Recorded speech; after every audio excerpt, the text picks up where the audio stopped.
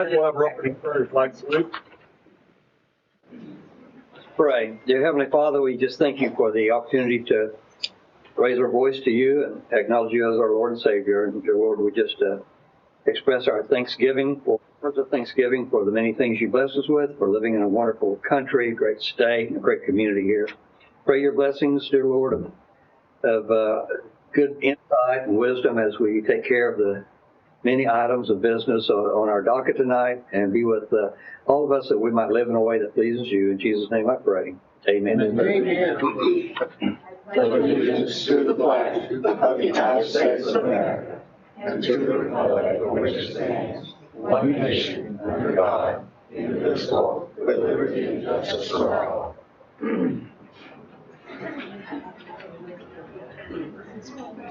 This time I'll call April 13th, 2026 meeting of the Newcastle Public Works Authority to order. First item on the agenda is roll call. Carl Nell.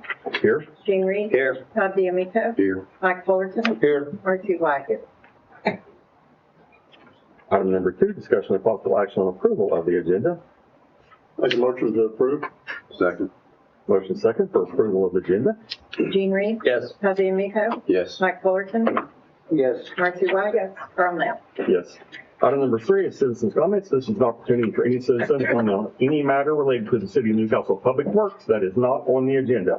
Might remind any potential speakers that all speakers shall clearly state their name and address for the record. Comments are limited to 3 minutes per person with only one speaking opportunity. Board members will not respond to comments or questions. The chair may end comment period at his discretion, and prior authorization is required for distribution of materials or to approach the board. This time, is there any citizen comment related to the City of Newcastle Public Works? Yes. This is to address, my name is Tim Reeves. Right. Speak at the podium, please. Please state your name and address. Tim Reeves, 2994 Northwest 27th Street in Oakmont Addition. We've had poor water pressure since day one in Oakmont. I know you guys discussed this numerous times. I know Mike Fullerton's been a big advocate for us and trying to get some things accomplished to try to get that pressure up. We're still dealing with this. Every time it's something else. They try something, it doesn't work. They try something, it doesn't work. I sit in my backyard and I look at a water tower. It's very frustrating to have no water pressure when I'm looking at a giant water tower in my backyard. It's basically the entire neighborhood, but those of us on the top of the hill, it's worse. I mean, we're talking 35 PSI. My sprinklers don't cover my yard. My dishwasher doesn't get my dishes clean. We need to do something. We don't need to keep kicking this can down the road. We pay too much for water and taxes and everything else to have no water pressure. So please, let's do something about this. Thank you. Well, and I will make one comment on that. So what we have discovered here just recently, and parts have been on, there is a valve assembly at that tower that consists of 3 different types of valves. Speaking with our water resource superintendent that has dug into this deeper, he thinks by replacing these, and he's done some study on it and research on it, replacing these it's not going to increase it by a lot, but maybe 5 to 7 PSI. We also found 2 valves to the west of 26th Street, kind of west-northwest of 26th, off towards Council and a little past Council, 2 valves that were actually shut. So when those valves were opened up, and they were buried as well, when those valves were opened up, it did increase pressures at the Hippen Tower, which comes down and serves also the Oakmont Addition and the Willow Springs Addition. It increased it by 5 PSI. So we're hoping to come up some. As far as it going up to, 60, 70, 80 PSI, it's not going to happen. Not expected to go to 60. Yeah. I mean, 50 is kind of the average of what you should expect in the town or city. Well, you should if you have pipe size, and that's a lot of our problem is pipe size through that area. It's too small, and that's what was built years and years ago. I don't get to complain about my bank account being too small for the water bill, so y'all still need to do something about it. But I appreciate your efforts. Yes, sir. Any additional citizen comments related to the City of Newcastle Public Works? All right. Seeing none, item number 4, consent agenda. Is there any member of the board that would desire any item be removed from the consent agenda and addressed individually? Seeing none, item 4, consent agenda. Make a motion to approve the consent agenda. Second. Motion second for approval of the consent agenda. Gene Reed. Yes. Todd D'Amico. Yes. Mike Fullerton. Yes. Marcy White? Yes. Carl Nell? Yes. Item number 5, discussion of possible action on any items removed from the consent agenda. No action on that agenda item. Item number 6, discussion of possible action regarding adjustment of utility account number 02-1788800, that service address at 2917 Northwest 40th Street. Jessica Morris. Is Ms. Morris or representative here this evening? Ms. Morris?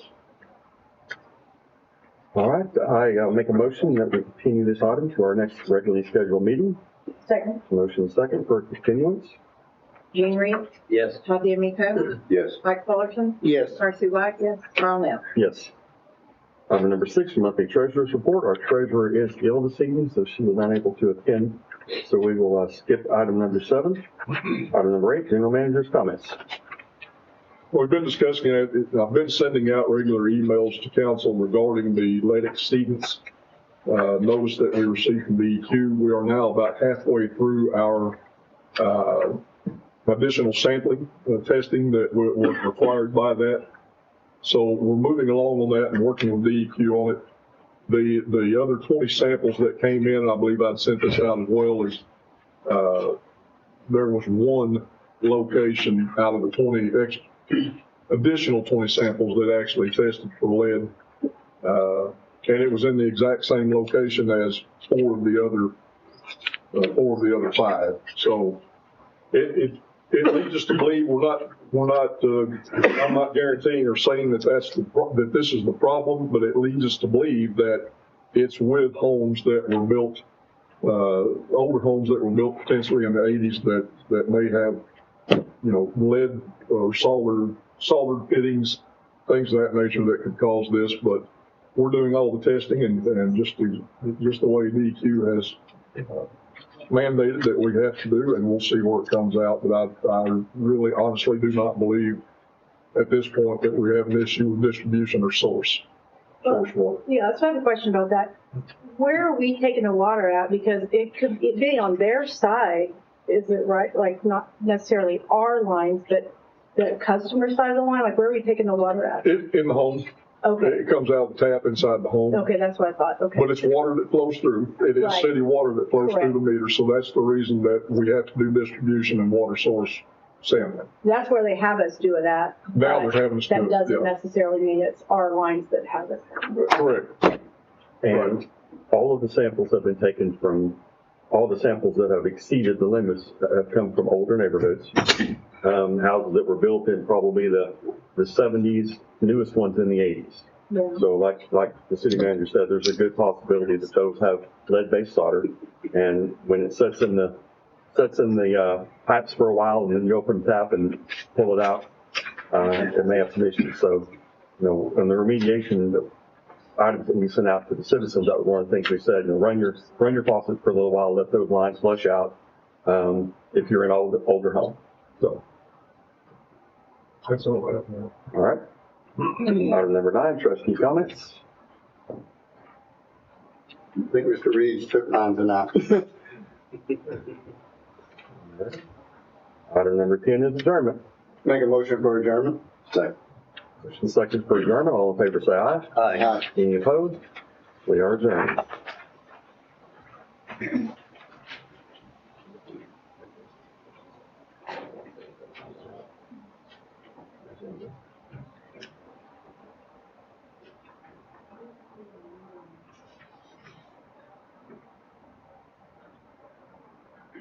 All right.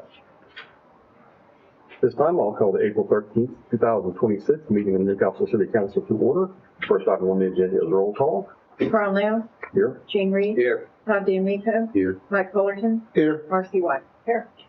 Item number 2, discussion of possible action on approval of the agenda. I'd like to make a motion that we approve the agenda, moving item number 7 to directly after item number 5. Second. Motion second for approval of the agenda as amended. Jean Reed? Yes. Todd DeMeco? Yes. Mike Fullerton? Yes. Marcy White? Yes. Carl Nell? Yes. Item number 3, citizens' comments. This is an opportunity for any citizen to comment on any matter related to the city of Newcastle that is not on the agenda. Might remind any potential speakers that all speakers shall clearly state their name and address for the record. Comments are limited to 3 minutes per person with only one speaking opportunity. Council members will not respond to comments or questions. The mayor may end the comment period at his discretion, and prior authorization is required for distribution of materials or to approach the council. This time, is there any citizen comment related to the city of Newcastle? Seeing none, item number 4, consent agenda. Oh, sorry. Is it for neighborhoods as well? What's that? Can you speak on neighborhoods as well? Like, can you speak for neighborhoods? Yes, anything that's not on the agenda. If it's on the agenda, we'll speak on that when that item is brought up. That's on there, okay. So please approach the podium and state your name and address for the record. My name is Lisa Favela. I live at 488 Park Place Drive here in the New Windmere edition. We are having a lot of issues with speeding down our neighborhoods. We have a lot of small children, and there's been numerous times where children almost been hit by cars because they're not paying attention. You've got to be doing 30, 40, 50 miles an hour down our residential streets. There's no signs, there's no speed bumps, there's no children at play signs, so hopefully maybe something can be done to help with the safety of our children in the neighborhoods. Thank you. Thank you, ma'am. Any additional comments related to the city of Newcastle? I live in Oakmont. Please state your name and address. Oh, Marty Jenkins, 2976 Northwest 27th Street. I have the same issue in Oakmont. We got that one long street. They just fly down it. And you can whistle, holler, whatever they can do. We got kids at the top of the hill sitting up there playing, but they come up and they fly, but nothing to stop them. I mean, we do have a sign out by the church that says we got children playing, but that doesn't stop them. They still fly down that street. That's it. Any additional public comment? All right. Item number 4 is consent agenda. Is there any member of council that desires any item be removed and addressed individually? Seeing none, item number 4, consent agenda. Make a motion to approve the consent agenda. I'll second. Motion second for approval of the consent agenda. Jane Reed. Yes. Todd DeMeco. Yes. Mike Fullerton. Yes. Marcy White. Yes. Carl Lim. Yes. Item number 5, discussion and possible action on any items removed from the consent agenda. Be no action on that agenda item. Item number 7, discussion and possible action on approval of interlocal agreement between Pioneer Library System and the City of Newcastle with exhibits A and D as proposed. We have representatives from Pioneer Library System present.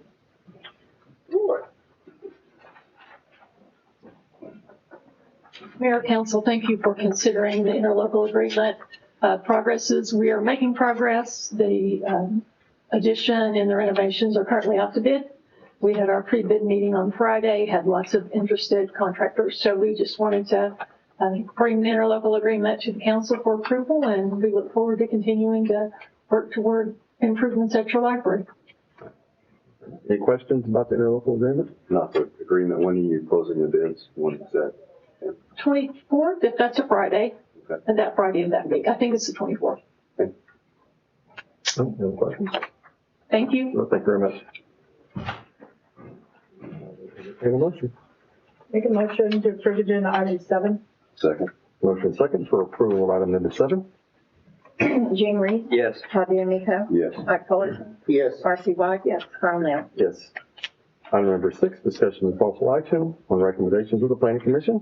Item 6A, discussion and possible action on approval of variance for Town Center Plaza, final plat paving and drainage plans to allow use of polypropylene pipe instead of reinforced concrete pipe pursuant to Newcastle Code Ordinance, Title 15, Land Usage, Chapter 153, Subdivision, Section 153.013, variances.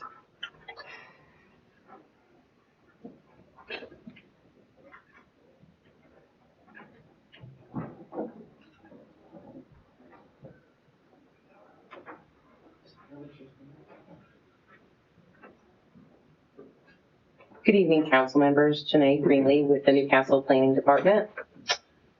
So our engineer that it will be on his way to present this, but I will do my best in the meantime. Give you a little bit of background on this. This is for Town Center Plaza. This is the city of Newcastle development up on Main Street, just south of Fox. So in the paving and drainage plans, what we are asking for is a variance to utilize the poly pipe. And in your packet, you have several examples of where polypipe has been allowed in different cities and ODOT. And this comes down to a cost thing more than anything for the city. Quite a bit more to use the RCP than the polypipe. There is a memo in your packet as well from Sean McGraw with CEC. That was the design engineer for this project. There's that along with the supporting documentation for it. And the area here is where we're asking for that allowance and the paving and drainage for the storm sewer. It significantly, like I said, significantly reduces the cost because of the transport of the pipe as well. They can nest this pipe where you cannot for RCP. And it'll function just the same as RCP. So with that being said, and I will try to do my best to answer any questions. Sean's here. Sean here. Hi, Sean. Sean will answer any questions. Sean will answer all the questions. Take it away, Sean. Sure. Council Sean McGraw, CEC, as Janae put, I'm the civil engineer record for this project, and did make this recommendation after receiving some bids and looking at some value engineering options. Specifically, just to address the pipe material itself, we're very specific, and I did put this memo together that you guys have in your pocket about what this is. It's not just any plastic pipe. So there's a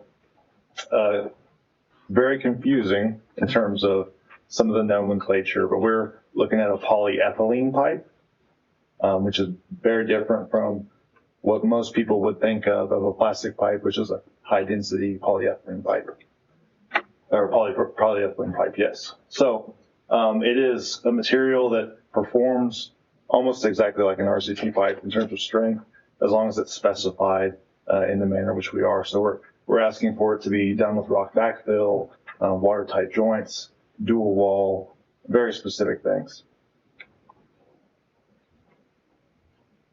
So I can certainly stand for any questions on that. Well, is this a product that we would allow a developer or a builder to use, therefore, if they come to us? It's not currently in the ordinance, and that's why the project was originally designed with RCP, which is the only pipe material that's currently allowed in the ordinance. So therefore, is this something we might entertain to be added to our ordinance? I'll ask that to Janae, if I may. Janae, is it? Thank you. I didn't mean to. I just meant. We'll share. I just wanted to state too, I didn't make that clear right when I started. So Planning Commission may move this forward to City Council without a recommendation because they felt that this allowance should be for any development. And I wanted to update council as well as, you know, that we've been working on our development code update, our subdivision regulations, our zoning regulations, and our sign regulations with Freeze and Nichols. The allowance for this pipe, the poly pipe, not the HDEP pipe, but the poly pipe is something that we are working on and putting in our update to our ordinance to allow that. So that answers the question from Planning Commission moving forward to City Council. Are we trying to develop an ordinance so this is allowed for all developers, and is it just specific to a request from the City of Newcastle? I also wanted to remind council that we did make this allowance and a variance for Lamar's Landing for the use of poly pipe as well. When's Lamar's Landing? It is the development on Highway 9. Highway 9 on the south side of the road where the Bronx and Taco Bell is located. So I just wanted to make that clarification. So ODOT and the city local and city both allow this pipe to be utilized in Norman. Okay. This is not, we're not an outlier by looking at approving this. In no stretch, it is kind of becoming industry standard. So as multiple municipalities, I'm sure you guys have seen, they're going through these code updates that may only happen every 10 years. It is the trend that everyone is realizing the specifications of this particular pipe and moving toward this and seeing some of the cost benefit. So the material itself, it's not a quote unquote cheaper material. The material itself is going to be very comparable in cost to manufacturing. As like an RCP pipe would be. Where you see the savings is on the transport, the labor. It's a lot easier to move, as Janae had mentioned with the nesting. And then it comes, the weight of it is much lighter than the RCP. And so you're installing it in 20-foot long sticks as opposed to like a 4 to 6 foot concrete pipe stick for larger diameters. And so for this project in particular, the city of Newcastle is going to be doing a lot of the labor. And so smaller machinery, less manpower, it's going to be a good benefit for everybody else. I have some questions though, but Oklahoma City has had this in their paving standards for a long time with the ODOT required cover, which is 2 feet. It's not new. This is the same information I brought to council 4 or 5 months ago that I referenced. ODOT allows it also with the spec that was written by another engineer at another firm in Oklahoma City. Norman allows it with a certain amount of bedding and cover also.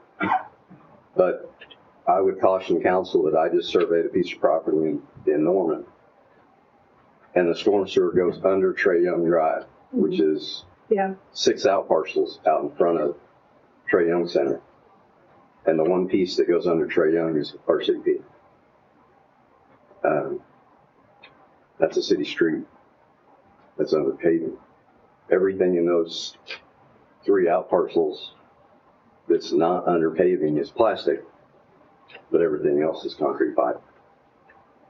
It's been around, and these sheets you have that ADS has put together that says this is acceptable here in this municipality, that's the same information that we had 4 or 5 months ago that I presented. I'll make one other point to council. We intend to sell these lots, correct, Mayor? Yes. We're going to pass on whatever issues when you sell a lot, the utilities go with that. We're not retaining ownership of this property as the city of Newcastle. And my last point, from an inspection standpoint, this has to be inspected and designed and built a certain way, right? That detail has 6 inches of bedding, the pipes covered, 2 foot of cover, compacted, all the things, right? It's different than RCP, correct? Yes, sir. So we are calling for the specification for backfill and bedding that ODOT would So it has to be installed and inspected that way. It's not the same. We have residential pipe in Newcastle that doesn't meet the 1 foot cover now. That doesn't get inspected, doesn't get built properly. This is a commercial development. Oklahoma City and Norman have huge inspection departments that are able to monitor and regulate that installation. That they approve this, have approved it for a while in certain circumstances. But again, City of Norman doesn't have a piece of plastic pipe under a piece of Trey Young Drive that I just looked at last week. So those are my comments. Well, I can appreciate that. And, from my perspective, I'm not an engineer, so I have to rely on engineers rather than trying to figure it out myself. And engineers state that if it's approved according to standard, that it's just as good as the RCP. I will mention too that we just got through replacing a piece of RCP under one of our city streets because it failed. 30 years old and the RCP failed. So, there can be failures of all different types of product. But I'm confident that if this is installed as engineered to engineering standards, that it's going to be just as durable as RCP or maybe even more so. But I'll make one other point. You don't see ODOT. We actually approved that addition north of 9 for that pipe. And that developer came up and said, I can't use it on my entrance drive through ODOT. Right? But I want to use it in the rest of my development. We approved it, I approved it with the mindset of the water needed to get out of there quicker to the marshland. It didn't have a pond. It looked like it was going to sit in the entire development with bar ditches. And the argument was, it's going to get it out of there faster. Well, that was my mindset to approve that pipe. That's an isolated case. The development doesn't even have a detention pond. This property, from an engineering standpoint, unless you tell me differently, it doesn't appear to have any hardship as far as stormwater design or detention and those items, right? We do have regional stormwater detention on it, but in terms of hardship of design necessity, elevation or making things work. Yes, No. So. I guess my comment to that might be, where are we going to land when we start deciding that we know more than engineers and we're going to decide to pick and choose which engineers we agree with and which engineering standards we agree with? All I know is engineering standards. I'm not gonna look on Google and try to figure out something that is better or not. And if it's engineered to a certain standard and it's built to a certain standard, I don't know how we cannot agree to allow that to happen. If so, then what other things that people are doing that are being designed and built to engineered standards are we going to decide we're not going to allow? If we go on the if so statement, questioning things, then why aren't we questioning the inspection and the installation? We can't install a residential pipe correctly now. So that's something we need to do, but don't, So it's stormwater, storm sewer, storm detention, all wrapped in the same thing, but we're talking about what is. So I'm just sharing what I know. I'm sharing what I recently have seen in a municipality that does say that pipe's approved. However, it wasn't used. It wasn't used under paving. No, I'm just sharing what I saw 2 weeks ago. I don't know I have no idea what Norman's justification for that was. Mayor, I spoke with matter of fact, I spoke with the engineer that wrote the spec for ODOT back in the day. And at that time, you know, he could have changed, I'm gonna guarantee it didn't change, everything changes. His comment was, yes, we allowed it. No, we did not allow it underneath pavement. That was his thing. And they pushed it through that way. Now, again, here we are with 2 foot of hill over the top of it at minimum. But he made the comment, like any plastic pipe, it will warp. Could warp if we do not get compaction underneath it like we need. So can we guarantee that we're going to get the compaction that we need? Are we going to make sure that it is compacted? Because if we allow this in this portion, and we put it into subdivisions and we put it into other commercial residents, are we going to watch those and see how they're built? Because what I've seen so far, and I gave you the printout right there that I just saw in Oakmont, we're not. I hate to say that, but we're not. I don't feel like we are. And then we kick it back onto the owners that own those properties. Now, I don't want to be blamed. I mean, I took a risk on this as an economic development thing. I felt like it was a risk to begin with, but I went with it because in my heart, I felt like it was a good thing to do. And I don't want to mess this up, is what I want. I may sound a little bit compassionate about that, but I just don't want it to mess up. Well, nobody wants it to mess up. That's why, you know, if it's built to standards, it's just like anything else in our community. If we don't inspect the electrical, we don't inspect anything else on a building project, there can be failures. If we're not inspecting adequately on our drainage and our driveways, that's on the city. We need to be doing a better job with that. Absolutely. But that's, don't just say in my opinion, you can't say we're not going to allow this to happen because we're not going to inspect it properly. We've got to be able to do our jobs. And, you know, when we talked about Coachella, when not allowing it there, my biggest hang up with that was there's no way with the drainage that's constructed that they could get 2 foot fill on top of this to build it to engineered standards. So it was a no-go. I mean, they did not plan to put this type of pipe in. And there's no way they could have, in my opinion, made it happen. Now, I haven't seen the dollar value differences in this, but I asked the engineer that I talked to about it, that wrote those specs, and said it's about 15% because of labor and lifting and moving. And exactly how you described it, the material costs about the same as RCP. And me, I don't know, I'll be honest, I'd rather stand on RCP than I would stand on plastic. And is this, did we say we're going to be the ones installing it? Or are we having someone else install it? We're installing it. But the implication is this might open up for any developer to use. yes, So, that's how I look at it. so what's the, I may miss, what is the cost risk, now, what's the savings? What's the difference in cost with us going one over the other? For my engineer, it was 15%. Higher for the. No, less. It's 15% Well, this would be less. Right. So, It's the risk that you take. so how many dollars are we talking about? Is there a way, we talk about 900,000 or Do you have 2 the million? quantities and the costs? I definitely do have. I do not have it right in front of me.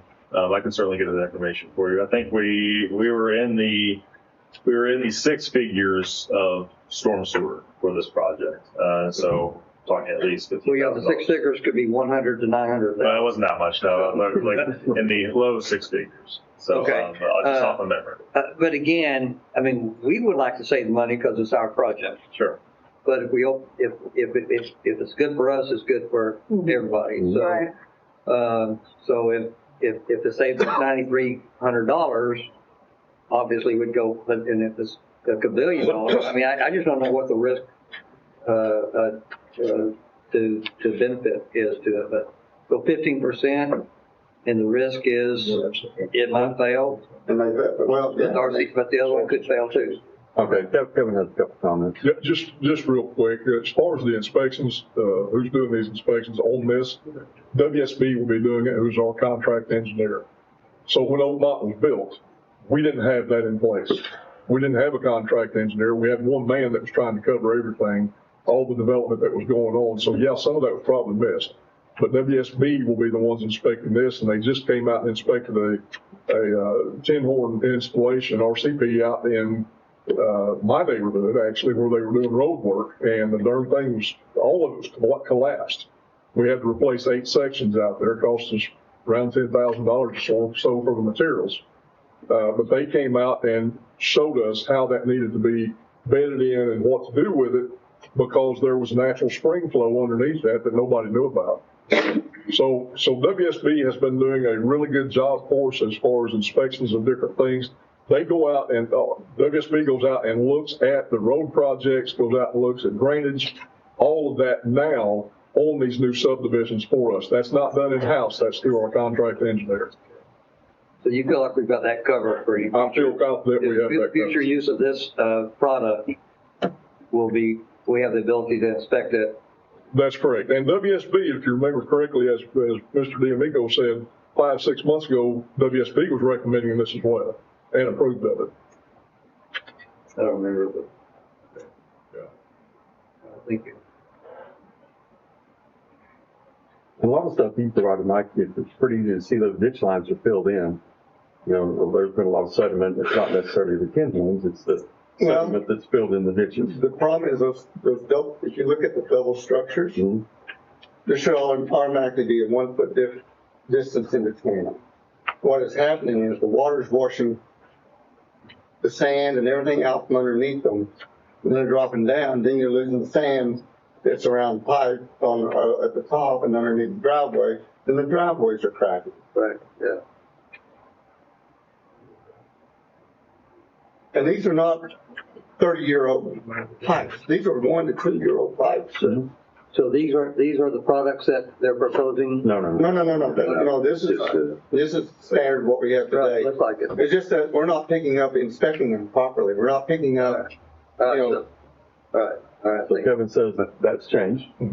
What was planning, Mayor, what was planning's statement again on this? Yeah, And what was planning's recommendation? They didn't vote. They didn't? they did not make them. They moved it forward to city council without a recommendation, in that recommended that city council adopt the ordinance amendment or amend our current ordinance to allow the poly pipe. And as I stated at the beginning of the presentation, we are currently updating our subdivision regulations, zoning ordinance, and sign ordinance right now with Freed and Nichols for allowance of this poly pipe based on WSB, based on several different engineering projects and development projects asking for this pipe. And so we are looking to put that in our new subdivision regulations. Just to clarify, what the motion was we forwarded it without recommendation, but with recommendation that this be done by code amendment, because just as Gene said, if we're going to decide it's good enough for us, it ought to be good enough for the community. And I thought it was inappropriate to grant us a variance when other people are sitting out there in a position of being denied. So, Here's a set of bad examples. But again, my issue is we're not retaining ownership of these lots. We're selling these. Why are we building them according to code? Why are we granting ourselves variance to sell something later? I think that, like Janae explained, our codes are fairly old, and so we're in the process of updating those with the proposal to update them to include this in there. I respectfully And so, disagree. The code for all the other cities has been around for a long time.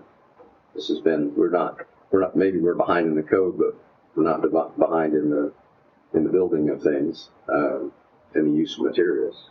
well, in other cities and not in ours, and I'd say we are a little behind. Other cities allow it, Just we a don't. pipe underneath Trey Young Drive, that development's not old. How do you explain? But they allow that through the remainder of Oklahoma City and Norman, and we don't allow it anywhere in our community. I'd say that they're maybe a little bit different than we are. Well, and I don't know if you said, but were you able to see if they installed it like they were supposed to on that? I don't know. I didn't. The depth of that storm sewer is more than 2 feet deep, yes, Marshall. It was not, because of the issue of the depth of the pipe. Okay, that's what I was wondering. It was a decision. Okay.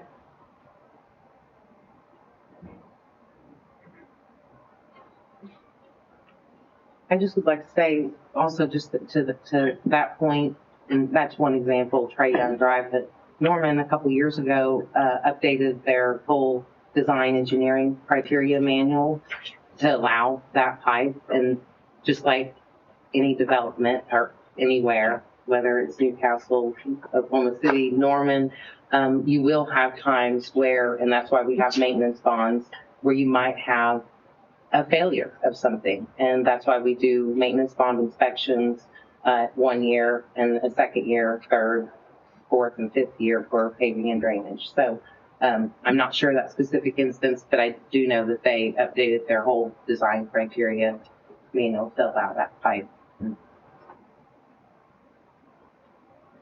Well, I didn't want to support it for our project because it would help our project, but I just know we're opening up. We're saying we've got confidence that for long-term construction throughout our city. And city staff is comfortable with that, confident with that. I am, as the mayor said, I'm the same way. I have to go by what the engineers say. I'm not an engineer either. So, I mean, if they're telling us, and now we've had 2 or 3 different engineering firms that have told us, yes, this is a reliable material. And yet coupled with the inspection to make sure it's installed right. Correct. Okay. Thank you. Well, I think the failure of RCP in your addition is an example of if it's not installed correctly, anything can fail. Well, and that neighborhood was built 20 years ago. Yeah. The section that I live in where that was replaced.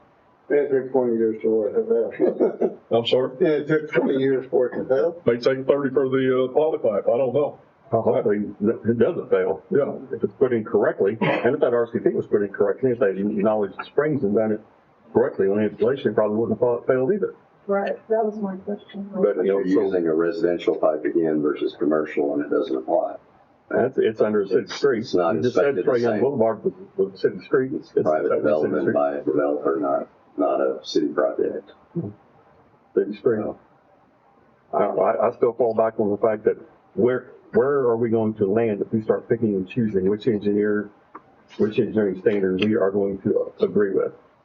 I think we're voting on the variance for our own projects is what we're really being asked, not the engineering side. Is it appropriate to grant ourselves a variance? Well, I think that, in my opinion, I think we need to change, like Janae said, we need to change the standards, and that's what is planned. That's not what's in front of us tonight, sir. I understand that, but wasn't in front of us when we approved the variance for the Lamar Landing either. And it had a hardship. Hmm. It doesn't have a detention pond. It has a marshland. The water doesn't even get to the There's a river. large detention pond there. It's an engineered, designed, and built detention pond. No, I'm not an engineer. It Large. just showed a marsh area. Drive down there right now, there's a large pond. Like I said, I'm not an engineer, and I'm not in the habit of second guessing the engineering standards. So all I can do is have faith that if it's followed properly to engineered standards, there should be no issues. I don't have the faith right now. I don't have the faith right now. And it's not just our city, it's anybody that's constructing it with it. From what I've seen so far, just in the last couple of months.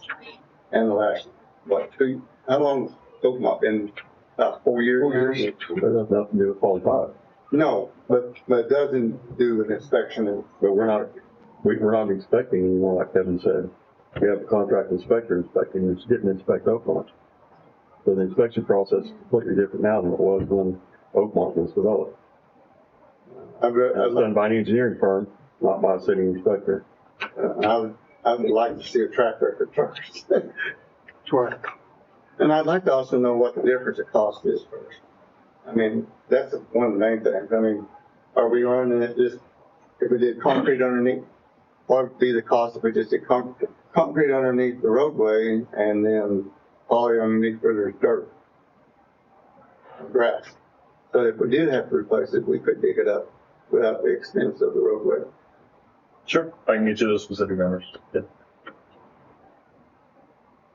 Because that was my first thing when we did the landing one. I'd rather have it underneath in the open areas. The plastic was okay, but I'd rather have concrete underneath the roadway, especially with possibility of heavy trucks and not being compacted that.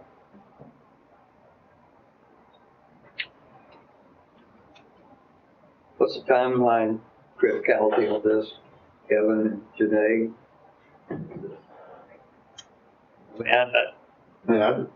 Sorry, I'd even be offered to come back at a special meeting just for this, if need be. So you're looking at a dollar amount? Dollar amount and the use of some options. Putting concrete underneath the concrete and plastic underneath the dirt where the grass is. I will caution when you start to separate that out, what you will then get is people saying, okay, if we're just segregating for underpavement areas versus landscaped areas, why can't we use the high density polyethylene pipe? Which is not what we're talking about tonight. No, I understand what you use. So you can open up a different material discussion altogether. I understand the product completely. It's probably got just as much strength when installed. Most of our problems that we've had in the last several years have been our inability to get the proper engineering or inspection done. And I think we've had that pretty well resolved the past few years with planning groups and engineering. So, I think we've got a group that we can go forward on. My biggest concern would be not our project, because we've got our eyes right on it, but all the other projects. And if staff says they committed to do it, because we call it Pandora's box, but I mean it is wide open. We're going to let everyone do that, and so every project that comes in, if they don't install it right, it'll be a problem. So, yes. Are you confident with that, Mayor? Well, I think any project that's not installed correctly, like when we're talking about the RCP, if it's not installed correctly, it's potentially subject to failure. But now we've got a engineering firm that's inspecting these, whereas before we had our city engineers, or not city, but our city inspectors. That's a different ballgame in my opinion, and let's go back to if it's built the engineering standards. It's commonly accepted. I don't know how we start picking and choosing which engineering standards we're going to agree with. If I'm looking at this right, it's under the part of the drive at each of the corners. Is that the places we're looking at putting it based on the drawing? No. Janae, can you show her exactly where that is? I see arrows pointing, but I wasn't sure if it's like a continuous thing or if it's just under those little. She did it with her. She'll do it with her. Okay. That's what it is. So basically, at each of the intersections, we'll have curb inlets. Uh-huh. And so we cross underneath those intersections, and then at the far north end of the property, which is screen rights or stormwater detention, so we're then going to convey all that water to the north there. Okay. Making sure I was totally that. There are 2 driveways to Main Street. So those are within ODOT right-of-way. So those are part of our ODOT right-of-way permits for those driveways. So those will be inspected by DOT inspectors. And we have to update our permit for the change of material as well.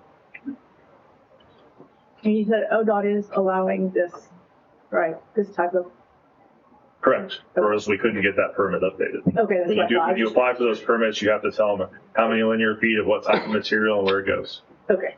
So, Sean, on the construction estimates you sent, would this be listed as HP? Yes, sir. Okay, so 30-inch and 24-inch HP. Yes, sir. And so total cost of materials on this is roughly, 65,700.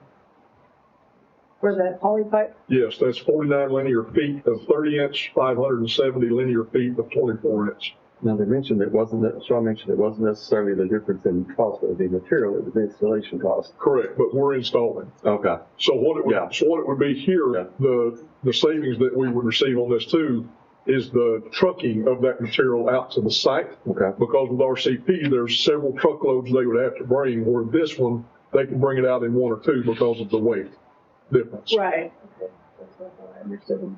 Yeah. So you think you're probably maybe double that amount? Or And I don't know if this was just material or if this would be. Those will be fully loaded numbers. So most of the time, in our civil unit price construction analysis, we give you fully loaded numbers. So that's material, labor, everything, basically turnkey per linear foot cost. So it roughly is about exactly that 15% savings we're anticipating. So, did I hear you right? ODOT will allow us to put this in our ODOT right away? Yes, sir. Under the driveway. we got that in writing. Well, you'll get an approved right-of-way permit.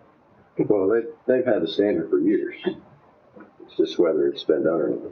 That standard's been around many, many years. It's not new. It's not a new change, correct? They put out the standards basically when they did the updates for the 2019 ODOT standards. That's how long they've allowed it? Is that what you're saying? That's when they had full specifications developed for this exact particular material. They've always had, again, there has been poly pipe out there. Right. That's that high density polyethylene pipe.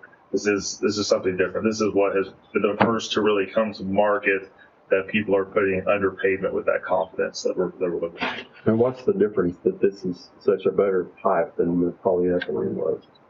It's just material strength. I looked it up. It's higher, high heat and low cold temperature resistant to it, better than the other kind. That's what it looks like when I was reading it. Google told me. You Google it. 150 degree Fahrenheit continuous up to 180 degrees for gravity, but then when I was looking at the high density, it's less. All of that is directly relating to our deflection standards, right? So that's what they're concerned about. How much does this pipe going to squish when it's loaded to a certain amount? Gotcha. Right. Do we have any history on this? Do we have any installations that's been in place for 20 years? I personally do. If you would take that. So I have done a lot of this stuff for K-12 installations under a lot of roadways. So those will be considered private developments by municipalities. And so in those private settings, we've been putting this material underneath. The earliest I can remember back at public schools, we did a project in 2015, 2014, I think we're under design, and have been performing well, no concerns. So 10 years, but not 20 or 30 yet, obviously. No, really in this market, I believe the wide scale kind of nationwide rollout of this material is only about at the 20-year mark itself. And so here in the Oklahoma market, maybe there's some scenarios we have to ask manufacturers where some of their oldest installations are. They'd probably be in the 15-year mark would be my guess. Because us old guys heard how wonderful Orangeburg pipe was for too. So it didn't last very long. But I'm sorry. I mean, those What old kind of pipe? Orangeburg. It's paper wrap. I know we're a new product, but that's not a judgment on that. I'm just saying, I wish we had longer time.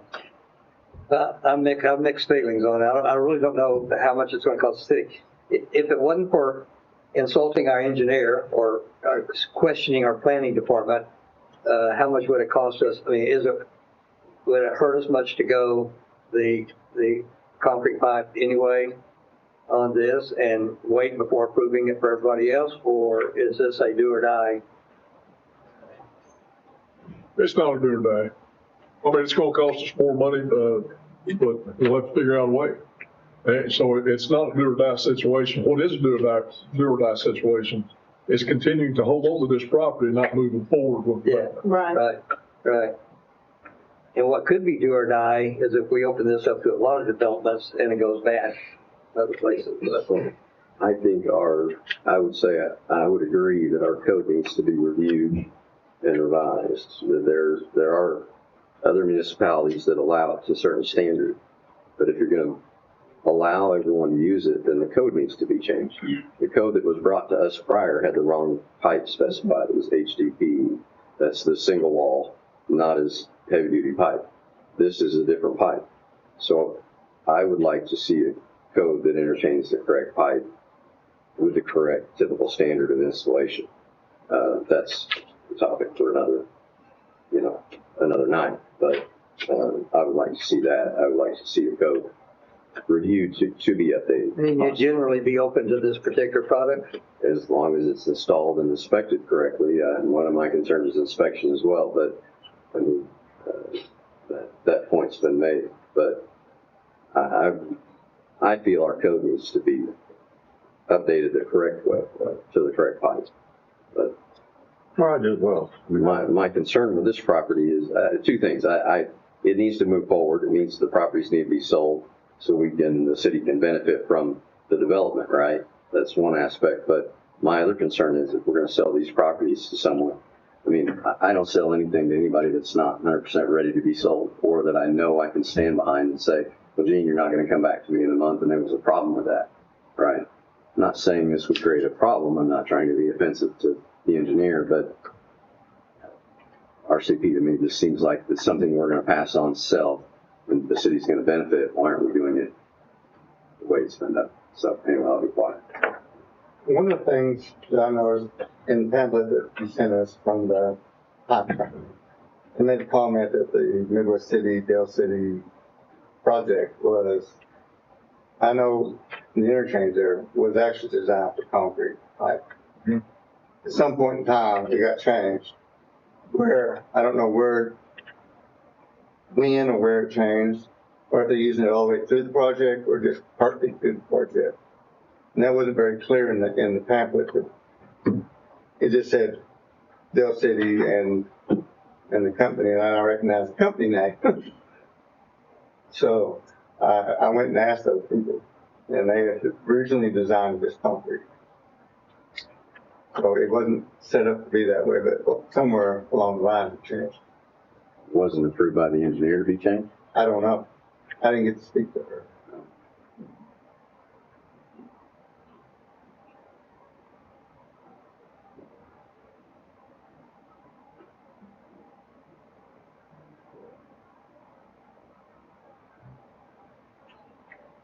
Are you requiring public comment on this?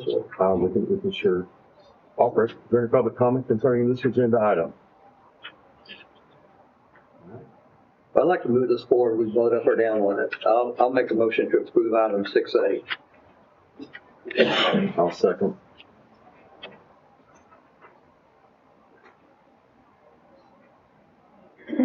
Gene Reed, Yes. Mike Fullerton, No. Todd DeAmico, No. Marcy White. Yes. Carl Nell. Yes. Item 6B, discussion of possible action on adopting ordinance number 1016, amending Newcastle Code of Ordinance, Title 5, Public Works, Chapter 50, General Utility Provision, Section 50.10, ditching permit, clarifying requirements for permits and establishing fees.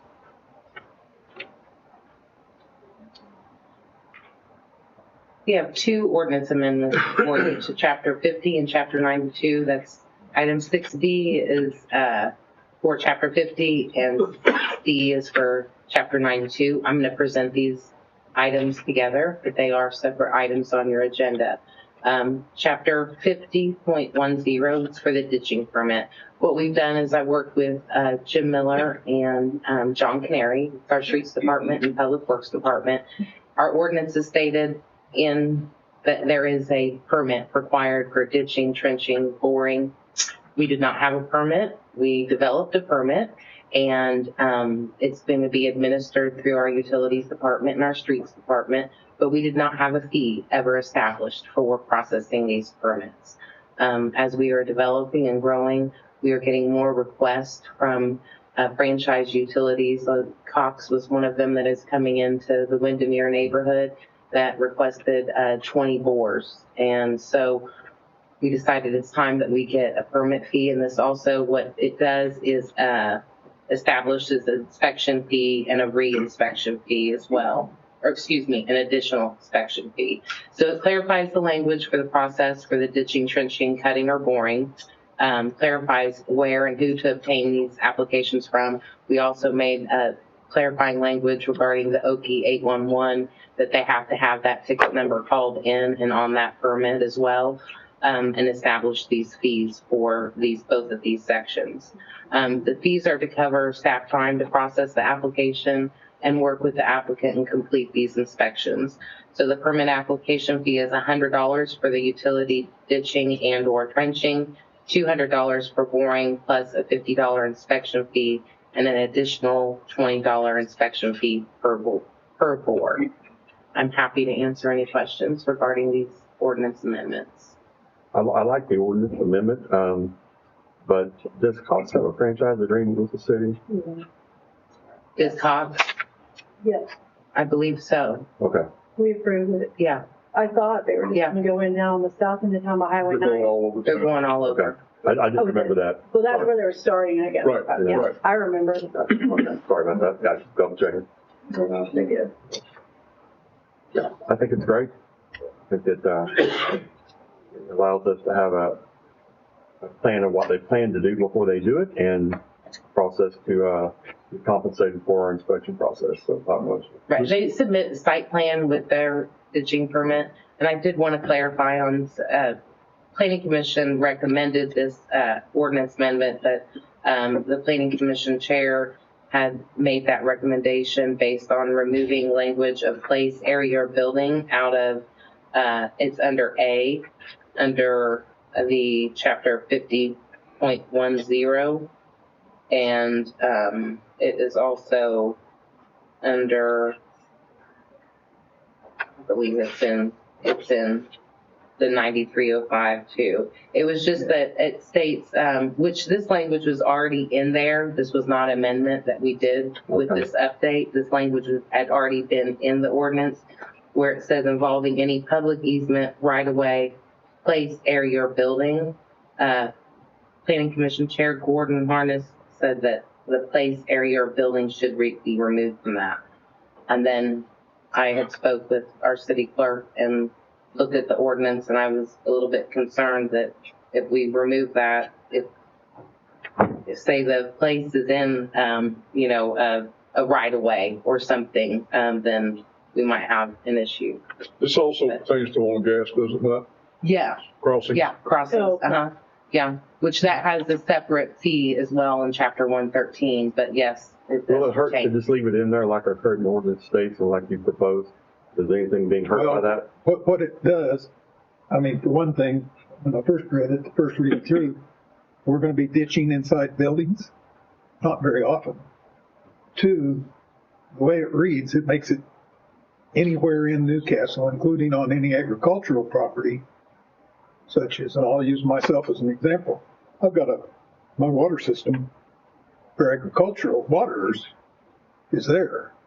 And if I want to run a line to a new waterer, on an agriculture basis, I don't think I should have to come in and get a permit. Crossing public property. Well, yeah, I can see what you're That's looking what at, I was wanting to do, is because otherwise it says covering public property is in the first part of that sentence. Right. It's a little broad and impractical as far as building requirement, I thought, because I don't think we I expect. don't care either way. Yeah, and after looking at it and reading it, and I don't have an issue at all with taking it out, because it does say it's regarding any public easement or right of way. So that's the only time that they would come to us and get that permit. So just change that So for if we public change easement or right of way period. Yes. and then take out place, Place area, area or building. building. Okay. Okay. Thank you. Thank you. Any other comments from council? Any public comment on this agenda item? If you can move, if you can articulate the motion. Make a motion to approve item number 6D, modifying section 1, item 50.10, ditching permit, 50.10A, to, after easement, remove the comma and place an or before right of way. A period after right of way, we're removing that comma and, well, excuse me, leaving the comma there, sorry, and removing place, area, or building. I'll second that. That's exactly how I would have motioned. Motion second for approval of item number 6B. Gene Reed, Yes. Mike Fullerton, Yes. Todd DeMeco. Yes. Marcy White. Yes. Carl Nell. Yes. Item 6C, discussion of possible action on adoption of the emergency clause, ordinance number 1016. Move to approve item 6C. Second. Motion second for approval of item number 6C. Gene Reed. Yes. Mike Fullerton, Yes. Todd DeMeco. Yes. Marcy White. Yes. Carl Nell. Yes. Item 6D, discussion of possible action on adoption of ordinance number 1017, amending the Newcastle Code of Ordinances, Title 9, General Regulations, Chapter 93, Streets and Sidewalks, Section 93.05, Pavement Heading Permits, clarifying requirements for permits, and establishing fees. There is no language in that section regarding place, area, or building. Very good, makes it easier. Move to approve item 6D. Second. Motion second for approval of item number 6D. Gene Reed, Yes. Mike Fullerton, Yes. Todd DeMeco. Yes. Marcy White. Sorry. Carl Nell. Yes.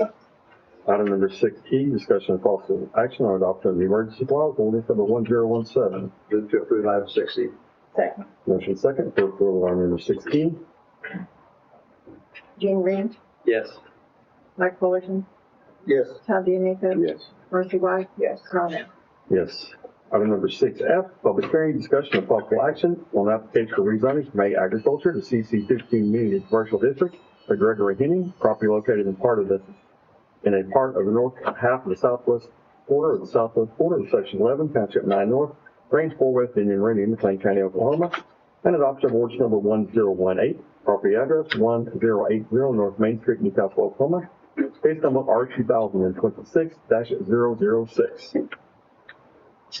This item is a request for rezoning from A General Agriculture District to CC2 Community Commercial District for Gregory and Kathy Henning at 1780 Main Street, and it's approximately 1.3 acres.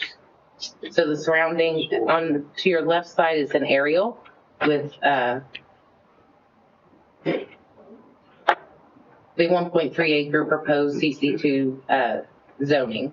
It's just right this outline to the small yellow box here just north of the Baptist Church. The middle slide is the zoning. As you can see, it's currently zoned ag, and the far right slide is the land use. This currently, the land use designation is mixed use residential and commercial. The request for CC2 general commercial fits within this land use designation, therefore a land use amendment is not required. As you can also see on the screen, the zoning comparable to this area on Main Street is on the west side, CC2, and across the street, CC2, but to the north is ag, but the land use designation for all of Main Street here is the general commercial designation. So this property, as you know, Dollar General reached out to us for this location several months ago, and that is why he came forward to ask for that rezoning for this property. I'm happy to answer any questions. And the gravity sewer runs on the front of this property. That is correct.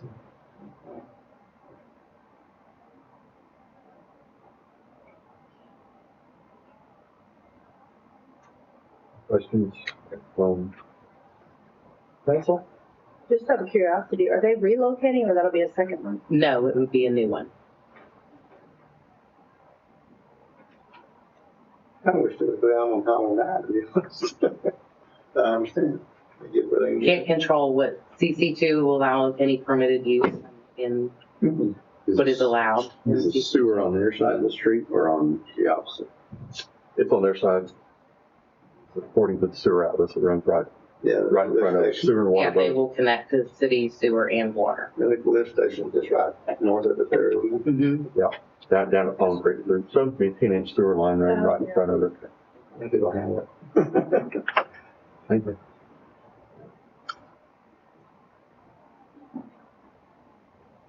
More need for a traffic light on 16th Street. Right, Yeah, building our story. Then they get it. you're right. You know, need. Especially before the bridge starts getting redone. Yeah. Any other questions for staff? Is there any public comment concerning this agenda item? Please approach the podium and state your name and address for the record.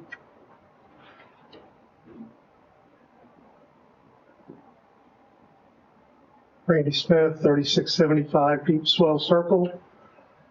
I'm here for another agenda, but just FYI, the two dollar stores out in Tri-City are probably the two of the worst kept lawn maintenance facilities in that whole area. You have everybody out there's yards, Taco Bell, Arby's, Sonic, everybody takes great care of it. Those two are horrible. So if you're going to put one right next to a beautiful church, you probably need to look at what they're going to do with their landscaping. Well, they'll have to meet the landscaping requirements, but Upkeep. the maintenance is a separate issue. It's code enforcement. It is in the overlay, so they'll be required. Yeah. Any other public comment concerning this agenda item? Yes, council? For your comments, Mike, I think they'd like to have one Highway 9 too. They've been looking for it. I think that whole area down there was like something. I'll entertain a motion. I make a motion to approve agenda item 6F. Second. Motion second, so approval of item number 6F. Jean Reed, Yes. Mike Fullerton, Yes. Todd DeMonico, Yes. Marcy White, Carl Nix. Yes. Item number 6G, discussion and possible action on adoption of the emergency clause of ordinance number 1018. Make a motion to approve agenda item 6G. Second. Motion second, so approval of item number 6G. Jean Reed, Yes. Mike Fullerton, Yes. Todd DeMonico, Yes. Marcy White, Carl Nix. Yes. Item number 6H, public hearing, discussion and possible action on the application for approval of amendment to the 2040 future land use map from suburban residential to estate residential by City of Queen. The property located in the east half to southwest quarter of the southeast quarter and northeast quarter of section 16, township 9 north, range 4 west, Indian Meridian, Plain County, Oklahoma. Property address 1787 Northwest 8th Street, Newcastle, Oklahoma. Reference with case number R2026-007. So this is items 6H and 6I. 6H is the future land use amendment from suburban residential to estate residential, and rezoning from E1 suburban estate district to general agriculture. This is for Steve Queen, 1787 Northwest 8th Street. It's 5-acre lot. These lots, several of these lots, 3 of them, this will be the 3rd one, come in for rezoning to the general ag. Just a little bit of background, general agriculture is the only designation that will allow you to have an accessory structure built before your main dwelling, and then of course has the ag uses on there where you can have animals, farm animals, and do farm activities. That is what the gentleman is wanting to do. So he wants to build a accessory building before he builds the main dwelling and have agriculture activities. So therefore, we went ahead and did the land use amendment as we've done with the other properties. As you can see on the far right screen up here, you can see this 15-acre parcel was rezoned and had the land use amendment to estate residential as well. I'm happy to answer any questions. Staff does support and approve the rezoning.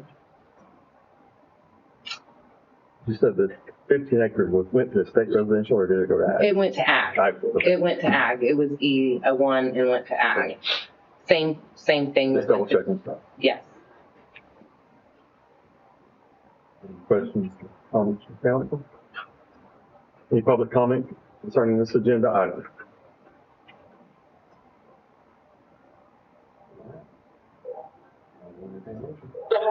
Make a motion to approve agenda item 6H.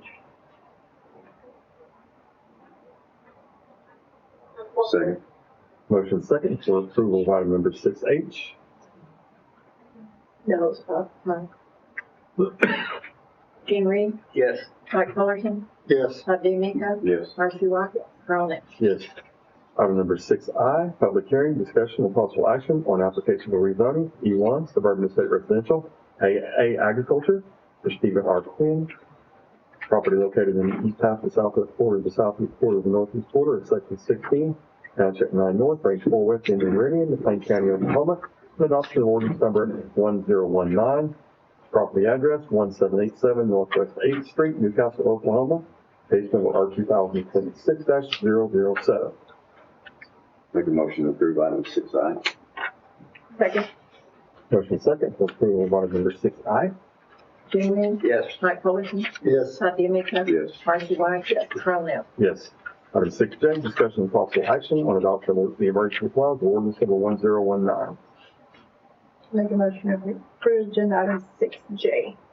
Second. Motion second for approval of item number 6J. Gene Reed, Yes. Todd DeMeco, Yes. Mike Fullerton, Yes. Marcy White, Carl Nix. Yes.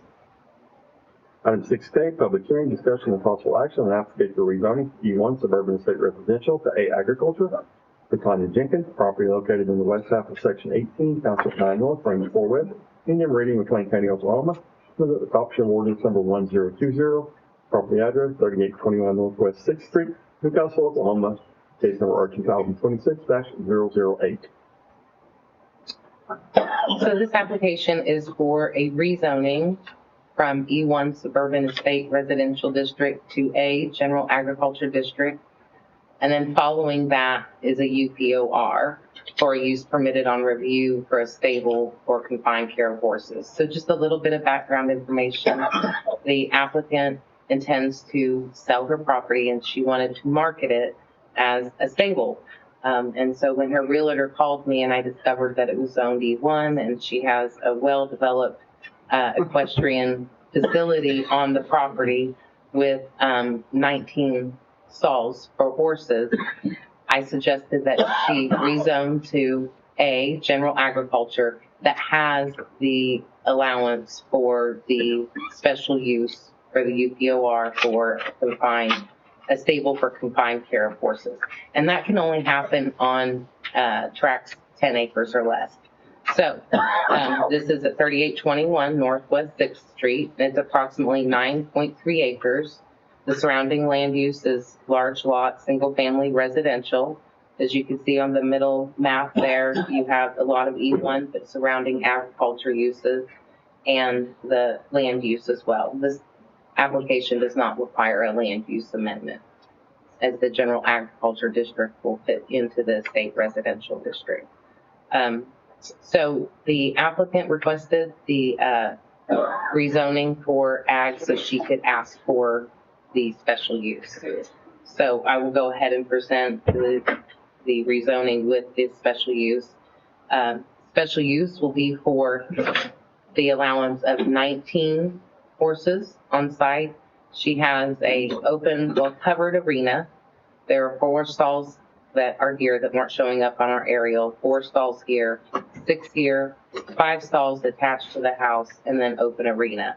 And she has several areas that are paddock areas for horses as well. And you can see how we have it broken down. This is a 56,000 square feet, 99,000 square feet. So all these areas are where her horses are allowed to range. Staff supports and recommends approval of the rezoning from suburban estate residential to ag, general agriculture district, as well as supports the UPOR for the stable for confined care of horses. And I'm happy to answer any questions.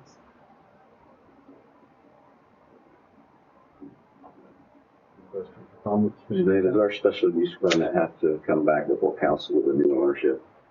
No, we do that administratively. If they change use, we have them sign the special use permit in the planning department. So it goes with the next vendor.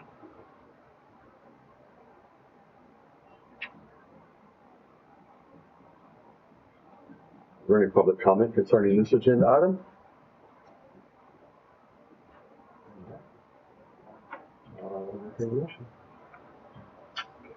Make a motion to approve agenda item 6K. Second. Motion second for approval of item number 6K. Jean Reed, Yes. Todd DeMeco, Yes. Mike Fullerton, Yes. Marcy White, yes, Ron Ellis. Yes. Item number 6L, discussion and possible action on adoption of emergency clause, ordinance number 1020. Make a motion to approve agenda item 6L. Second. Motion second for approval of item number 6L.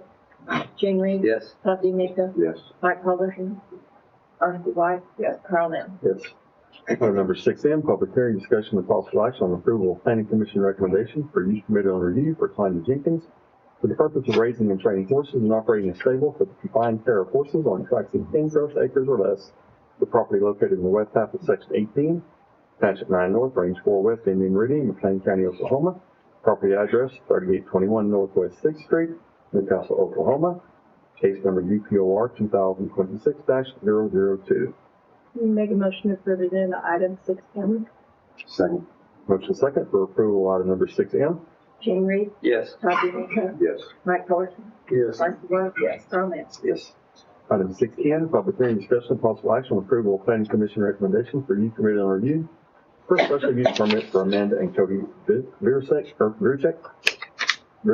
whatever, for the purpose of establishing a residence as a short-term rental, property located at the southeast corner of the north half of the north quarter of section 28, Township 9 North, Range 4 West, Indian Meridian, McLean County, Oklahoma. Property address 1820 Ranchwood Drive, Newcastle, Oklahoma. Case number UPOR 2026-001. This use permitted on review is for a short-term rental. So in our zoning ordinance, anything that is not explicitly called out as a permitted use is required to go through the UPOR. So when Amanda Varick called us and said, hey, what's your short-term rental policy? We currently don't have one. That is another one that's going to be addressed in our development code update and our zoning regulations. So currently we don't have anything that speaks to short-term rental. So that's why we guided her to the use permitted on review to go through the public hearing process. So is what she's requesting is a short-term rental at 1820 Ranchwood Drive. It's approximately 2.24 acres. The surrounding land use is large lot, single family. The existing zoning is E1 and does not require a land use amendment from urban residential. We had one neighbor show up and she had just asked about what the application was actually for, and asking is short-term rental mean VRBO or Airbnb or any platform that you could list your short-term rental on. And then just had a couple questions about parking and parties. So some of the conditions that are tied to this UPOR are no individual room rental, not to exceed a 30-day rental, no parties or events. All parking must be provided on site in a parking area, and that they will be applicable to the city hotel tax requirement as well. So if they decided a year or two from now that they didn't want to continue the short-term rental and they wanted to just rent this home out, they would have to come in and get this changed because it would be in excess of the 30-day permitted time period? That's a good question. If they were not doing a short-term rental, however, through short-term rental, then it wouldn't most likely apply to that. I would defer to our legal team on that one. In my opinion, if it's not acting as a short-term rental at that time, and if the owner, like Mr. D'Amico said, if she sold this property, they would have to come in and sign that they would adhere to the UPOR conditions. I think is what you're asking is if say they just decide to forego the short-term rental because it has that 30-day stipulation, would they be able to then rent out or lease their property to somebody under a yearly? I believe so. I like Janae's opinion on that. Yeah, I think it would be focused on use for short-term rental. So if they're not using it as short-term rental, they could rent it for longer term. So fall back on the underlying base zoning? Right. Okay. Is there any public comment concerning this agenda item? Okay. Any council comments, questions? No parties. No parties, no events, no weddings, no graduation parties. I move to approve item 6N. Second. Motion second for approval of item number 6N. Gene Reed? Yes. Robbie Amico? Yes. Mike Fullerton? Yes. Marcy White? Yes. Carl Nell? Yes. Item number 6O, public hearing, discussion and possible action on application for approval of amendment to the 2040 future land use map in general commercial for mixed-use residential by R&R Land Development LLC for Riverview Villages located in the southwest quarter, section 33, township 10 North, range 4 West, in Meridian, McLean County, Oklahoma. Property address Northwest 32nd Street, Riverfront Drive, Newcastle, Oklahoma. Reference to case number R2025-005. So this application before you is for Riverview Villages for a land use amendment, a PUD, and a preliminary plat.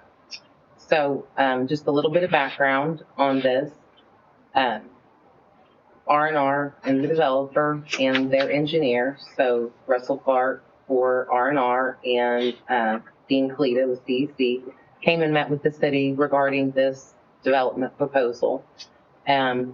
Because what they're wanting to do is a new urbanist development. So smaller lots, you have smaller setbacks that brings the houses closer to the street. Streets aren't as wide.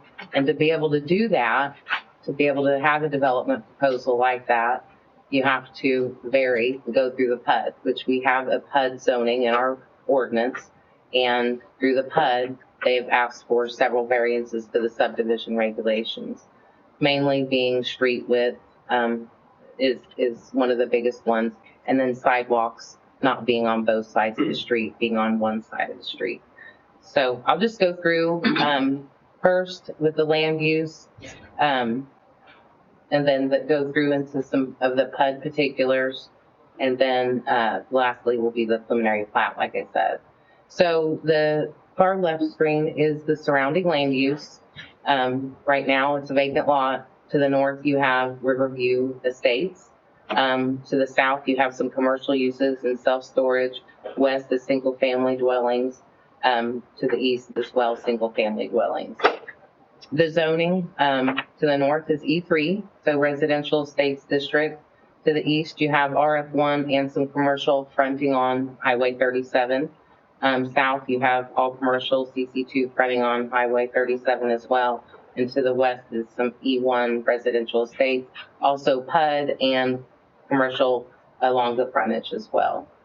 The Newcastle 2040 Comprehensive Plan and Future Land Use Map has designated this area as general commercial. The reason that was done at the time when we adopted this land use map on January 8th, 2024, is because the PUD at that time allows CC2 development. So the current PUD allows CC2 development on this tract, all the way on this tract, and this tract is the E3.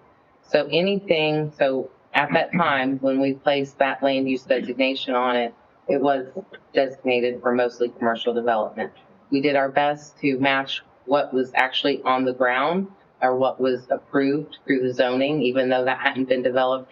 That PUD was approved in November of 21 by City Council for this current PUD.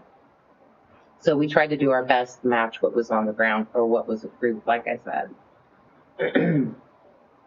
So just going through, like I just explained, the existing PUD allows the commercial development on the frontage of Highway 37, about halfway up, and then all on the east side of the existing Riverfront Drive. So in CC2, it would be any permitted uses in CC2, which could be, you know, from anything from a big box store to an on-queue to gas stations, car washes, anything permitted, restaurants in that CC2. Like I said, so 11 of 21 is when it got approved with So ordinance. that's current. That's current, right now. Right now, if they wanted to, that's what they could develop and come in and develop that as commercial on the frontage and on the east side, and then the E3, which they asked for half-acre lots on that E3 portion right here. Prior to that being E3, was the entire 77 acres commercial zone? Going back, I believe that yes, it was the neighborhood commercial. So Okay. I believe that the Rocky Clark that had originally done that previous HUD that worked with us in the city, this was a new HUD, but it was CC, I think it was general, community, neighborhood commercial before that. Okay. For the entire thing. And then he wanted to come in and do the residential mixed use with the commercial up front. So I'll just go through some of the variations that they are requesting for. Janae, may I ask a Yes, question sir. before you get into that? Yes. So why do we need to change the land use? Okay, so the land use, because they are asking now for a mix of residential and commercial. And I will go through that with, that went through Planning Commission in November of 25. Planning Commission made a recommendation of 4-0 to recommend the land use amendment from general commercial to mixed use residential and commercial. So that was recommended for approval by Planning Commission in November of 25. So that reason why we did that is because now they're changing from not as much commercial to more residential with a boutique commercial neighborhood center. So we'll still have commercial. Couldn't we entertain changing our land use map if we thought it might be some residential and some business? Could we entertain changing that land use without considering a PUD or something like that? So our policy guide, our Newcastle 2040 comprehensive plan and land use map allows a little bit of flexibility for development that may potentially come in. So you're asking if you have to have a rezoning application to do a land use amendment, or if the city believes that things are changing in an area that we would come forward and do a land use amendment if there wasn't a rezoning application? Kind of, but I'm kind of saying here, it is obvious that we're tying the two together. It looks like, because you're talking about, would we consider that group of land be some commercial and some residential? Yes. And I would say generally, we might say yes. But if we're implying that if we say yes to that, we're saying yes to that, all these variances. To the PUD. That is, no, you are not. If there are two separate items. So you're saying yes to the mixed use residential commercial from the general commercial. You're generally saying, yeah, we support residential and commercial in this area, is what you're saying. Right. But you don't want to present that separately to us. You want to present it. I can present it separately. I'm not sure what I want. Okay. I'm just saying. Well, I mean, I'm not sure what to ask for, but the first item is the land use amendment. They are all tied together. That's all under this one application. I mean, they're tied together even though they're separate items. Okay, if that they're makes tied sense. together. Yeah, they are tied together. I mean, we wouldn't be bringing forward the land use amendment if there wasn't this PUD with the residential component. We would, if they wanted to leave it as the current PUD, then I would say it's mostly commercial. You know, you're looking at one tract that has the residential in there. But we aren't required in our policy guide, in our land use, in our comprehensive plan to make an amendment. It doesn't give parameters to make an amendment. It's a suggestion to review it with zoning applications. even with the zoning applications, it's not a requirement to do it. I believe it's best practice to update your land use plan when you're asking for a rezoning. Correct. If we were to say no because of one reason though, could we say yes to another reason later on to change the land use? We're saying no to one reason and then come back and decide to. You're saying our consideration is tied to this. And I anticipate we're gonna have a lot of discussion about this. Sure. And if for some reason the city says, yeah, this, and that we were supposed to both of them, if we said, man, we're not sure, or with these changes, if someone came back with a different proposal, we could still have the right to change that land use map then, right? That's right. Without liability to the first proposal? That's right. That's right. And so I think is what you're saying is, do you want to consider the land use and then do the PUD?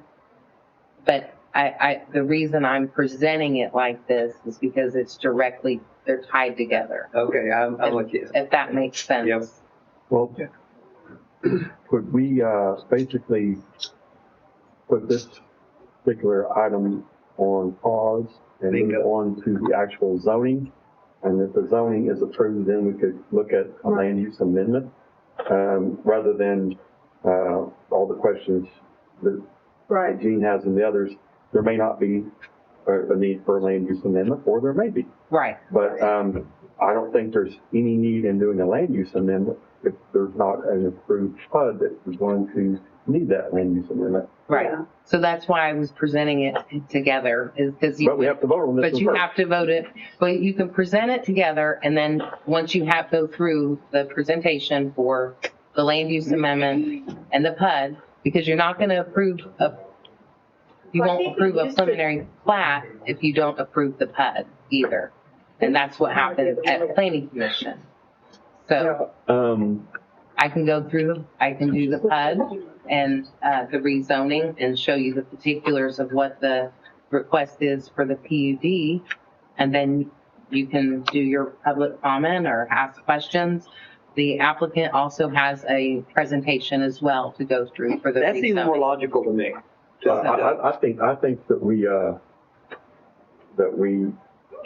go ahead and pause this particular item and move on to the rezoning application. Okay. And then we can come back to item number P if that suits council. Yeah. Since I'm standing up here, please let me give just a short comment about how it got here.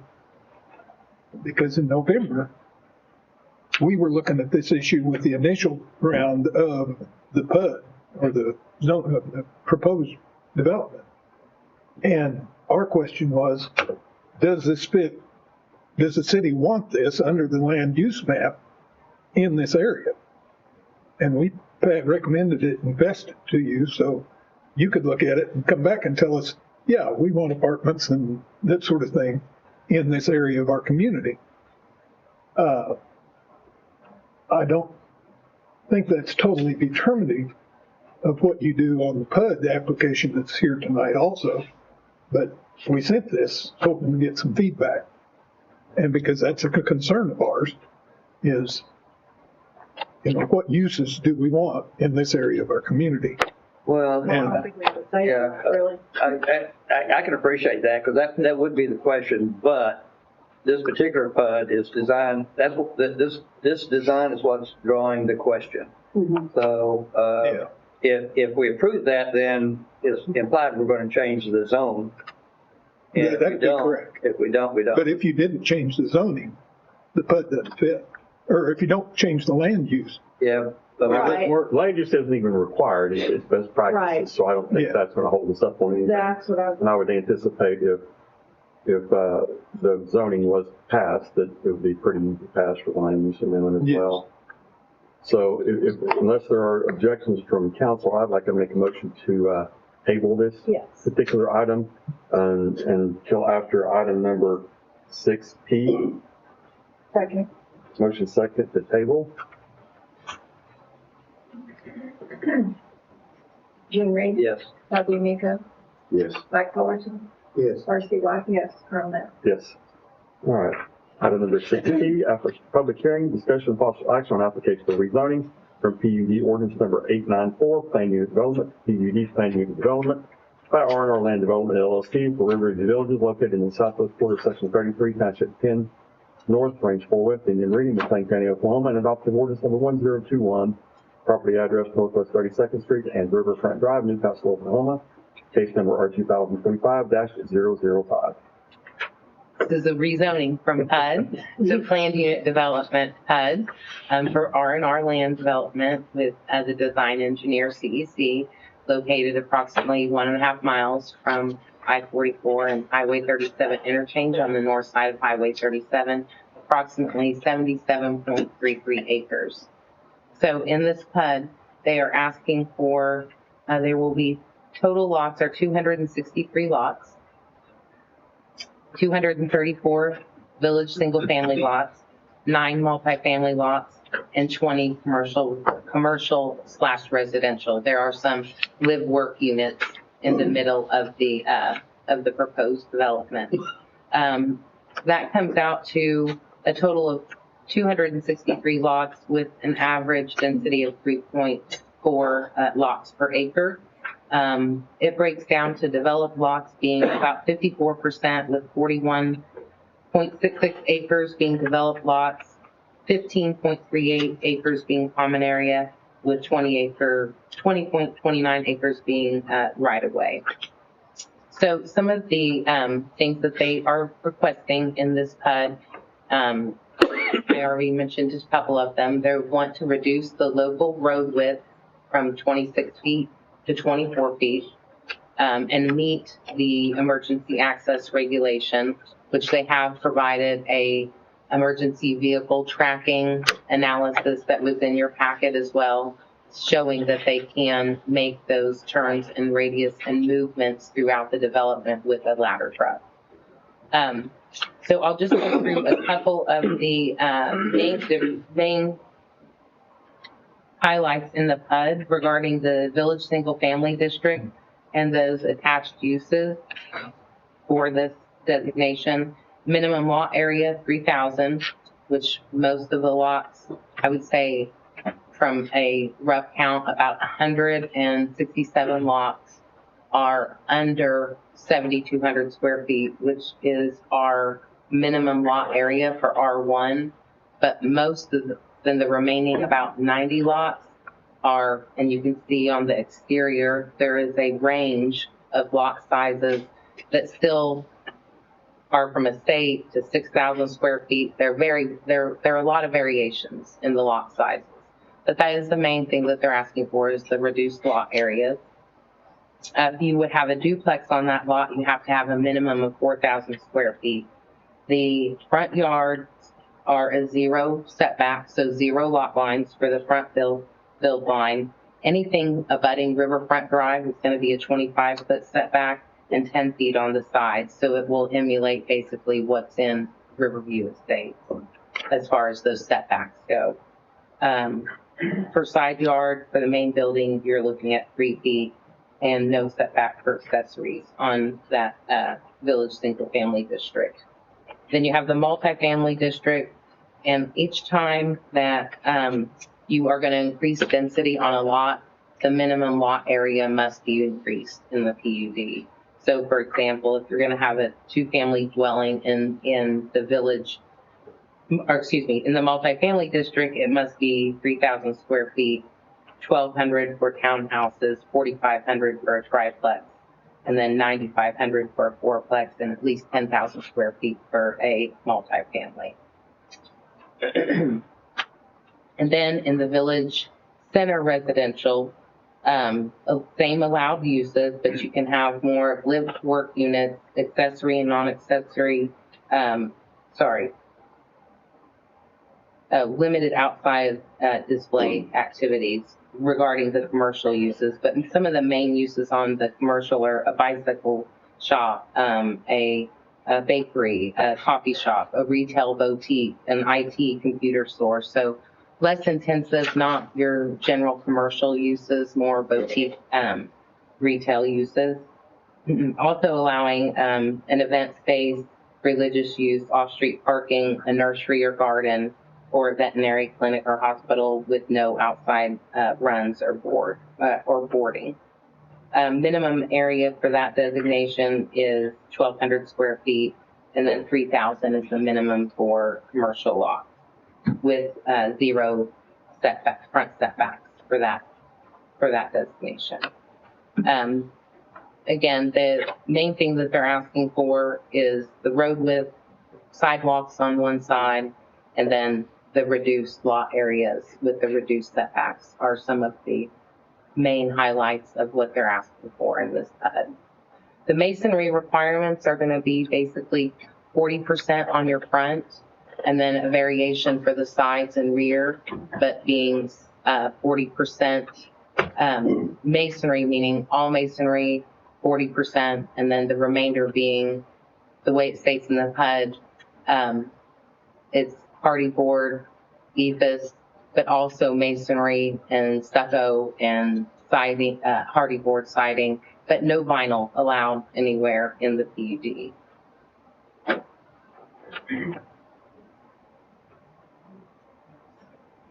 So staff has worked with the developer and the engineer for months now regarding this project.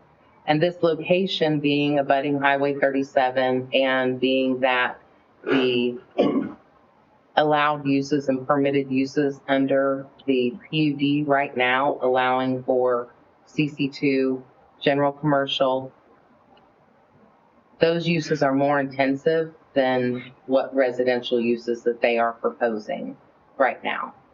They have the location abutting Highway 37, and what we know that is coming on Highway 37 with the turnpike coming, what we know that's coming to Newcastle on Main Street in Southwest 16th with the Nation building a state-of-the-art hospital here. We are looking at needing a diverse supply of housing. And this type of development with the decreased lot areas creates more of a neighborhood type, traditional neighborhood type development that we don't have here in Newcastle, but it would be nice to have something that is different than a traditional single family neighborhood development. This location being, like I said, that it's CC2 is going to generate more traffic than what residential uses would do. So that is another thing that we look at when we're making an evaluation with the PUD. So with that, staff does support and recommend approval of this planned unit development, and I'm happy to answer any questions. Like I said, the applicant is here with a presentation for the PUD. I'm happy to answer any questions, and then if the applicant would be able to do their presentation after mine, that would be great. However you would like to do it. All right. Does council have any questions of planning staff before we get to Do you have any more aerial? I was going to ask if there are any more. You went to another slide for just a moment. Was that? That's the applicant's presentation. Okay. Okay, so we'll hear. Okay. Because I have trouble visualizing the proximity of some of those current homes to the new development. So here's the existing Riverview Estates. Mm-hmm. And this is the development proposal. Right. But, okay. We'll move on. any other questions, council, at this time? All right. We will entertain the applicant's presentation.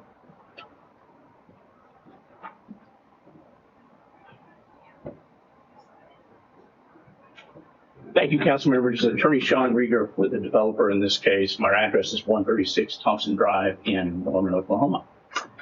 It's our pleasure to be here tonight, and we thank staff very much for their help on this project. The applicant has worked continuously for a long time on this project with staff, and we're here tonight as a full team, me, Dean Kalita, our civil engineer, the applicant team, Russell Clark. Rocky Clark's name was mentioned. Russell is his son. We miss Rocky. He passed away a few years ago and was a wonderful man. But they developed the addition behind this, the Riverview addition. I remember writing the covenants, in fact, for it way back in in the day. And it's been a successful development. And we're proud of it. But today is a different day in that what we are facing now across the region is growth, significant growth. And Janae mentioned it, you're going to see more growth with the turnpike and with the hospital coming. And you're not the only city dealing with this and confronting it. Many cities are dealing with how do we grow? How do we do this in a meaningful, responsible way that carries forward good design, good creative solutions, but that can do it in a responsible way of a good neighborhood. And Russell Clark and his team have worked for a long time with staff continuously to get there. And I'm proud to say that I think it's fair to say just about every time staff asks them to make a change and to do it and to improve the PUD and make it better, Russell didn't hesitate and did it. And so we've been as responsive as we can be in trying to make this the best project we possibly can. As Jane mentioned, you see it on the left there outlined. It is about 77 acres. And you see I-44 on the far right. I hope this helps you, council member, to kind of see the location that you asked about on the northwest 32nd corridor. And I'll take you through several slides to kind of show you the existing zoning is PUD, and you see the E3 on top of it. And this is the map that Janae was talking about. E3 and CC2 and CC2 are the current zonings. And E3 is the zoning across the upper left or the northwest sort of third of this property. But I thought it was interesting that the other part of this property was CC2. And you heard Janae mention that's why the comp plan was shown as all commercial. I think it's important to know that CC2 is your most intense, really, commercial zoning code. And I thought it was instructive for maybe you to hear from your code that says CC2, because the permitted uses may serve and employ persons from a larger trade area, the activities and traffic generated make this district the least compatible with residential development. The least compatible with residential development. And that's your code that describes what 2/3 of this property is currently zoned. So by right, we could actually go develop this in the least compatible version of what would be next to residential. We don't want to do that. We want to do something different tonight. But if we did, these are some of the uses that would be, as a matter of right now there. You could do a funeral home. You could do, of course, large, big box retail right next to this. Dollar General was mentioned earlier tonight. Really virtually everything in a commercial sense, in large scale with docks behind it, trucks. We talk about these houses across the north to the upper right. Realize the current zoning would allow us to do a big box with the back of that big box up against those houses. That's by right now under CC2. And I think that's why your code says the least compatible with adjacent residential, because that's really what it allows. We don't want to do that. We want to do what is commonplace in zoning and layer the densities back to a residential neighborhood. That is typically how it's handled. But this is done so in a new urbanist way that really is quite well done, I think. You've all seen this. I'm sure this is the Access Oklahoma plan of the Turnpike. It is intense underway. You well know that. It's under construction. We've been involved in my office with the Turnpike all the way across the east-west corridor for the past year or so, working with the Cleveland County Commissioners and others. And it is really stunning what that's going to do to this area of Oklahoma City and the amount of traffic it will carry and everything else. That turnpike, the stretch from this H.E. Bailey to I-35, the last time I was in, Commissioner, our Director Kelly's office said that this will carry traffic by the end of 27. That's their goal, at least one side of it. So it's coming fast. The hospital coming as well. And with that will be substantial growth of housing. And as we know in development law and schemes, I've worked on it for many years, if you don't keep up with that housing growth, the pressures on your community will press the pricing way up high if you don't keep up with housing. And then the kids and the families will simply not be able to afford the community they're in because the pressures of supply and demand and that housing will push it way up. I think it's also helpful to always talk about a comp plan when you're in a community, because this is your adopted policy of what you want the land to be. And as Janae said, right now this land is comp plan all commercial, general commercial. But I thought it was, actually, let me go back. I thought it was helpful to study this comp plan, and if you look at the top, the darker orange is basically suburban residential. Let me get to it. Oops. Sorry, there we go. Suburban residential. But I think what's helpful to know is realize the existing Riverview neighborhood, the one that we're abutting up next to, is now comp plan suburban residential. When you look at that comp plan right now, and you look on the right side, you can see the uses basically talks about, and this is not the property we're talking about tonight, but it's right next to it, talks about the development types would be single family detached, single family attached, townhomes, patio homes, duplexes, and key characteristics you see. Basically, if you read that, it's a much more dense housing than what Riverview is. Now, I'm not here tonight suggesting we're here to rezone Riverview, but what I'm suggesting is that the community has adopted a comp plan that recognizes that the community needs to be more dense, and that it's heading that direction. General commercial, again, right now the site is community planned for full-on commercial. If you look at what that allows, it is everything. In fact, possible zoning districts on the lower right, you see heavy industry is even included in this comp plan designation. That's what the community has said that this land should be. I think that's far afield from what the neighbors want, and I think we can do it in a more responsible way of a middle ground of mixed use residential. And so that's what we're proposing tonight. And basically what we're proposing is mixed use residential and commercial, but in a very mindful, sort of small scale way across this site. And we've seen these kind of developments work in other parts of the metro, and we've certainly seen it work in other parts of the region. And basically what this talks about, if you read the uses on the right, you can kind of see this is discussing really what we're proposing. When you read those uses, it talks about on the development types, diverse commercial, retail, service uses, varying scales. If you see key characteristics, it talks about transition higher density away from neighborhoods, functional open space parks, basically, and you look at the possible zoning districts, it talks about single family, 2 family, 3 and 4 family, but really a mixture of all these uses. And that's what we're proposing tonight, is a mixture. We don't suggest this should be the full-on commercial, but I think your comp plan suggests that the idea of residential is much more dense than what we think of. And we look at your comp plan, and your comp plan is a big document. We could look at a lot of different pieces of it, but we thought we would highlight a couple of pieces of it just to show you a little bit what we're talking about. And in Newcastle 2040, one of your goals is to encourage mixed-use development and active public spaces that enhance community character and quality of life. And it talked about encouraging mixed-use development that has vibrant public spaces. It talks about integration of residential, commercial, recreational, foster a sense of community, walkability, convenience. That is what we're trying to accomplish tonight. That is our goal. And that's what we think is also your comp plan goal that's been mentioned throughout. On the lower left are images from your comp plan.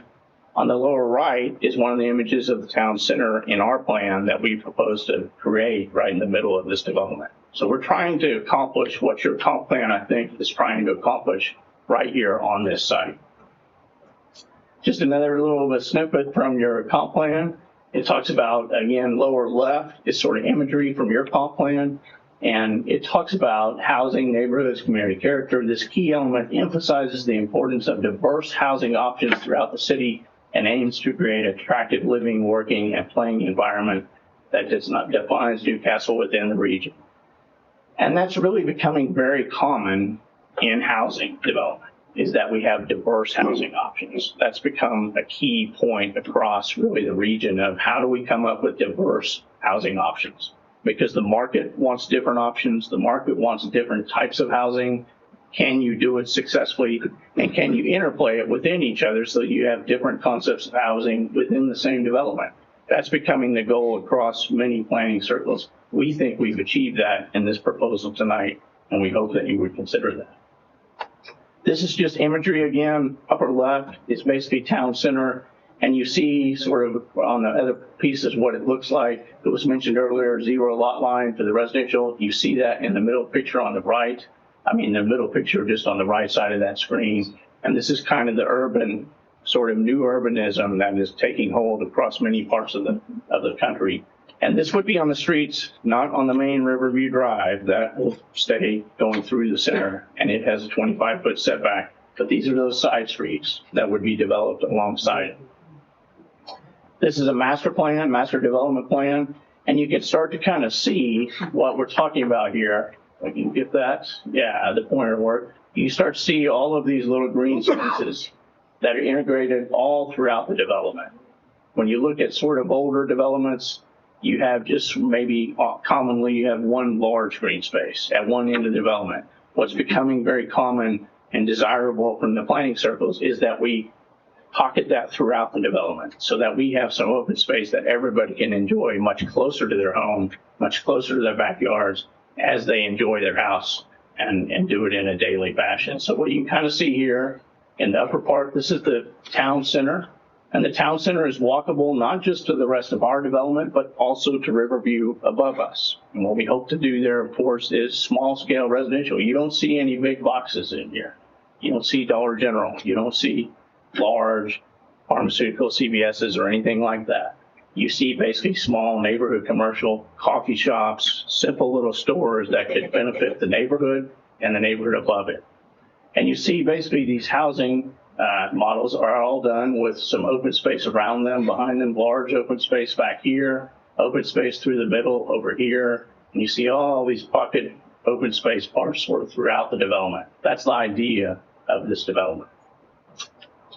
Get going on to the next one. Oops. Janae, somehow I messed it.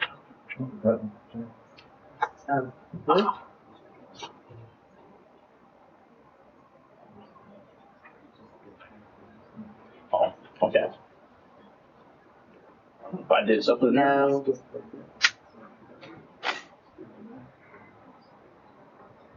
Sorry about that. That's okay.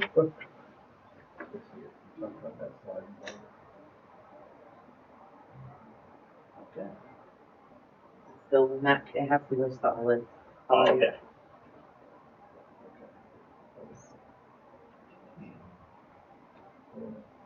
Huh?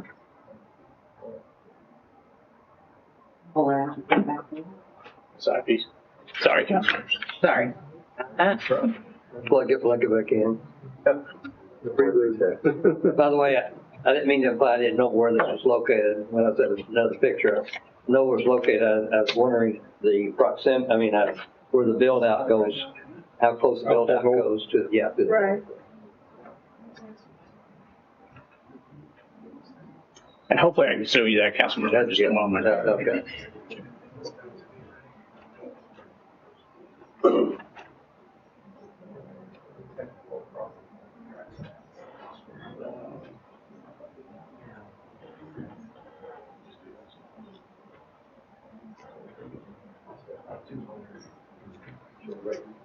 Take a short break and get Okay.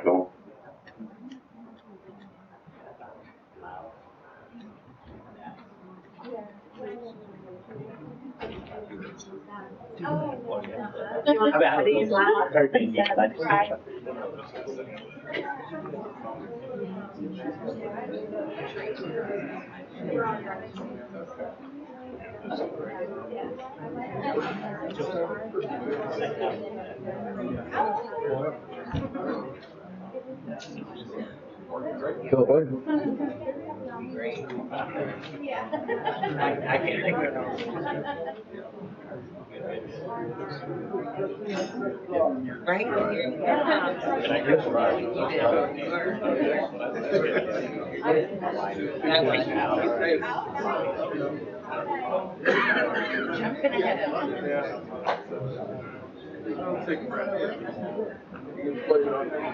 Oh, I don't know. Yeah,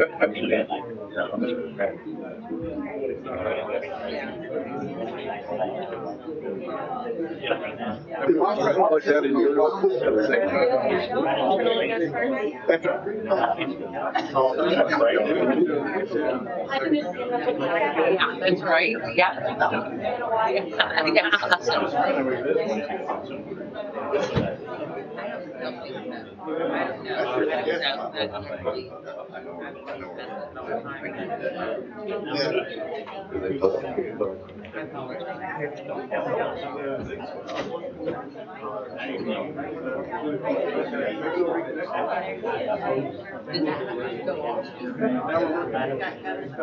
Oh, there it goes.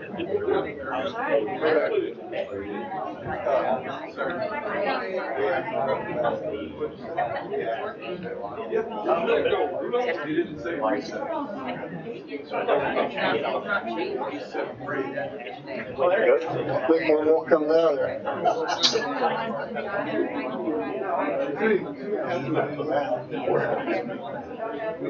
I am not a tech.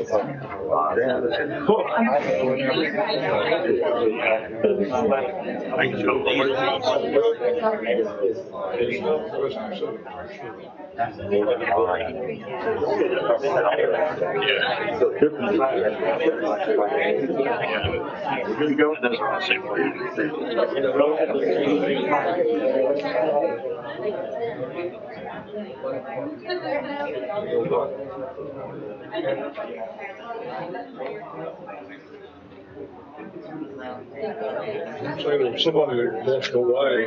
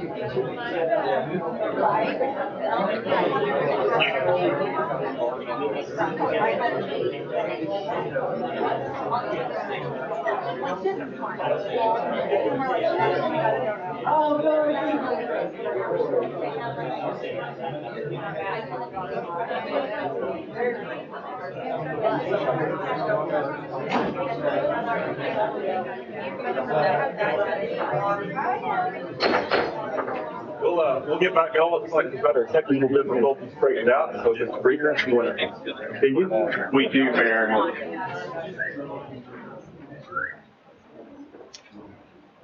And my apologies, council members, if I did that. I don't know. As my office knows, I am not technical enough to know whether I even caused it or didn't cause it. So I appreciate your patience tonight. So this is basically a master plan diagram of the development. And you heard Janae talk to you about density of 3.4 units per acre, which is really not a very dense product. When you start looking at sort of planning concepts in terms of housing, typical single-family development is oftentimes considered anything below 5 or 6 units per acre. So when you think about the total density of this development, we're actually down in the range of what would be a typical single-family development. It's not until you get up to typically 8 to 10 units per acre that you start thinking about medium density development, and multifamily, of course, large apartment complexes can go upwards of 30 units per acre. So across the map here, we're about 3.4 units per acre and about 234 units.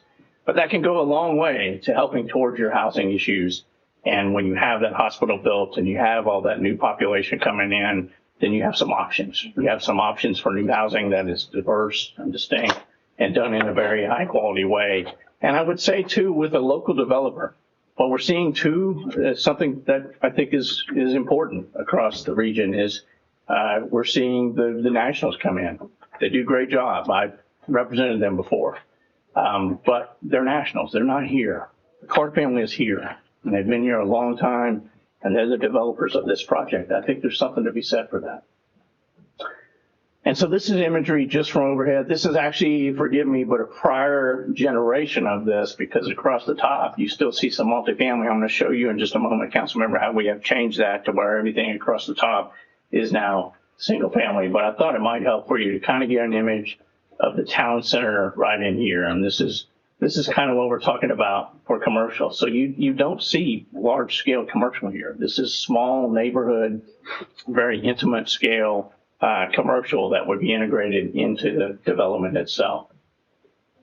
This is the site plan, and this is basically the lot design. Again, that town center area is right in here. You see that there. You see these large open spaces of common area, such as over here. You see them across right through here, down in the bulb down here. You see it over in the sort of multifamily area over here.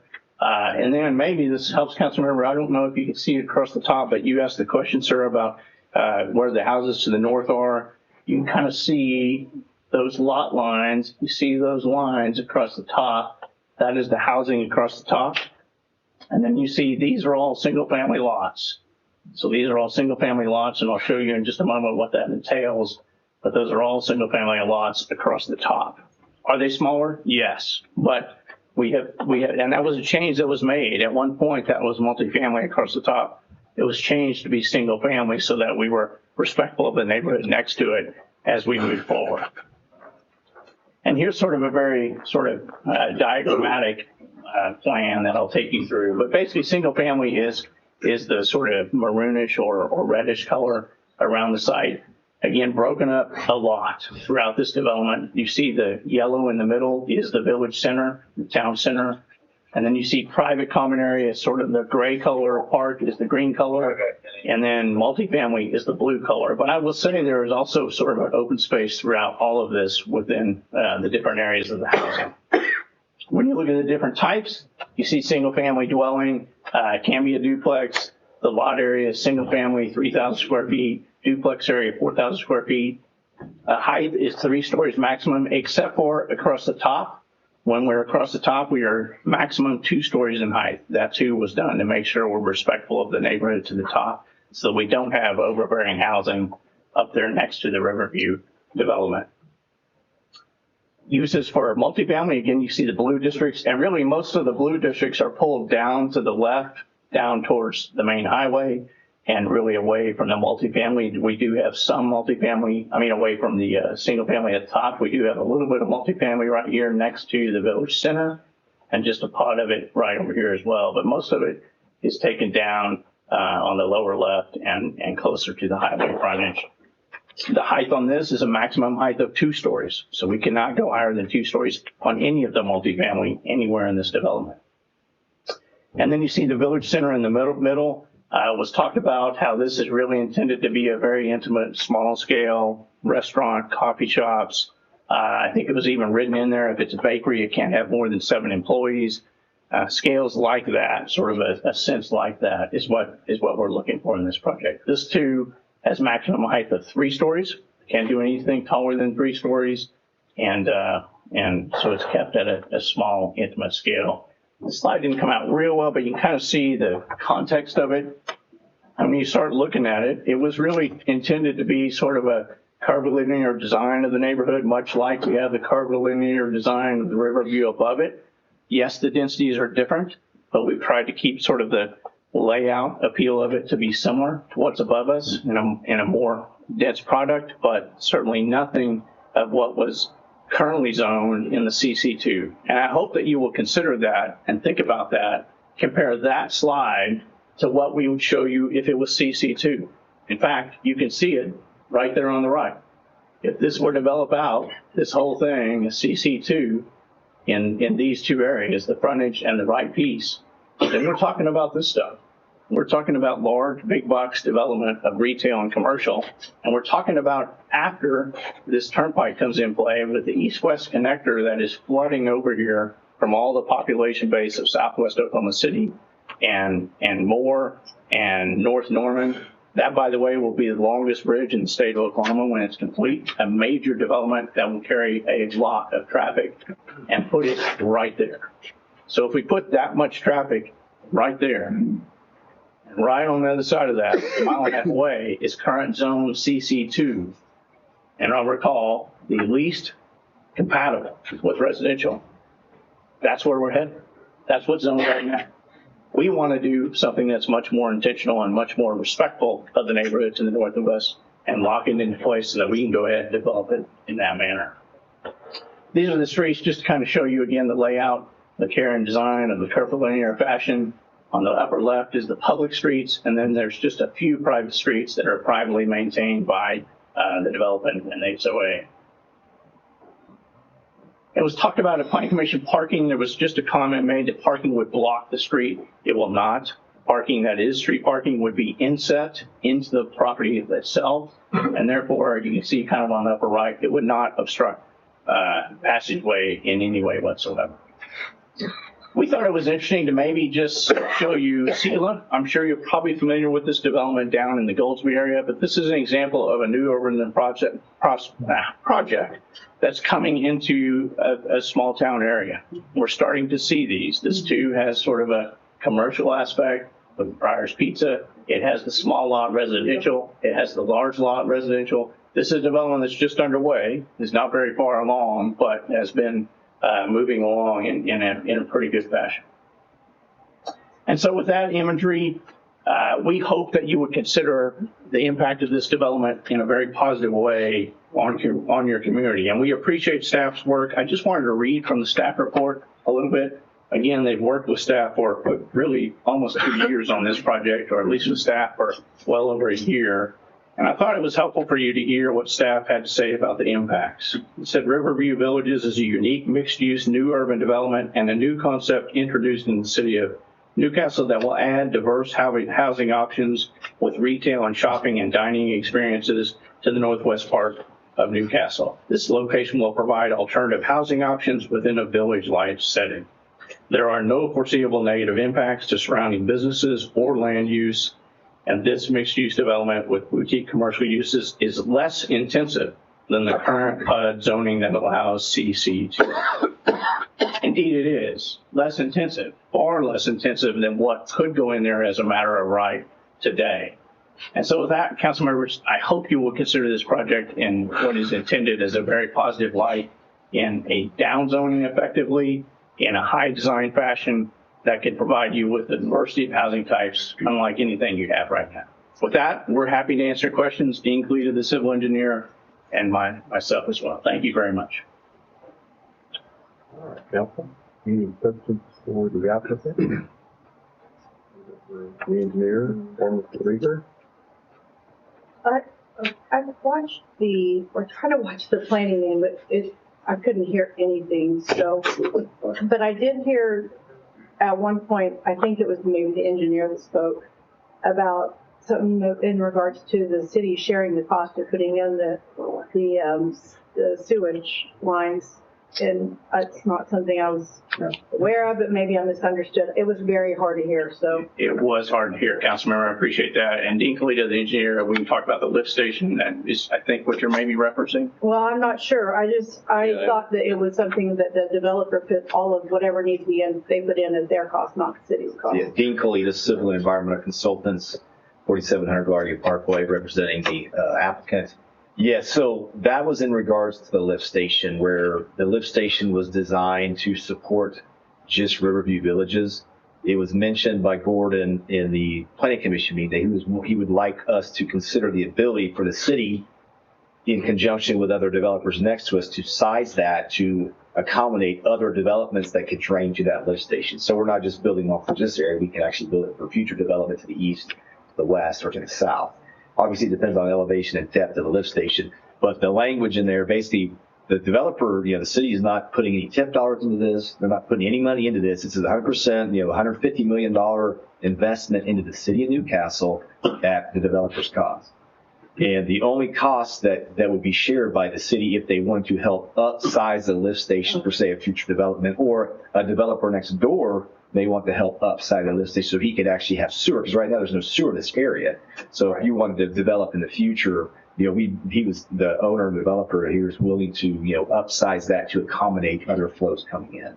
So that's what that's. So you're saying you guys would cover what is needed to do what you want, but if we wanted more than that, we would.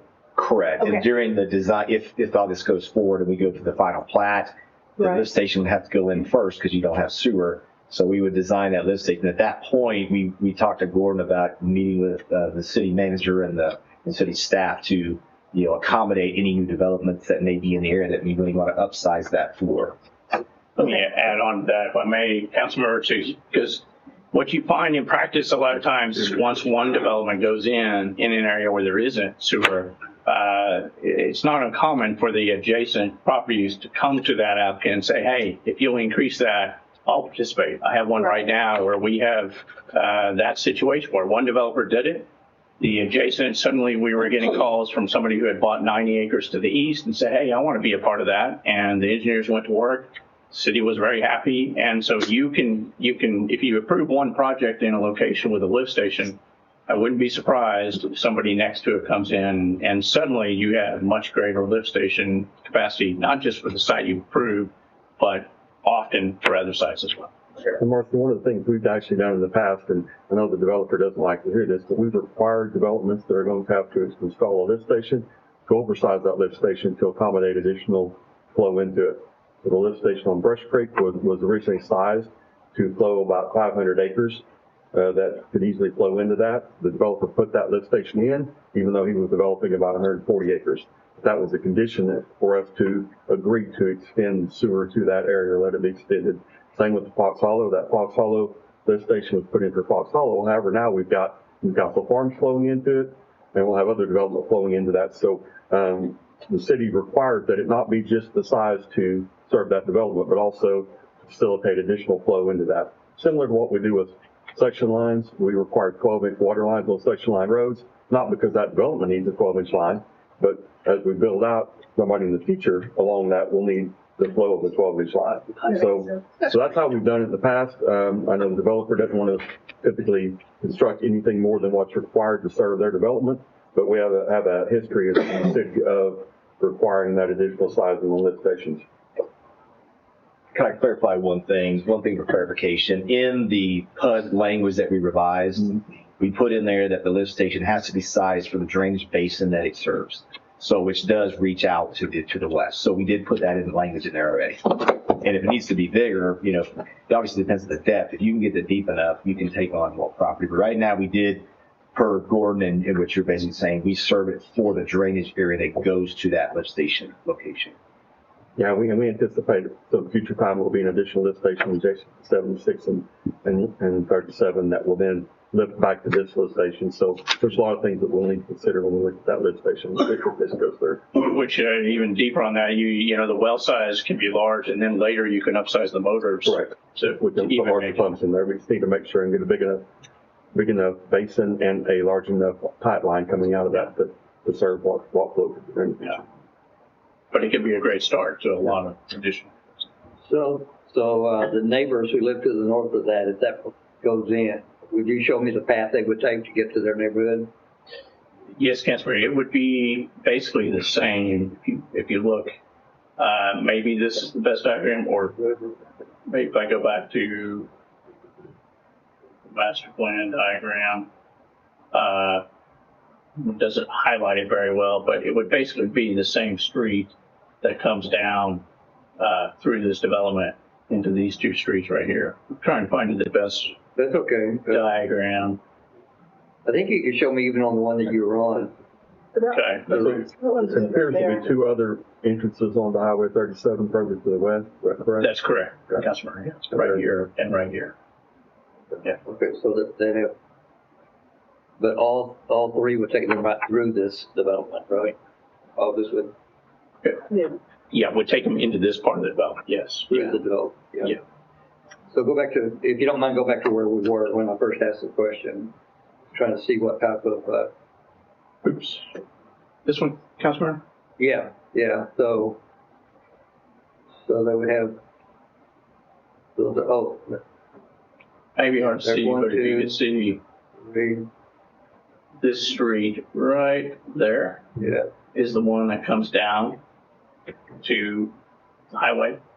It comes by, so it's that street that connects up into the development. What do you think, Nate, what do you think the typical driver would experience during that? Is that like equivalent to about a quarter of a mile or half a mile? Quarter mile. Quarter I think mile? it is a quarter mile, yeah. You can see by perspective this one. Quarter mile of residential driving or city street driving? I mean, business, residential or business in there? That's mostly residential, right? Right. Yes. But would residential be entering onto that street and that's proposed? No. So I don't follow that because it looks like there's streets going into it. Well, there are streets that, but the residences themselves won't enter onto it. They will enter on the streets that will then flow onto it. Oh, okay. I see what you're saying. Yeah.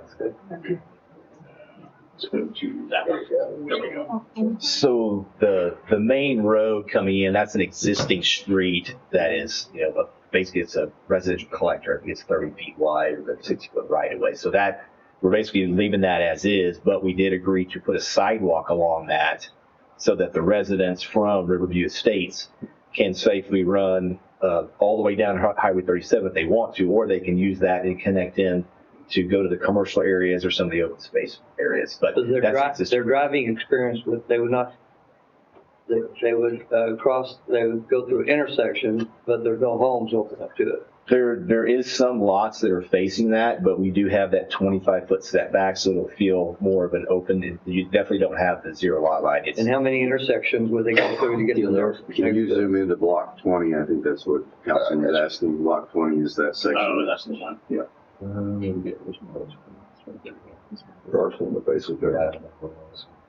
that intersection north.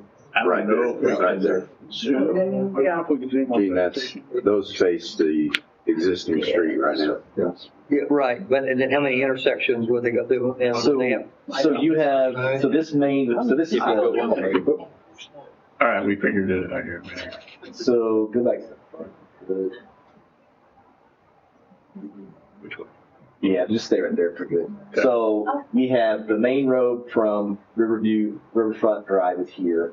This is the exit only.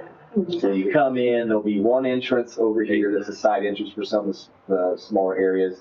Then you'll have an entrance that lines up with this main, as your typical going through intersection. It'd be signed as we need to for stops and everything like that. And then, as you keep going, there's another intersection with a four-way. And then the other ones are just, stubbing intersections onto it. So they're really you only have you have two major, call them major, you have two intersections that are basically 3 or 4 way. They'll have stop signs?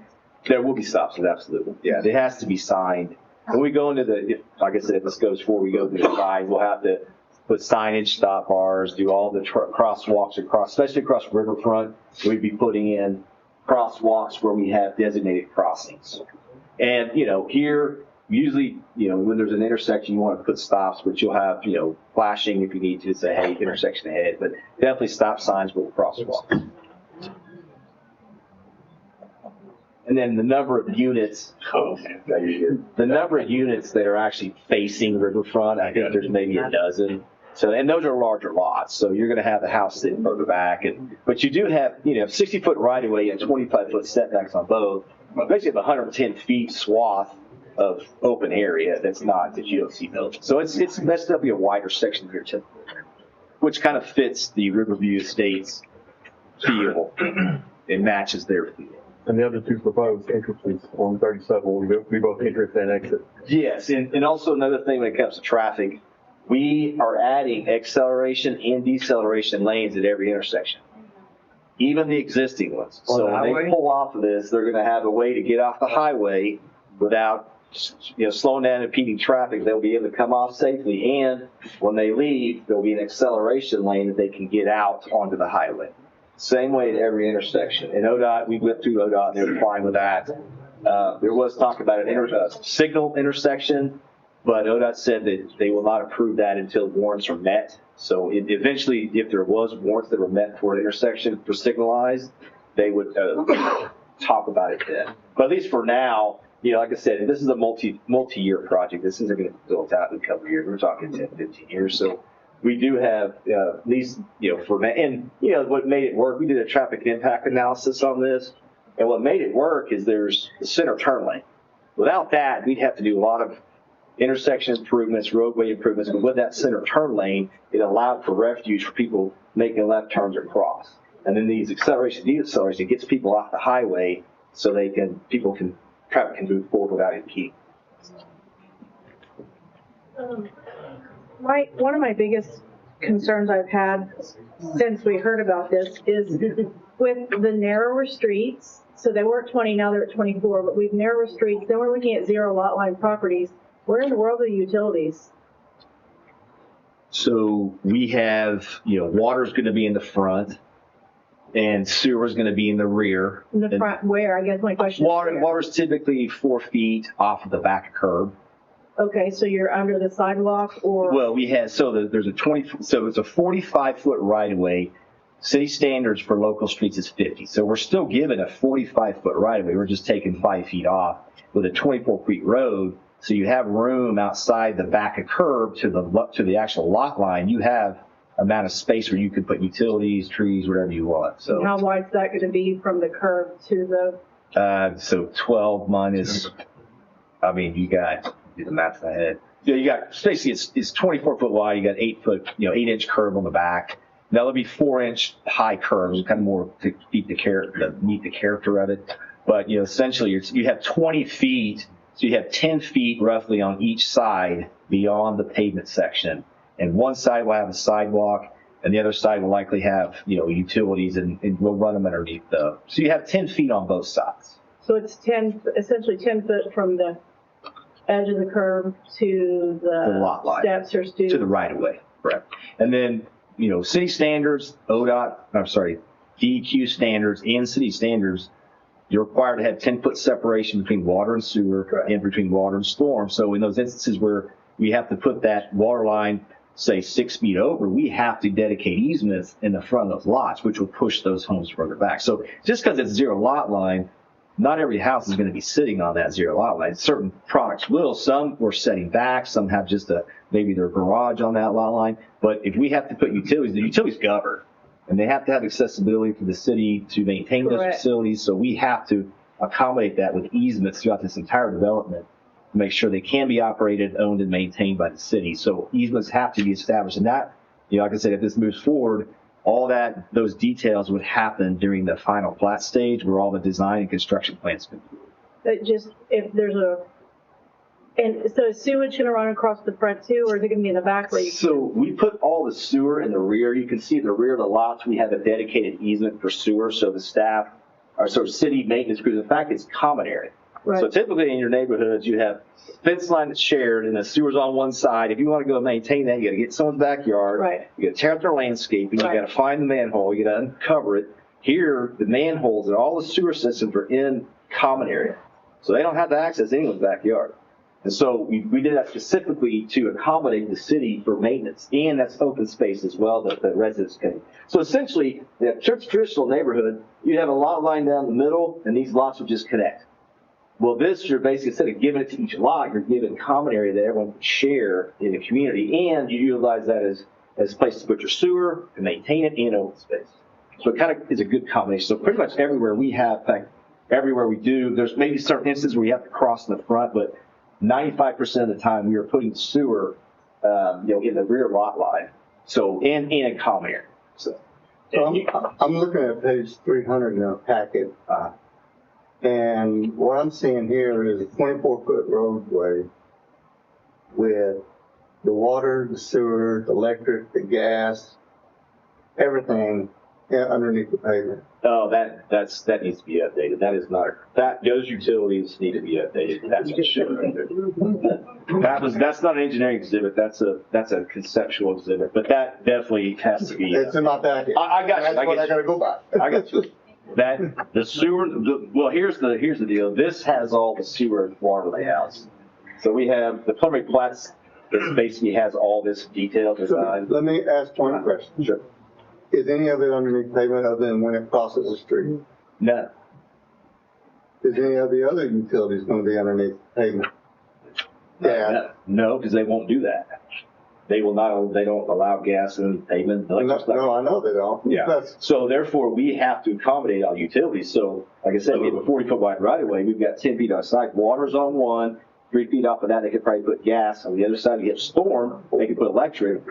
So then, but if you get further out where you can't provide franchise utilities, which is written in the PUD, franchise utilities have to be accommodated, specific language in there. We have to provide easements in the front lot to accommodate everybody. And then the next question I got is the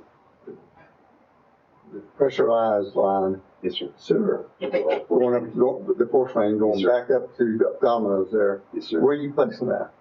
So the lift station, you can see we're placing the lift station here in the low part of the development, the low part of the drainage basin, which will accommodate other people on site because we have to, anything that drains in here, we're going to size it for that.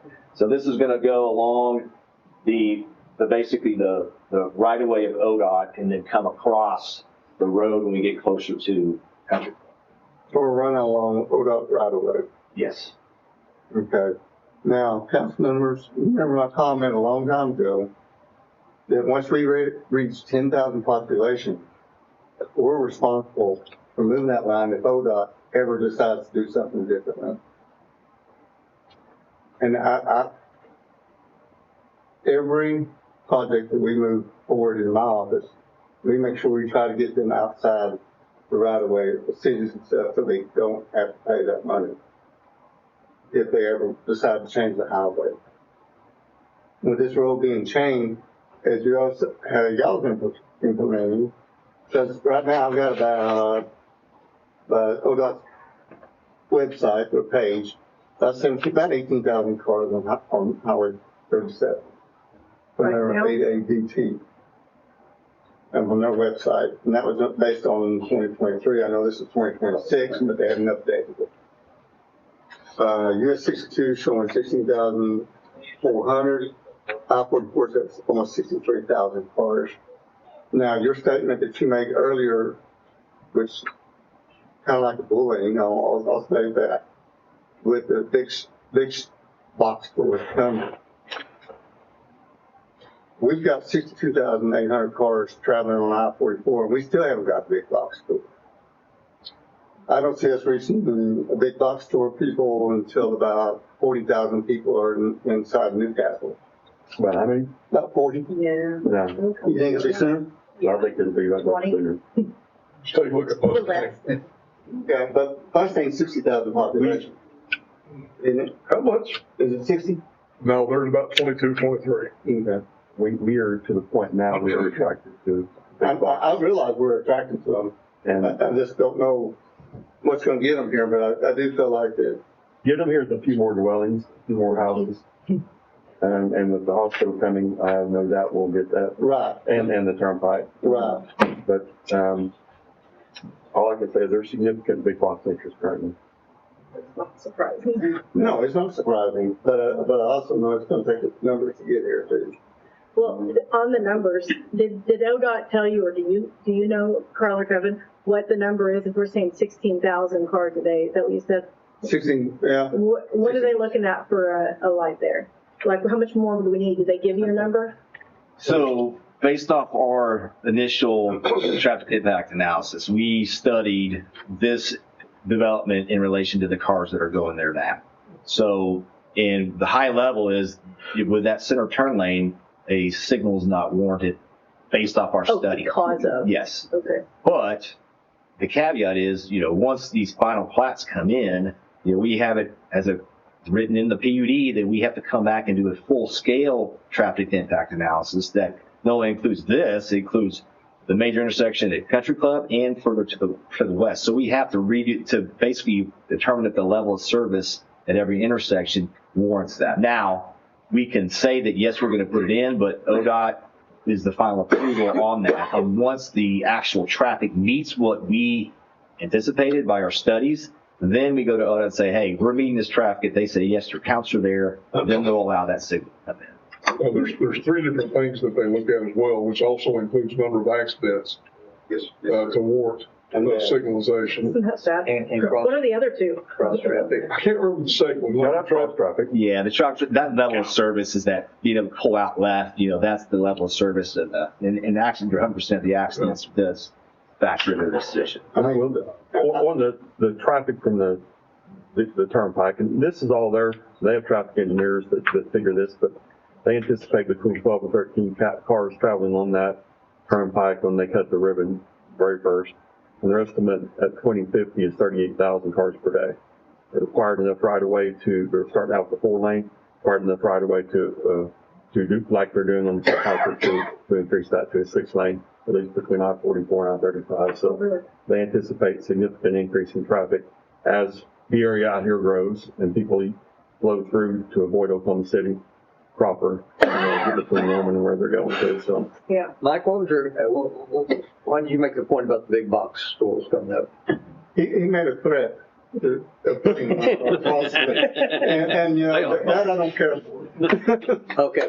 So you're saying. Honestly, I think so people probably would prefer the big box store. Yeah. All right. So you were saying. Not all general. They suggested that with current zoning, the box store can go there. Yes. Right. Now, this is not for or against, but this is a truism. If not a big box store there, a lot of commercial development could develop there. Absolutely. And you may love that development. But over on Highway 9, we had presented to us plans to build extensively up almost like this, behind Love's and around. I don't want to speak out of school, but I think all this is public knowledge. Developing streets, commercial business back there, with some heavy industrial that service trucks that come along the highway. So I'm not trying to sell one way or the other, but CC2, probably someone could develop quite a bit there. And it could be heavy duty. It may not be a Target or something like that. And our residents may be fine with all that, but CC2 is open to a lot of development. So I just want to say that we have two or three things moving here. One of the movements is whether Newcastle wants this much congestion in their town, in this type of development. Our comprehensive plan and those photos that he showed is what our people said. We envision that. We envision a part of our town having that feeling. Those pictures were developed based on the surveys and everything come in. So one consideration would be, does Newcastle even in? And some people say no, we don't need that in Newcastle, but some of our people kind of envision that someday we will.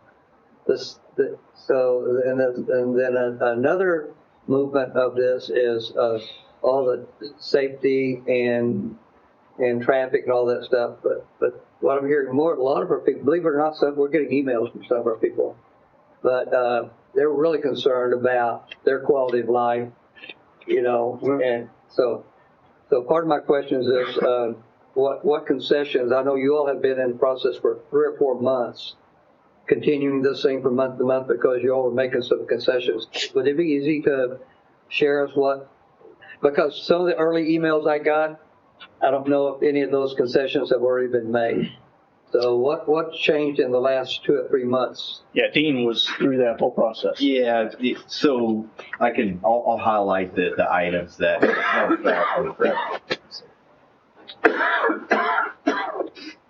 I can start off for him just to help. Along the northern edge of the property for this proposal abutting Riverview Estates, they had some commercial pockets and they also had multifamily. So when that was proposed, there was a lot of discussion regarding a landscape buffer with an increased setback abutting the Riverview Estates property. So what they did is they removed all of the multifamily and any commercial and relocated it throughout the development. There is a small portion of a road that goes there now that connects right here to Riverview Estates, but all of the commercial and multifamily has now been not abutting Riverview Estates. Therefore, the landscape buffer is not needed there, and the increased setback. The other thing that they did, first, there was no sidewalks at all through the whole development, 0 sidewalks. We went in, and after the November and December Planning Commission meeting, went in, and in early January, Dean, myself, and Gordon Harness and Will Wright met with Dean to go through some of the issues that the neighborhood had presented and some of the things that they would be willing to change on the PUD and on the preliminary plat. That being sidewalks. So now there's sidewalks on at least one side of the street and connectivity with those sidewalks. So where you have crosswalks, where you have the ramps. So if you don't have them on both sides, there's a way to navigate and at least get the sidewalk throughout the development. Another thing was the roads. So initially you heard that it was 20-foot way proposal. Our local roads standard is 26. They increased it to 24 feet. So increasing the roads, adding the sidewalks was a major thing. One of the last ones that was a pretty big one is because I heard a lot of people saying, Riverfront Drive, you can't walk down that. It's very dangerous. And so we had them put a sidewalk in on the east side of Riverfront Drive, all the way down to the frontage. So that was another thing. Reducing the heights of some of the multifamily. The units, we've gone back and forth. If the height was at 3 stories, then they were going to reduce the units, but they decided to reduce the height just to 2 stories and a maximum of 12 units per building for multifamily. Those are a few. The setbacks, thank you, Gordon. The setbacks on Riverfront Drive, they're emulate Riverview Estates. They're 25 feet, so they don't have you'll still have that large open setback along Riverfront Drive.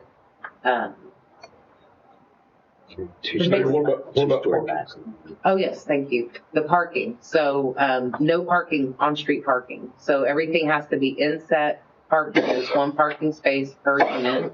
So if you have a ADU and a single-family dwelling, you'll have to have 2 parking spaces. So your driveway part can count for 1, and then if you have a garage, so you have at least 2 parking spaces on site. Anything that you would have that would be off-street parking cannot be in that 24-foot roadway. Whereas before, they were trying to share the street. I mean, when we first came forward, sharing the street roadway with pedestrian traffic and parking on street. That's been eliminated as well. So how about parking lots? Are there? There is parking lots. There's parking lots in some of the common area to accommodate parking for, let's see where, so here's a parking area and a common area here for some of the multifamily. There's another pocket common area with parking. Parking is provided, one per 200 square feet for the commercial. And your work unit, if you had a live work unit, you'd also have to provide a park space for your live unit. Parking all along the west side here, the development adjacent to some of the multifamily. So that was a big one too, is no street parking. So there's plenty of room for, like I said, that emergency vehicle tracking throughout the development for them to make those turns in those radiuses. So in our typical road standard that we've got for 26 feet, Correct. we do allow on-street parking. That's correct. So on both this sides. actually provides better flow than with 24 feet and no on-street parking than our typical addition to the 26 feet of parking on both sides. That would be correct. Yeah. The other thing with the PUD that I wanted to mention too, and it's not really a change, but the architectural detail of what they're proposing in their development handbook, which is all going to be regulated by an ARB. So an architectural review board has to actually review a submittal for a building permit and approve it before it can come to the city for a building permit. So they have to meet all of the architectural guidelines in their own established ARB. And it also, the PUD allows us to require a masonry, where when you do straight zoning, there's not a masonry requirement that the city can impose on a residential development. So that's another thing that we get to have some say in the PUD and enforcement with their architectural materials. Those homes on that north side, are they homeowners? Are you talking about in Riverview Estates? On the north edge of this, where you said no more apartments, just Oh, they're all single family lots. Single-family. Single family lots. All of these are single family lots and a common area here. Janae, could you walk me through that real quick up there, the top lots 41 through 48, in that little triangle shaped piece? Here or over To here? the left, right. So keep going. That little triangle with a multifamily in the middle there. I can't see the cursor right now. Over Keep going here? to the right, to the right. Oh, are you talking about over here? Right there. Oh, Right there. okay. Can you zoom in there? So, like Gene was asking, if lots 48 through 41 are single family, you could predict 2 vehicles for each one of those single family homes. See, 16 parking spaces needed for just that row. Yeah, but they will be required to each one per dwelling unit have to have parking on site. So they'll have a But driveway. don't they and have the zero? driveway. But they have zero lot line of. Are they put that That's the house towards the building. very front? That's the building, front? so it's a minimum, so yeah, and So if they push all those houses to the front, where's the parking? well, that would be said with the site design plan when they come in for that, they would have to Because- accommodate the parking, they have to accommodate the driveway. The multifamily there, how many units are in that multifamily little pack there? Right, what are we, 1, 2, 3, 4, 5, 6, 7, 8, 10? So you're 20 more vehicles for that multifamily. And then you're almost 20 for those single family, if the houses are all the way to the sidewalk or close. So Gene, it's the first time I'm looking at it in that way, so maybe you can speak to it. Is that, I'm sorry, what? Oh, that's Sean, if you had a. Yeah, I do. without any off-street parking there, selling where do those people park? Yeah, thank you, Councilman, for that question. I don't want to mess this up before, so we have to take a break, right? But here you go. So what is, and Janae said it, but there's a sort of a master design guide that comes with this, and it's tied to the PUD. And this is what it shows basically, is that you have a parking on site that comes into the unit. And then you can also have parking out on the street as well, but That's a single family, that's not representative of the single family unit though, for like lot 48. It is, yeah. There'd be two structures on that 3,600 square foot lot. There can be. So then in essence, we double the parking. No, this is an example of what you can do on a single family. On the smaller lots, one structure is going to be there, but there would, there's garage parking as well. So you've got garage and driveway. And then the configurations, none of these houses are going to be just like your track home. Everything's going to be different. It's going to conform to the lot. The ones on the north side, they're going to have to make that work to get the parking to work. My concern was the house you showed didn't have a garage in the front. And if you put the house all the way to the front of the lot, there is no garage, there's no room to park. There's no on-street parking in this section, there's sidewalk. That image doesn't represent the preliminary plat right now. That's one of the other lots. Right. So there's so many different. So I don't know where the parking goes unless those single-family lots above that are 3,200 square feet have a driveway. Yeah. Maybe they will. Yeah. I don't know. So I'll find they have like a floor plan of some of these small lots. I'll find it and I'll show it to you. Well, that one's pretty, that one's similar, just has two structures. Yeah, except you basically cut it. Yeah. Okay. But at the end of the day, we still have to meet the parking requirements. So if more on-street has to happen for those units to be able to park to meet minimums, then that's what has to happen. But, the vast majority of the single family, they're going to have, driveways, garages, The concern there is you have a multi-family piece that's probably going to absorb a lot of that parking. What does that multi-family piece take, right? Yeah, and that, correct. You plan for some of that to the right there with the parking lot, but I don't know if it covers all of it, right? That's, I can pass this around, but there's one that is a small lot with a small, and the structure's going to be fairly, it's not a huge home. It's going to be, fairly small. So structure sitting back. Yeah, it's just the one has a But yes, but that parking you were talking about, that really was set for that multifamily specifically. It's because we thought the single family would have their own. Okay. So that answers my question. Sure. Thank you. If I'm looking at this right, the detailed drawing, it looks in several places like the water line is on the street or on the off-street parking. Yes. So like on, let me find the street, just a second. Alderbloom Lane. It looks like the water's marked like right through all of that off-street parking. That's a big question. I believe it would have to be if it's outside of the actual roadway, and we have that off-street parking parallel to the roadway. There's a good chance the water line would be into that parking lot, or not. Possibly, but the goal is to keep it out. In fact, they had me add some language in there that, if you see the preliminary plat, which we haven't basically presented yet, but there's language on the preliminary plat that states that there's flexibility to put the water line in various locations to maximize the city's ability to maintain that water line.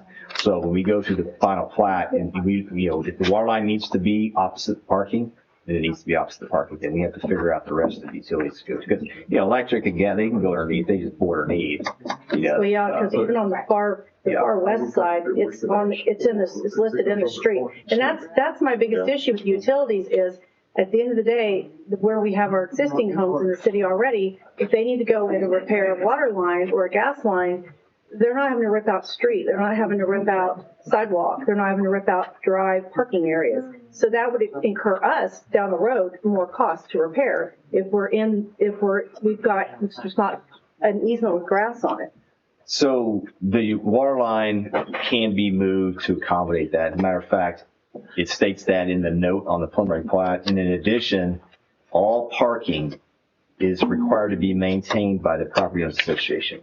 Even though it's in the right of way, all parking, whether it's just off the street or in the commercial, area, that has to be maintained by the property owners association. The city's not liable to have to maintain any of the parking, just the main road through there.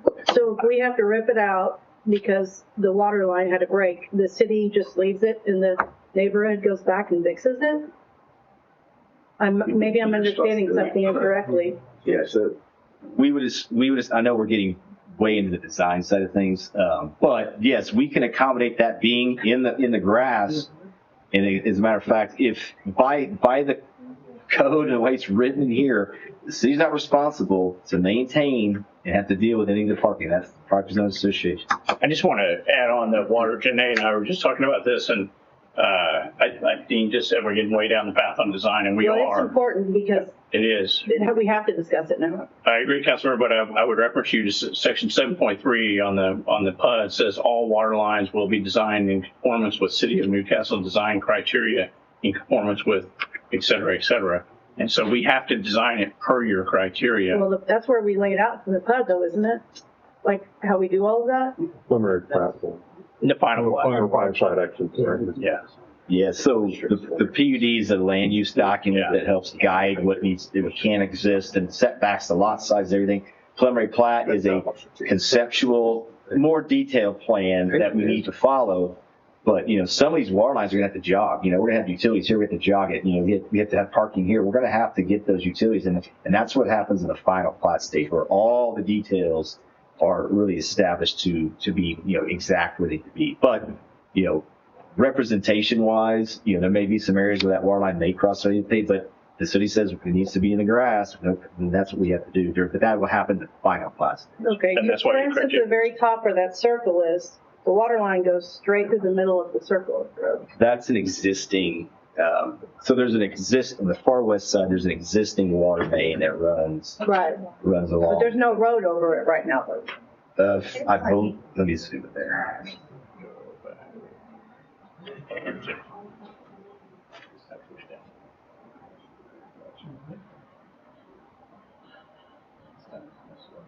The far northwest corner. Kevin, have we priced like signal lights? Signal lights? We haven't. General idea. I know they're expensive. Way expensive than Carl has. Yeah. Carl had it on it a while back. I don't know how current that was. Wasn't it like Yeah. 200? Wasn't it like It's about $500,000 on 37 right now. Yep. So who's paying for the light? When it becomes Necessary. Yes. probably. If it's not done as a part of the development, the city would be required to pay for it. Yeah.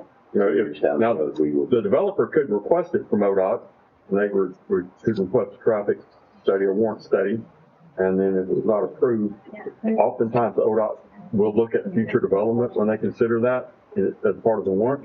And that could be part of our requirements, is that they reach out to ODOT and get something in writing, whether or not they would allow them to signalize that intersection. The problem is the existing entrance it's split. That's the problem. Yeah. So it's hard to signalize a split entrance. Right. 100 feet. Yeah, that's fair. So you would almost have to change that from a split entrance to one or the other, and have two-way traffic come out if you're going to signalize it. Right. That is. And I just remember how much hassle we had. Mm-hmm. But Even with Windermere coming in, which had, 800 and something homes? Oh, Yeah. 600. 600? But we added more, didn't we? I mean, it was commercial, then we added the additional. Yeah, we had some more in the corner there, Yeah. Yeah. 16th and Country. So we didn't even qualify it in. We had to fight like heck to get that and pay for it. Oh, the one at Country And then warranted. 37? Yeah. Yes, 37. Oh, that was way before Windermere. Yeah. Yeah. Well, Windermere was on the process though. Was it? I don't think so. Windermere started in 17. Yeah, that was way before Windermere. Yeah, it's been there quite a while. That was, the issue with that was we just didn't have enough cross traffic. I know. But had Windermere been in development or been developed, probably would be a lot better chance of it warranting it. I was thinking. Shifting gears a little bit, guys, about a lot of concerns been raised about water pressure and the impact of water pressure to our existing neighbors and everything. So I'll just say a few things on that. Kevin touched on this a little bit. We've got one of our largest towers sitting right in the middle of Riverview, and the concern is why don't we have better water pressure in Riverview? So like Kevin mentioned, in looking at every option we could, there was some valving that we didn't know existed, that a couple of valves that we found. Unfortunately, in our water system when it was developed out, we didn't have a good enough mapping system at the time. We've got a great mapping system now. It's just going back and finding everything. But what he mentioned about what we're doing now, we've got the parts ordered to fix what they call a priority valve. the priority valve, that, basically, right now, that 24th Street tower is lower than our Hibden tower. So what happens now is the 24th Street tower gets to a certain level and it stops filling Hibden tower. So we've got dead headspace in the Hibden tower right now. The valving system he's talking about is a priority valving system, which will allow that tower to fill and then shut off a valve to that 24th Street tower, and then allow the Hibden tower to fill up that dead headspace that we've currently got, which will add that approximately 5-6 PSI to everybody in Riverview that they're not getting now, because that Riverview tower doesn't get full. Because once we get that lower tower full, it stops filling. So this will valve off that and allow us to fill that Riverview tower, and hopefully, based on our engineers, it should significantly improve, 5 PSI at a minimum, improve water pressure in Riverview, which will then flow down hopefully to everybody downstream. In some cases, it actually overflows that 26th tower because of other valves that are not operating correctly there. So we're losing pressure. We're not getting enough pressure in Hibden, and at the same time, we're losing pressure because of the overflow on 26th. So, and there's other things we've got in the works to facilitate increased water supply to that side of town. In the wintertime, we're running strictly off Oklahoma City water, which enters town on the northeast side of town on Portland Avenue. And so we've got to get all that water in the wintertime over to the Hibden Tower and distribute from there. And so that's a challenge that we're working on. We've got plans to get that water from one side of town to the other. That would significantly help when we get that done. But, it's a continual process of improving the system and going back in where we have smaller lines, upsizing those lines, and making sure that we can provide good supply year-round to all areas of the community. So I don't really answer the question. Well, so the assurance is we've got the water, we've got the ability to have the water pressure. Adding this would not negatively impact. It shouldn't, because our water pressure issues now are because we haven't had the ability to keep the Hibden Tower completely full. How about impact on our city services, police, fire?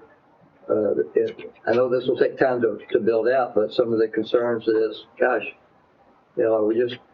it's just a big impact on city resources. It's very little impact with police and fire. Now, it depends. I mean, structures as far as fire, you're going to have a lot of new structures up to code, inspected on code, things of that nature. I'm not concerned about that at all. Of course, if you have, anytime you add a little bit of commercial somewhere, well, there's always the opportunity for, for robberies or break-ins or whatever that may be. So there could be a little bit of increase to our police force. But 236 lots, I can't remember how many residential was out of that. It's roughly, about that. Yeah, and 20 commercial ones. So, I mean, it's no more than what's being added in some of the additions that are being built right now. And we're increasing the police force as well.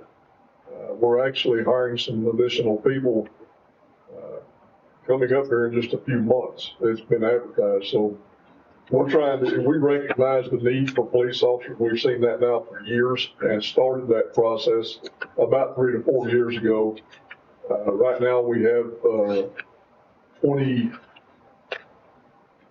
we'll have, I believe it's 22 officers on the street, and we're going to increase that to, it's either 24 or 26 here in just the near future. In the next 6 months, if we can get the applicant process done. I think the increased traffic flow will be, what do you think the increased activity will be to the existing Riverview estates with all this development down south of them? Do we anticipate there? Some residents are concerned that, gosh, we've got nice and quiet right now. People can be driving all through our neighborhood. I mean, I can't speak to that. I don't know what people will do that live in this area or whatever, but I wouldn't see the reason. I wouldn't see the reason why they would need to go into Riverview Estates if they lived in Riverview Villages and they have a business there or shop there, whatever they may be doing. Well, I'd want to go there and see all those nice homes up there. But having said that, Gene, it's my opinion anyway that council can't look at something that's not fact-based. Right. No, but I'm just, I'm expressing the voice I understand. of the concern, and we put a high value on quality of life. Sure. And we don't, so we are improving, we would be approving something that would potentially impact them a lot, or some. You know, and that's one of the things, and I appreciate all the emails. I didn't respond to every one I got, but I did read them all, and I've got some notes here, some things that were brought out. That was one of the things that was brought out was, can we put a gate on Riverview Drive? Well, the only way the gate can be put on Riverview Drive is if those streets are currently private, and the homeowners association takes over all maintenance of those streets, and it's no longer city maintained. You know, that could always be petitioned to the city, but that's the only way that a gate could be placed on that entrance. So that was something I wanted to mention because that was something that was brought up to me via, and I'm sure all of us via the emails that we received. Right. But it could happen, but the homeowner association would have to take on the burden of maintaining those roads. Do we know what the response time is for fire and ambulance up that way? It's probably 6 minutes, 6 to 7 minutes. From 555 South Main Street. Because I know that they were talking, I think they hadn't, and didn't y'all have a fire up that way or something? Yeah. Oh, really? It took 12 minutes for Okay. We're only going to speak from the podium, so don't ask audience questions, please. All right, my bad, so we're gonna, anywhere from 6 to 12 minutes. It depends on weather, it depends on traffic, it depends on time of day. Right. Depends on whether or not the fire department's on another call at the time. Right. If it has to come from Station 2, there's a lot of factors that go into response time. And long term, our hope and our goal when we've actually had these conversations is to have an additional station in the northwest part of town. Have a small 2-bay station to serve that part of town. Already have the land picked out if they'll just let us have it. So, you know, hopefully as we grow, there'll be the ability to put a station up there once it justifies it to significantly reduce response times in this area. Humphrey, I have a question about the 40% masonry requirement. I mean, I'm trying to figure what that looks like because a lot of our pubs, they're like 75 first. Am I saying that right? So I'm just trying to figure out what that looks like if it's not, it has such a lower masonry requirement. I mean, I think if I'm reading it right, I mean, you guys can correct me, but I'm just trying to figure out what that style looks like or what the idea is there for only 40%. Now, I know we've seen the town square up here, which shows to be 100% brick, but this is separate. This is on the dwellings, which I don't know whether there's a picture that you guys have of what that would look like. We don't really, Councilmember. We were just looking in the design guideline of what that would look like, but we don't have a picture that would really show that. I think an example would be to look at the south side of Windermere, where R&R did, or not. The north side? North side, I'm sorry, yes, north side, where it was the ranch style, or about 40% brick. Craftsman? But that was only on the front though, they went to 40. The rest of it, they still did was the 75 or whatever the number was on that. That's because I thought about that, I did. And I don't dislike Craftsman, I'm just curious, we ran into this, is it 40% total? Is it 40% on each side? Like, so they got, I had them state that. Yeah, 'cause 8.3, so the front wall shall be 40% masonry, brick, veneer, rock, or stone. The remaining 60% of the facade shall be masonry, brick, veneer, rock, stone, stucco, wood, fiber cement, siding, party board, architectural exposed metal panels, EIFS, or similar type finish. And then the side and rear wall facade, 30% masonry, bricks, veneer, rock, or stone. The remaining 70% of that facade shall be masonry, brick, veneer, rock, stone, wood, fiber, cement, siding, architectural exposed panels, or EIFS. No vinyl siding shall not be allowed. just a really low percentage of the masonry. Well, in the remaining the 60 and then the 70 also allows for masonry too. They'll say that again, The remaining, they list out masonry materials, and then they also include the fiber cement siding, which is the hardy board, right. and architectural exposed metal panels in that other remaining. In the non-masonry. In the non-masonry. So what I'm saying is they list out masonry and architectural panels and hardy board in the remaining as well. Okay. It could be hardy board, which is going to be awful lot like the craftsman look. It could be some metal panels.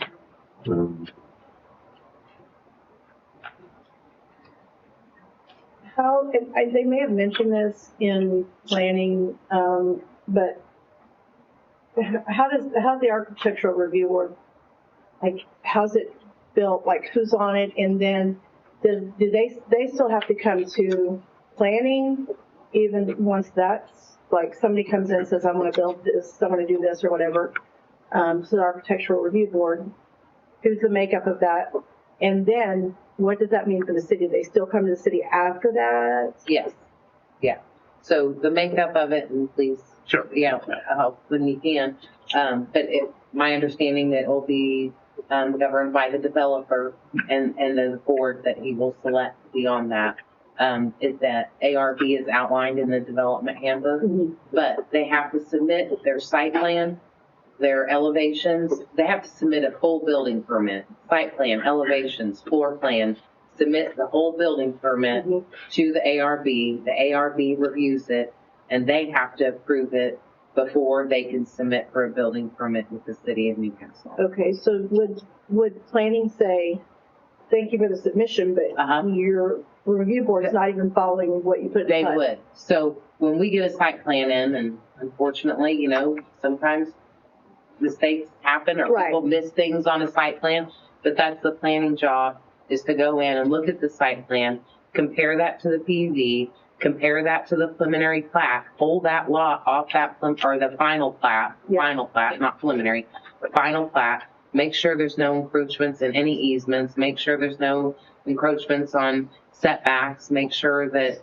what is in the PUD is reflected on the site plan and reflected on the exterior, as well as making sure that all the setbacks are correct too. Okay, that's so there's another review. It's not just sign off after it comes in from the ARB. We have to go through a whole submission. They would submit just like any other building permit through our online. So for us, it's not really very different from a regular PUD, or from your view, but they have another step in their side. Correct. And what it does for the city is it takes off the, we are not the sole reviewer for the architectural requirements. Because it's not just the masonry. That's not the only thing that is in their development guide. It's the undulations and the window setbacks and the cornices. That I saw that. There's there's a lot to what they are requiring that is above what any, zoning regulation would have in it. Yeah. So who makes up this board? I think that was one of the questions. Yeah, and so I didn't fully answer it. I think it's up to the developer to come up with the who will be on that ARB. That's a good question. And yeah, so several answers to that. One, the developer, as always happens on ARB, sets the board. Fortunately, though, in this case, you have the design guidelines attached to the PUD, so they're governed by that. And the PUD itself, which really is pretty extraordinary in terms of saying the ARB has to submit. They have to submit. It's on section 8.2 and 8.3, and it says the ARB shall provide a letter of approval to the applicant, and the letter shall be included with all building permit application packages that are submitted to the city for review and approval. 8.3 essentially says the same thing. One of the changes that was made, it was talked about earlier, what kind of changes, and Janae basically asked, and I'm looking at an annotated copy here, that the design guidelines, which is extensive, if you had a chance to look at those, it's really pretty in-depth, that would help the city staff guide them as to was this properly reviewed, that can't be changed without the city planning director approval. So in 8.2 and in 8.3, it says that the ARB shall amend the design guidelines time to time, but with the approval of the city planning director. So even changes to those ARVs have to be through the approval of the city director. I get that part, but we still haven't got answered the Well, question. I mean, my thing though is with that is, I just want to make sure the city's doing, because I don't know then that it's really our purview who's on it, because we have our people who are on it after it goes through them. And you have the guidelines that Right, are adopted. right, in the PD, right. My question is, who's on it? And if is it for residents in the neighborhood? Is it some panel off up and living in Edmond? You know what I mean? Mm-hmm. Yeah. So commonly, developers typically will name the initial board to make sure they carry through the vision of the development, which again, in this case, typically you don't have design guidelines. It's pretty rare. So you basically, you are with us on the ARV because you have the design guidelines that have to be followed. I mean, if you look at those, they're down to the windows and mullions and, I mean, immense detail of architectural guidelines. Who's on the board, sir? We don't know yet. And you don't typically name that board until you're much farther down the process. Okay. And then I guess, how long before you turn this over to the residents that live in that area? Yeah, again, that would be covenants. We haven't even gotten near that.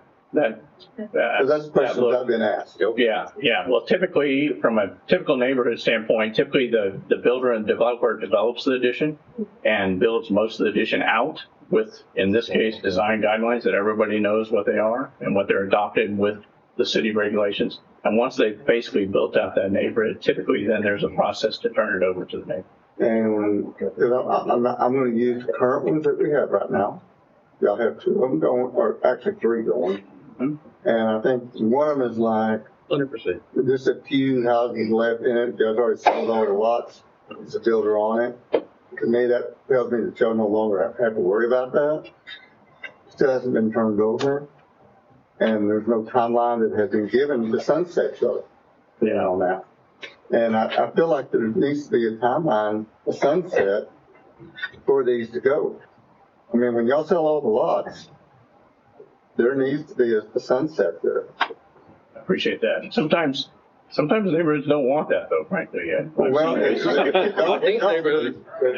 them. And maybe they don't want an HOA. And a lot of times they will turn it over to a third-party manager that will manage the common areas. It's an extensive process to manage those common areas. I understand. And so typically there's a pretty methodical review on when they want to do that. Because I've seen two subdivisions of y'all. It's already like about 85, 95% completed. Yeah. And it hasn't been turned over, and they've got issues that's not being covered by the HOAs. And like people maintaining the yard yards, people maintaining what they're supposed to, you know. Well, I think that would reflect on the developer as we go through this process. In this case, they have a much heightened review process with ARB, and I think you would see some pretty significant feedback from the city planner. The example that I've been seeing so far, and that's the only thing I can go by. I understand. Is what's past history. They have an outstanding reputation. I would encourage you to look at that through the metro. I'm saying it isn't. What I've seen is. Well, I have a question. Maybe in a different neighborhood. Yeah. You may have already answered this, but just to make sure, this isn't all going to be in one HOA though, is it? Eventually, or has it been decided? Not the existing neighborhood. This development. So the existing will have its own, and then this piece, and then the phase that we approved back in November, will that be part of the ones that are already here, or will they be part of this one? This south area would all be its own HOA. Everything within this bug. Okay. Yeah. Okay. I figured, but I just wanted to make sure. Sure, I don't mess this up. So yeah, so this whole south area would be its own HOA. Okay. I mean, I that makes sense. I figured. Yeah. But eventually, these folks need to take control of their HOA. Understood. I know, and I don't know particularly about this one, but most of our HOAs have a provision in there that when there's 75% or a figure of the lots are sold, then it automatically gets turned over to the residents. I'm not for sure what the original Riverview has in it, but typically that's what we see. Once there's a percentage of lots sold, then the builder no longer has control of that HOA. Yeah, and I don't know what the HOA says for Riverview. And we don't know. That tends to be a case by case. No, I realize. I just trying to pull the information out. I don't know whether Russell knows or anybody for the normal one, but Mike, what neighborhood are you referring to? I'm referring to Riverview and Oakmont. And which one is completely built out? Oakmont's almost completely, but I think there's 3 lots left and they're already sold. So it's more than likely it's that item, that statement in the covenants, And that it's past the percentage to right, and they have not even hand over to the residents. They haven't even talked about giving it over to them. I have a quick question. For the Architectural Review Board, is generally a review board that's happening outside or before things are submitted to the planning department, correct? Yeah. So in this PUD in 8.2, you have written in the city planning director being a part of that review board. So who from Newcastle would be that city plan? What position would qualify as city planning director? I don't think they're intended to be part of the board, and I apologize if it says that. It looks like it's written with approval, or is that section including that staff member in that board? No, the intention is the staff would review it after the board has. Yeah. Okay, not a part of the board? No, sir. Okay, thank you. I've got a question. What are accessory dwelling units, ADUs? So ADUs are typically they're called many different sort of acronyms, but they're a second unit on the property, basically. And is there some provision for those in this development? That's correct. So give me another, further explain as an example, like a garage apartment. Mm-hmm. Exactly. Mm-hmm. Typically, ADUs are becoming prevalent really everywhere. City of Oakland City adopted them as a matter of right in many zoning districts throughout their city. City of Norman adopted it across R1 thoroughly everywhere. Janae's pointing me out here. So this is under the single family district. The maximum area for an accessory building structure shall be 1,000 square feet or 800 square feet of conditioned space. I think Norman's is 650. I forget what Oklahoma City's is, but basically it is a second unit on property and typically intended to be a secondary unit, a smaller unit that serves as an accessory dwelling unit. Very commonly, these are happening all over the country now in a way of trying to accelerate housing supply and trying to create an additional housing. And it tends to be successful because the main property dwelling unit owner can control that in a lot of ways. It's a secondary unit. What's the lot size of the lots that would be able to have it though? That's one concern is they're not really big lots to have a second dwelling unit. Yeah, I don't remember. Dean, do we have a limitation on that? Marcy, the PUD in 8.1 talks about single family dwelling units and talks about the ADUs there. It also has a section about short-term rentals and VRBOs that allows the PUD to rent those. We do have a coverage requirement, which would be probably how that would be handled. Yeah, and your coverage requirement, your setback requirement, and making sure you have a driveway. So your smaller lots are naturally going to probably prohibit some of those accessory dwelling units. And parking. Unless you're looking, so the bulk dimensions, the requirements on that lot, sometimes, obviously will rule out the ability to have a accessory dwelling unit. Or it may make it where you can only have a garage apartment above your single car garage. You might have a conditioned garage apartment. It still would have to meet that, so you go up instead of to the side. So we're gonna have a 2,000 foot lot? A what? You could have a 3,000 square foot lot. It might make it hard to get it on your 3,000 square foot lot. I mean, I'm just. Yeah. Minimum. So you'd have to have, it's your footprint for your main dwelling, and then you're gonna have a footprint for your garage, and then you potentially could have an ADU above your garage. And then unfortunately, right behind that, in the older portion of Riverview, I say that aggressively, they can't even have a barn. They can have accessory dwelling units, or not accessory dwelling units. They can have accessory building structures. I don't think so. Yeah, they can. We've done them. We did one. We did a board of adjustment. There is accessory structures, not accessory dwelling units. A shop like building, a storage building or a storage building. Those are allowed in Riverview. But the Not accessory dwelling. covenants or that Right. don't allow it. It's Right. not a city not allowing Right. that, it's the Right, it's the neighborhood. covenants, I get it. Right, so, you know, that's something that they could change should they want to. If they had control. Okay. Yeah, the covenants in Riverview require, I believe, for those to be, writ as well. They cannot, they have to look Well, like. I don't Yeah, think, I but don't think ours they would are- have a problem with that. We don't, city does not have that in the zoning regulations. So for Those an accessory ADUs, dwelling unit, would that require an additional parking space? Yes.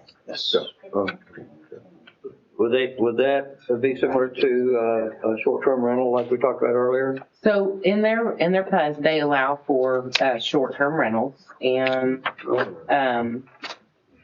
and it says a type of transient lodging use involving rental of a dwelling unit for periods of less than 30 consecutive days. But we don't have anything Could be set for it in the city yet though, right? We don't, so they wrote it in their PUD to allow a ability to have a short-term rental. So okay. So they wrote it as part of their permitted uses, which they are correct. There's many cities that are moving towards it by right. You know, it's not in a certain. I understand. I was just trying to make sure, where they're allowing, that's part of what we would be approving is it's in there, but we don't have a city code for it. Correct. Okay. But it would, yes, that's right. Okay.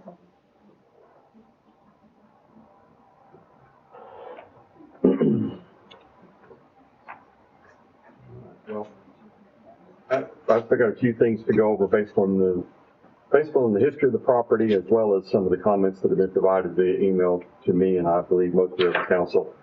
Now, if we go back on this whole property, in addition to a large tract of land to the west, about 2005-ish, this whole property was proposed by Ray Hibden to be a dense development. A golf course development, what his proposal was, but it was a small lot development as well. And he actually engineered sewer to come over, have a lift station here, and pump it back to the north side of 37 where the existing sewer was at Tri-City. He went all the way through the engineering, then the 2008 housing crisis kind of came and that killed the whole development. It was going to be a fantastic community. So as far back as 2005, the plan for this property was actually dense development. And then when 08 came, and Ray had some health issues, then he stepped aside and Rocky purchased a portion of the property. And so even then, when this property was purchased, similar to when we had the zoning for Oakmont, there was resistance to half-acre lots because it was less than what was already there. So with Oakmont, we had 5-acre tracts adjacent to it and 10-acre tracts, and so everybody that was adjacent to it felt like you shouldn't have anything smaller than what they had. And that's often what people think is you should never have anything smaller. So the people around Riverview did not want Riverview because they didn't want half-acre lots. They thought that was not characteristic of the area, and we shouldn't allow half-acre lots. So, so that's typical. I understand that. But as we grow and we change, there's a need for all types of development in our community. We got to a position 25 years ago where we were a very affluent community. We had a lot of people living in very nice houses. We had a lot of people that grew up in Newcastle. They went to college or they got into a career, they got married. They couldn't afford to live in Newcastle because our housing was so high because we had a lot of really big, nice houses. We didn't have any houses for people to live in that were young and starting families. Over time, with some of the additions that some people may or may not like, such as Bradford Place and Potts Hollow and some others, it allowed us to, in my opinion, be more of a community because now we've got young couples. My daughter and her husband were able to buy a house in Bradford. They couldn't have afforded a house in Newcastle had Bradford not been around. So we've got now our police officers and our firefighters able to live in Newcastle as they're young and they're starting out with their families. And I say that to just say that Newcastle is a community that's open to all, I think, or should be open to all levels of housing. We can argue maybe on appropriateness of where it is, but like I said, this development that a lot of people in this room do not live in was a development that people didn't want to have near them because they own 80 acres here, or they own 50 acres here, 20 acres here, and they just thought that was not characteristic of the neighborhood. It was going to ruin their life for somebody to have a bunch of half-acre lots next to what they had established as their home. So that's one of the things I think we have to look at every time. I know it's very impactful, always impactful to those that are closest to any zoning change. And I tell people all the time in my service on council, the toughest things we deal with are zoning changes because those closest to us are the most impacted. And I understand that, but I also understand too that the owners of the property also have rights to develop their property within reason. You know, they're not looking to put a metal fabrication shop here. They're not looking at a high industrial type use. They're looking at a mixed use of housing and commercial. And is that appropriate? That's what we're here to decide this evening. In my opinion, it is a down zoning from commercial. I was not a part of the city, but I happened to attend the hearings whenever the rezoning was happening for the Walmart. The people that lived north of the Walmart were convinced that if that Walmart came, it was going to kill the value of their property and they're going to make their life miserable.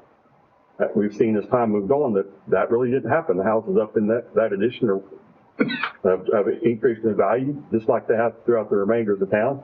And in fact, some people think it's a lot easier to be or nicer to be closer to the Walmart. But there was violent opposition to the zoning approval for Walmart when that happened. It was not something that those people who were most affected wanted. So I do think this is a significant down zoning from potential, and it's not a threat, Mike. It's more of an opportunity to make people aware that this could happen. By saying that, that's not threatening. That's saying, should this PUD not be approved, then these are the things that can happen the way that the zoning is currently there. A lot of the area would be the larger lots, or could be, or they could apply to rezone it back to a commercial use. But a lot of that area up there, and the area that abuts up to about half of the distance across the southern portion of Riverview Estates, could be heavy commercial. Would it be? I don't know. I just know that there's a lot of traffic that's going to be coming out here. There's a lot of people that are going to be moving to Newcastle.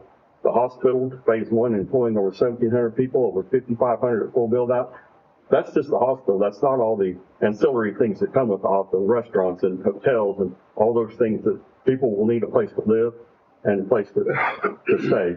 Who knows? Maybe you get good dining over there. I don't know. But there will be an opportunity, should this not pass in the future, for that commercial to be developed out. I'm pretty confident of that. I speak with developers from across the country. There's significant interest in Newcastle. They're waiting on two things. They're waiting for dirt to be turned on the hospital, and they're waiting to see that turnpike connection hit over at 37 and 44. Once that happens, there's a ton of developers from all across the country sitting on the sidelines ready to come to Newcastle. But they've been hearing about that hospital for 6 years now, and they haven't seen any dirt turned. Mm-hmm. Dirt's going to get turned on that project later this year. Oh, yeah. That's what I'm looking forward to. So that's going to change things in Newcastle. That hospital is going to change this community in ways that we can't even imagine right now. Our goal is to keep Newcastle as good a Newcastle as we can. We're not going to be another Moore or Edmond or another anything Mustang. We want to be the best Newcastle we can be. So we will need places for people to live that particularly don't want to live in a half-acre lot development. You know, I had people that I've gone to church with. They want to live in a house where they don't have to take care of anything. They don't want a big yard. They don't want anything. They want to be able to spend their weekends recreating, doing what they want instead of tending to a large yard. That doesn't mean they're bad people. It just means that they don't want a half-acre lot. Is there room for them in Newcastle? I think there should be. So when we talked about things, and I know they talked early on in the process, the applicant did, about comparing it to Wheeler, and they compared it a little bit tonight to Selah. I looked at Wheeler. Wheeler's a little over twice the size of this, but Wheeler has all the same components that this has. The wider streets and the parking off street are some of the things that weren't originally in the proposal that they eventually incorporated in the proposal, which, like I mentioned earlier, it's actually better traffic flow now because you have zero parking on a 24-foot street when you can have two side parking on a 26-foot street. So I think that was a good faith offer from the applicant to make sure that you had good traffic circulation through the development. Whatever comes next for this piece of property, whether it be this if it's approved or if it's not approved, it's going to be a lot different than Riverview. It's, except for if it's not approved, that one area that's the half acre lot zoning will maybe consistent with peer review, but the rest of them is going to be way different than what you've got there now. So I don't think that there's any opportunity for it to just be a continuance of peer review all the way down to Highway 37. I don't think that was not in the plan when Rocky developed the property to begin with, and I don't think it will ever be in the plan moving forward. We talked about getting the addition. And I try to, my wife doesn't really like it a lot. When we go on vacation and we go to other communities around the nation, I like to drive around those communities and I say, how are these communities building out? How are they developing? To try to bring the best things of what other communities do to Newcastle. Like I said, I don't want us to be any other community, but I want to take the best parts of what other people do. So Texas, Fort Worth, Plano, any areas that are around that Dallas-Fort Worth area. What I've seen a lot down there is I've seen developments that have commercial in the front next to the road. They've got multifamily behind that, then they've got residential behind that. And most of them have a school in the middle of it, or a lot of them do, elementary school. We don't have that here. They've got a lot of things that I like all the drives being in the alleyway, where you don't have driveways coming out to the street. I think that's a very, very good look. That's not the proposal here, but I would love to see some more of that happen in proposals for Newcastle. And the last thing, the developer has made a lot of changes. Is it enough to get council support? I don't know. But I do know they've made a good faith effort to make a lot of changes to what they originally proposed. Is it enough to get council support? Like I said, I don't know. But I think they've done a lot to change what the original proposal was in an effort to make it more palatable, not only to council, but to the residents that are most impacted by the proposal. No. My thoughts. Any other comments from council before we take public comment? Well, my bill is, I just don't like to. It was hard for me to even come down to 6,500 square foot lots to begin with. And we've been down to about 6,000. 6,000 is what? Yeah, is what we're at now on some of them. On the PUDs. On the PUDs, using the PUDs. Yeah. But, and we've traded that for facade and for other things. And it sounds like on this one, I know they have their architectural style that they are shooting for, and that's their dream, and they can do that dream. But I'm also worried about being, talking about 40% of it, and then coming back with, and I get it, it's a hardy board. I've got hardy board in my house. I don't have a problem with that. What I do have, though, is 3,000 square foot lots, and putting almost 2 homes on 3,000 square foot lots. I lived in Duncan at one time in my life, me and my wife, and we lived on a 3,000 square foot lot with a garage, and it wasn't a very big house, and I get that. But the thing is, that was like a 1928 home that we had at that time, and that's what they designed it by. That's back then. So the problem is, I just don't like 3,000 square foot lots. I think it's too small to begin with, period. And then we're going to slap 2 houses on it. One for rental and one for living in. Or are they all going to be all rentals? I don't know. What's our minimum lot size for duplexes, Janae? 8,000 square feet. Yeah. We can put 2 dwelling units on 8,000 square foot currently by right. Right. In a duplex. So, yeah. Right. But that's all in the rules. They're asking us to change the rules. Well, it's a PUD, and we've done lots of PUDs. Right. It's not changing the rules, it's just doing it different than we Well, not the rules, but changing it to all degrees. I don't like the 3,000 square foot. And if we could soften that a little bit, that would be good. But I think there's well, I'll just shut up and let the rest of the people talk. And I understand, and like I said, it surprises me the number of friends I have that don't want to have a mow a yard. 3,000 square foot is perfect for them because they've got their home, they've got a little backyard, which is great, but they don't want to have to mow a yard all weekend long. They've got better things to do with their time where they can pay somebody to come mow a small yard. And that's different than what I grew up. I grew up on a farm, and so I don't like, I wouldn't want to live on that. But there's a lot of people that do, and they're pickle pink. They want to live in Newcastle, but they don't want to live even in the 7,200 square foot lots. Right. They want a smaller lot, and that's like the difference to me, but that's what they want. Well, yeah, because they're retired and want to go on vacation now or whatever. Yeah, no, that's fair. That's not really so much my heartburn. I'm just worried about how everything's arranged my best friend's parents just sold their acreage and moved into a neighborhood, and I thought, what? It's going backwards because they're in Arizona half the year. So I see that. I mean, I get it. Yeah, and if this was to be approved, the final fighting is where we would deal with all of those.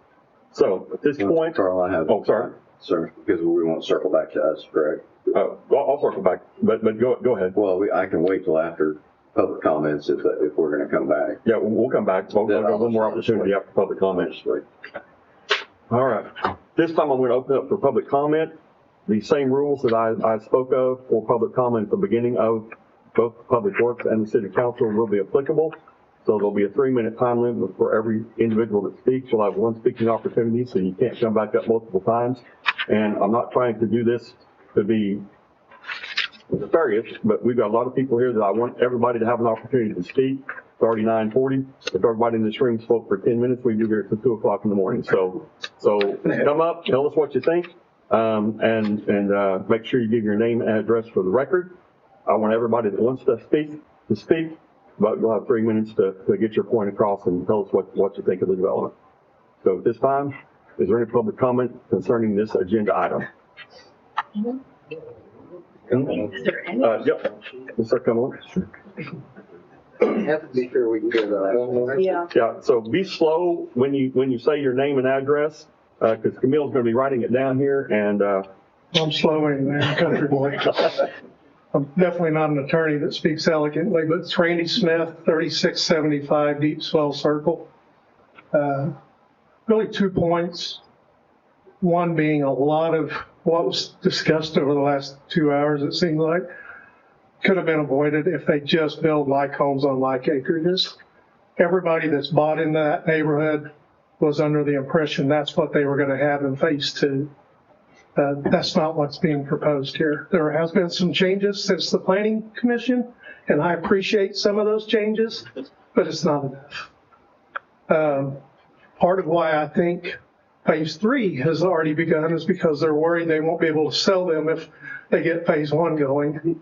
I wouldn't buy in phase 3 if I seen what they're wanting to do in phase 1. The other thing that we wouldn't even have been here tonight, I'm a little confused on politics. Like I say, I'm a country boy. I grew up here since, my parents moved me here in '68, and I raised my family here. But I came 2 or 3 weeks ago to the planning board, and it was presented a little different variance, but it was voted on and it was denied, which means it would have never been here tonight. Then for some reason, one of the 2 that voted yes, threw another motion to the board to say, why don't we, instead of voting no on this and turning this down, we all just say undecided and make the city council approve it. And I'll stop your time here real quick. So there was a motion on the floor, from my understanding in planning, for approval, which did not pass. There was never a motion, to my understanding, for denial. And those motions from planning, whether it be for approval or denial, are strictly to recommend approval or denial. So if it's denied, a recommendation for denial is made of planning, that still doesn't mean it won't come to council. It will just come to council with a recommendation for denial. So the way it came here, since there was a motion on the floor for approval and that did not pass, it came with a no recommendation from Planning Commission. Had there been a motion to deny that was approved, it would come to City Council with a recommendation to deny. So it came to us tonight with no recommendation. Okay. But it was denied. They voted 3-2 against it. To not approve it. Okay, whatever. Like I say, that's politics, and I don't like politics, but, yeah, kind of lost my train of thought here. I'm sorry. Anyway, going back to if it was just like homes, and I know growth's coming, but I've been here since '68. I've seen a lot of it. 62 was a 2-lane road. It's nothing like it is now, and that's part of it. We all know that. But that's not what we were sold on when we bought our homes in that addition. And that's probably the main thing that I want to focus on. It's R&R developed phase 1. And we thought phase 2 was going to be like homes, and they changed the game plan on us. So that's it. Thank you, sir.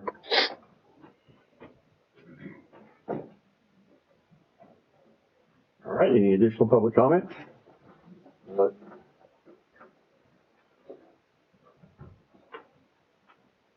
Hello, I'm Brianna Roach, and I live at 3651 Oxbow.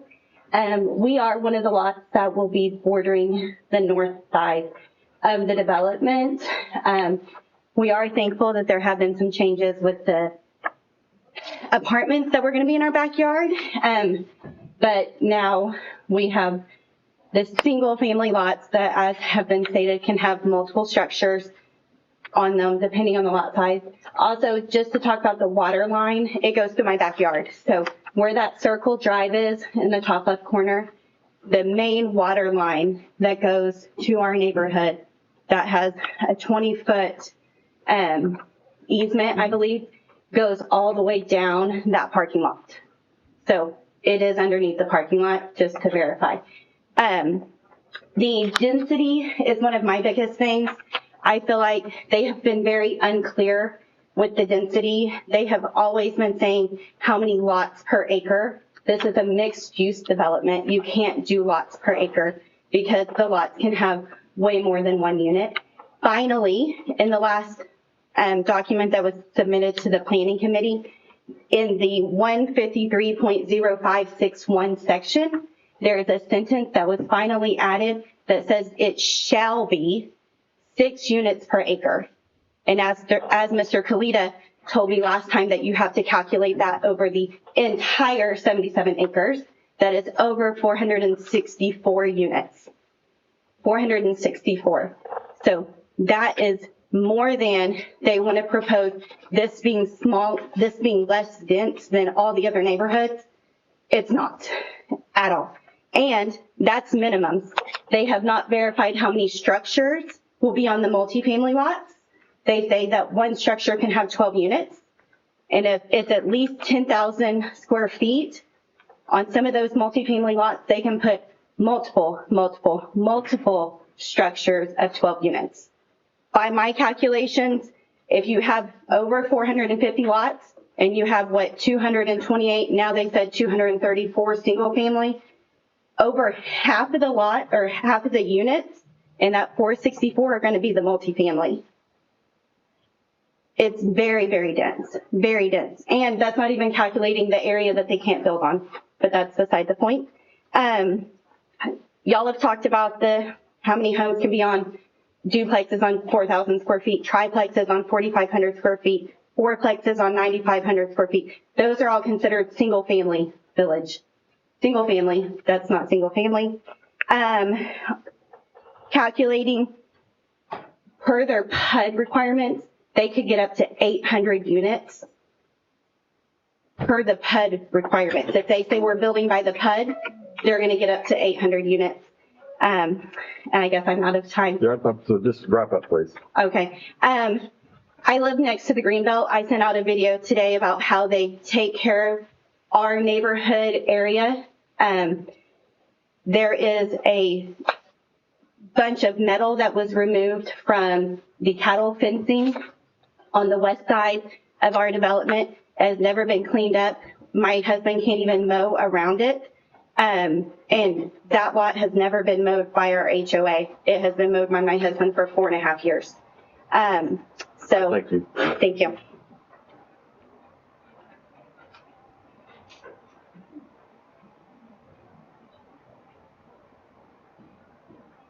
All right, likewise, I'm not a good speaker, but Chris Conley, 3421 Falling River Drive. I'll just start on the hydraulic analysis. It's something that we should be able to do better at. You can get software that can get you to the pressure. Synergy water is a good one that you can use. Safety for me is one of my primary concerns. I have a 3-year-old boy, a 7-year-old boy, and I'm about to have a newborn in May. So we moved to Newcastle on purpose for the way that Newcastle is. We moved to Riverview on purpose because of the community that we have. I feel like that's completely changing. HOA, you look at this community, we've been told several times how important an HOA is to maintain a community like this. We've never had an HOA meeting. This has been working for 2 years. I heard about it in November. The city staff knows the HOA way better than we do. We've never met them. We don't have meetings. In March, we were told that this could go to 6 buildings. Actually, it was a commitment right here that's on video at the 2-hour, 11-minute mark that these buildings would have 6 units.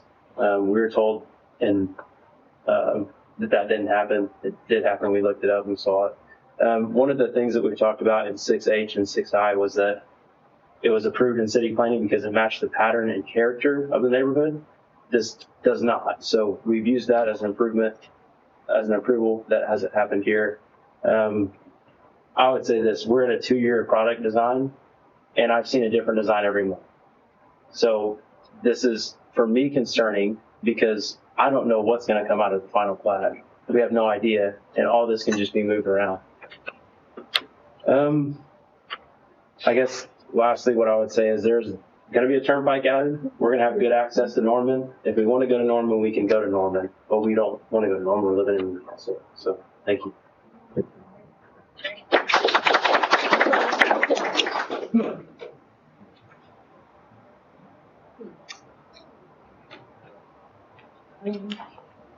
Listen, Council, my name is Grant Bivens, 3550 Rising River Road.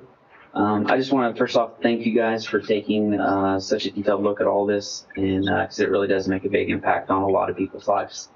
I just made a couple notes throughout this listening to this meeting. I'm glad we got clarification on the Planning Commission vote. I think that was possibly stated a little bit incorrectly, so I'm glad we cleared that up, that they did not vote to approve it, but it came through as a non-recommendation. One thing that we talked about was no on-street parking. We don't deal with that in our neighborhood currently. No, it was like we have that. We can park in the neighborhood in Riverview Estates. We rarely do. Our driveways are large enough to hold multiple cars. As a matter of fact, my driveway is large enough. It's actually larger than some of these lots. So we don't really run into that. So just wanted to state that. They mentioned they made a improvement in widening the streets. That just made the lot smaller, right? They didn't really make a whole lot of changes to this. It just made the lot smaller by making the streets wider. So you're just trading one bad thing for another bad thing. One big thing that I deal with a lot is drainage. This is going to be a concrete jungle, concrete and asphalt everywhere. They mentioned green spaces, these tiny little strips. It's not going to absorb hardly anything. There's going to be runoff from probably 50 acres, just guessing, of concrete and asphalt. Where's all that water going to go? I know my yard personally in Riverview Estates drains everything south and east of the water tower currently. Goes through my backyard. I have a 20-foot wide sinkhole that keeps eroding year over year over year. I have 2 water drainage ditches that come off. They're eroding as well. All of our drainage ditches, our tin horns, are half filled up with sediment because it's just not graded properly, and it was just left very rough when it was handed over to whoever bought these homes. I know it was mentioned that we want more smaller, more affordable homes in Newcastle, and I totally agree with that. However, these aren't going to be your stereotypical small homes. These are going to be your boutique homes. You mentioned the Wheeler District in Selah. Go look at the price homes in those. The lots in Selah start at $175,000 for the lot. And then you're going to build a $500,000 house on that. The Wheeler District, same situation. I think I just looked on Zillow. The cheapest home in there was a $500,000 house. These aren't small, affordable homes. These are boutique homes with a boutique price tag, and I want you to really consider that. Lastly, variances. I've studied a lot of this documentation. I'm not a lawyer by any means, but when I looked at this and started counting things, it looked like they were requesting 35 to 40 variances in this proposal. That should be a big red flag, okay? City ordinances aren't to limit the builder, they're to protect the residents. We're the residents. Please protect us. I would urge you to not allow any of these variances for this to go forward. Thank you. The one clarification I might make, when we talked about the vote of the planning commission, the planning commission did vote 4-0 in favor of recommending approval of the land use plan, which is the one that we will take up after this, if this is approved. They had no recommendation, or came forward with no recommendation on the zoning request. So two different things.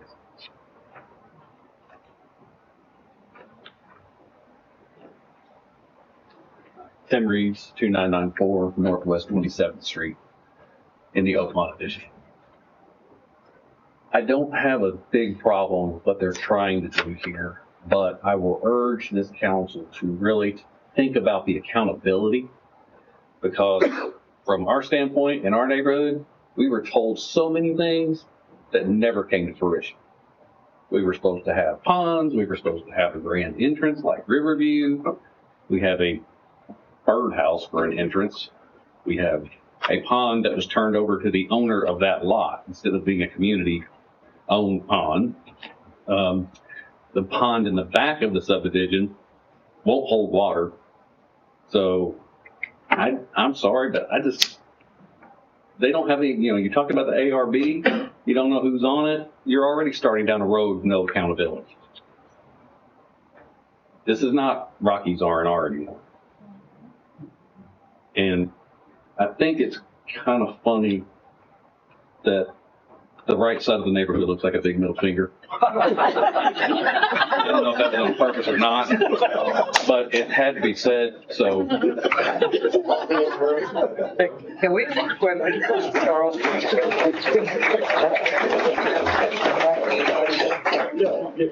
Would you bring back to the pulpit? Oh, sure.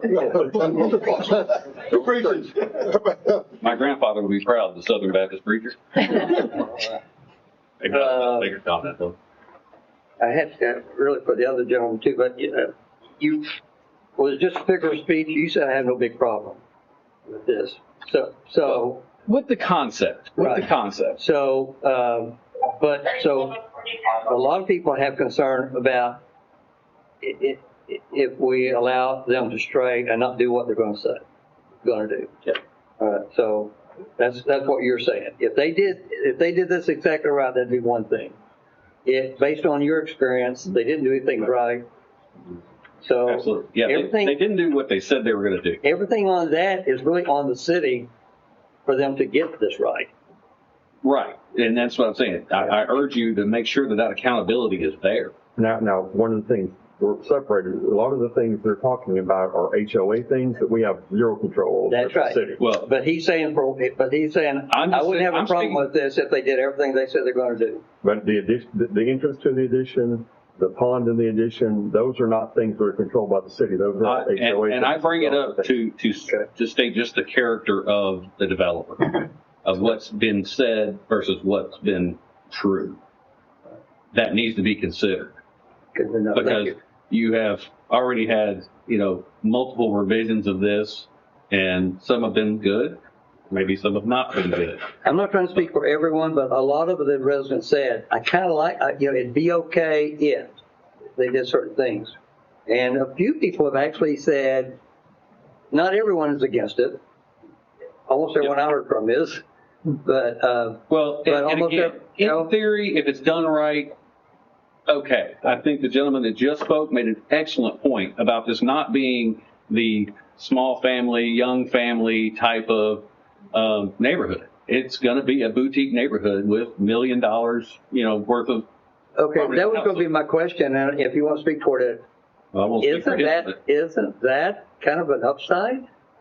Not if we're trying to bring younger, families into this community. If we're truly trying to do that, then this is not what that's for. Well, and when I said that, it was in the whole guise of, I think Newcastle needs to be a community for everybody that wants to live here, whether it be young families, whether it be those professionals who don't want the big yard to mow. Young families typically want a yard. When I was referring to the people who wanted small lots, it was typically the young professionals that were higher income earners that did not want to have a big lot to mow. And they wanted the ability to have the freedom to do things. So my goal with saying that was I felt like Newcastle has a place for everybody, the beginning Everybody with $1 million.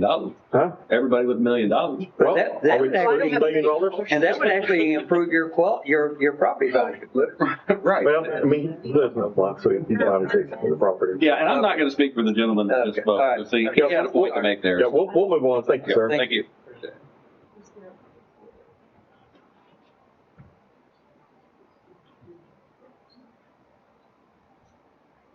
Hi, my name's Joe Sullivan, 3467 Riverfront Drive. I came here with an open mind, but you were talking about a packet that you received. And he said, well, we should have made the corrections to that package before giving it to the council. I'm saying, hold off. I mean, I don't know if you guys are doing your final votes tonight. Is that what it is? Possibly. You don't have all the facts, in my opinion. I mean, if they give you a packet to look at, it should be up to date. I'm not totally against what they're proposing, but they need to do it right. I mean, they need to follow all the regulations, all the laws, and provide you guys the opportunity to make a good conscience decision. And I don't think they've done that tonight. I love all their pretty pictures and things like that, you know, but I'm not, I wouldn't vote for it if I was sitting on the city council, even if I didn't live in Riverview. But thank you. Thanks, sir.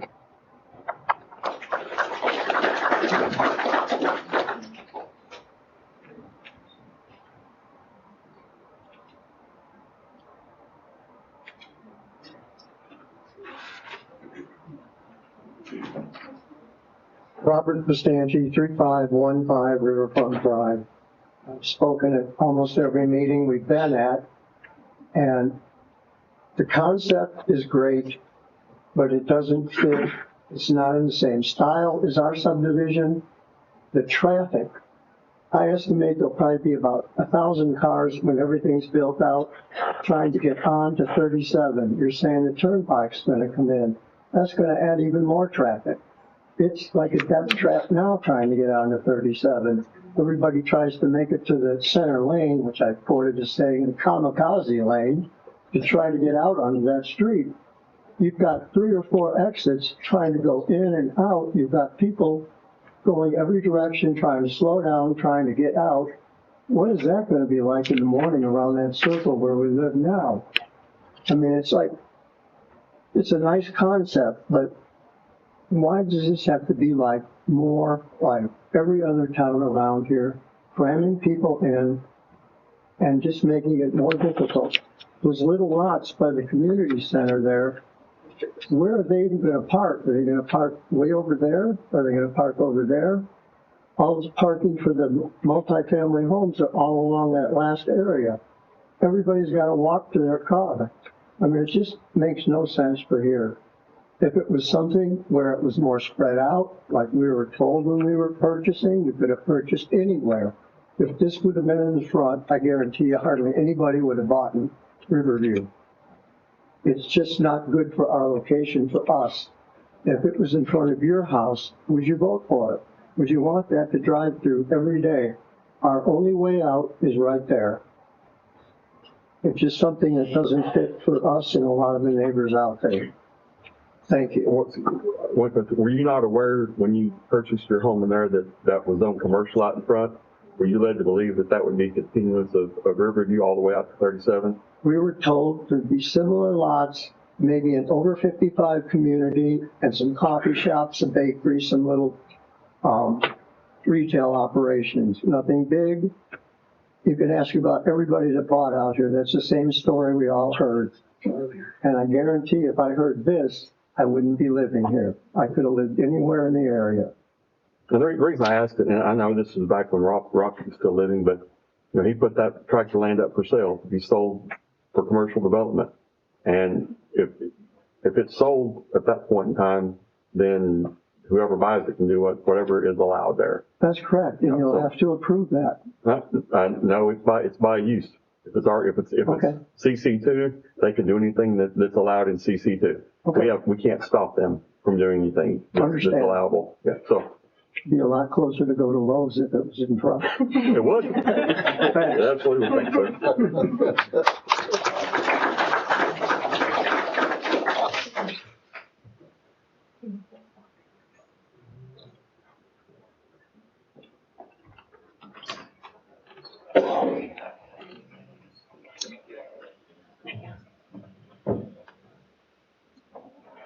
Hello, my name is Tamara Dickens, 3469 Falling River Drive. I have been, this is the third very long meeting I've sat through with this process. I first learned about this in December.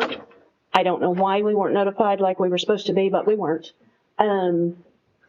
I really like the concept. The two things that I've asked for all along is to try to design this to not spill so much traffic onto Riverfront Drive. That is our only access in and out.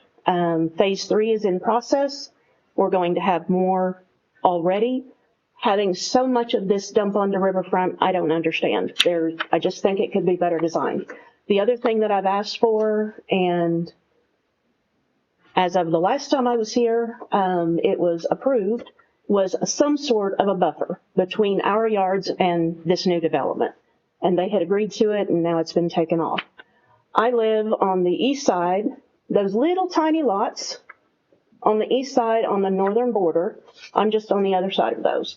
Those lots, if I understand correctly, with no buffer, literally those homes can sit on our fence line and can be 2 stories tall. I'm really going to be, disappointed if that is allowed to build like that. With some kind of a buffer zone and some trees or something there, I think you would get a lot more agreement from a lot of us. And if something could be done to not dump so much traffic onto Riverfront. I am concerned with all the changes. It's a lot. It's been a very moving target. Every time we come, it has changed. I understand that there's been attempts made to improve it.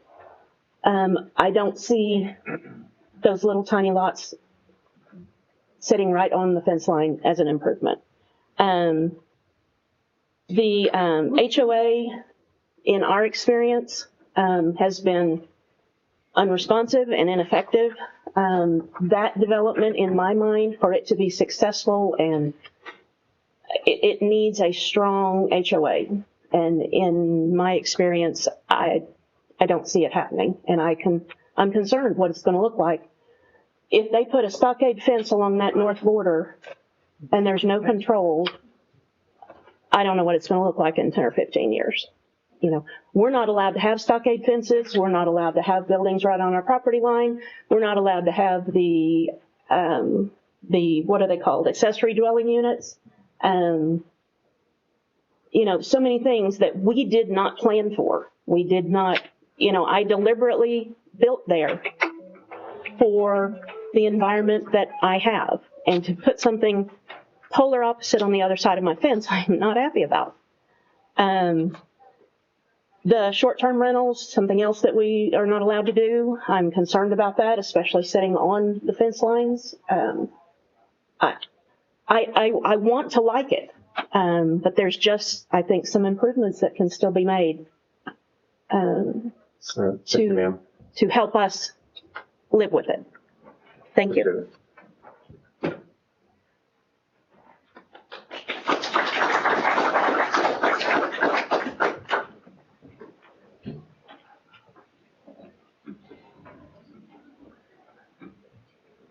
Additional public comment.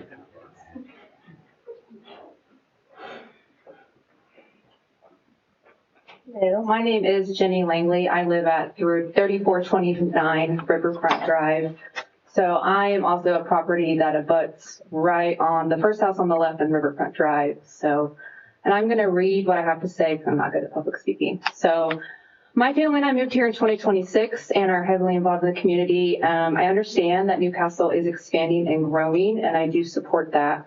However, this proposed development as designed does not fit into this community, and more specifically, not in the front of our already beautifully established neighborhood.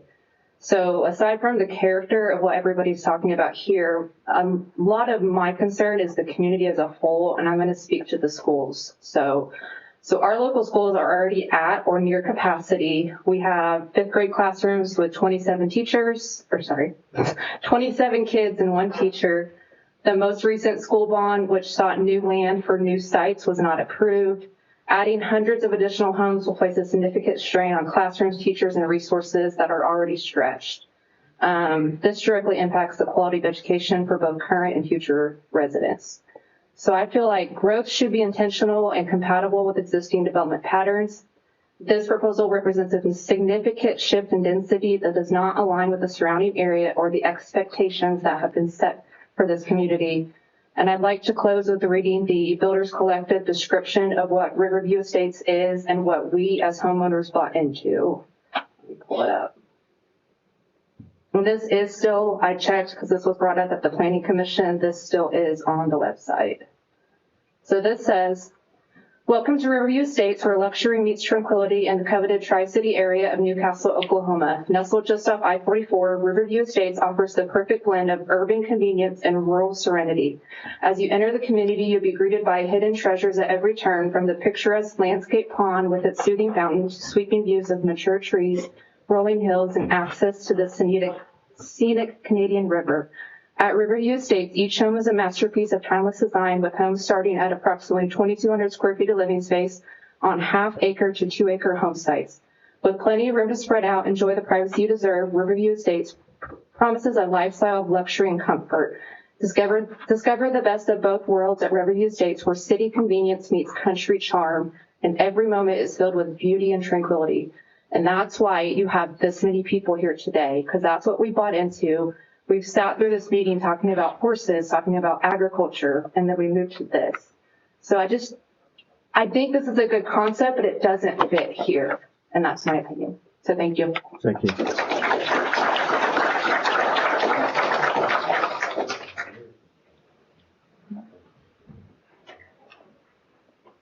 Additional public comment.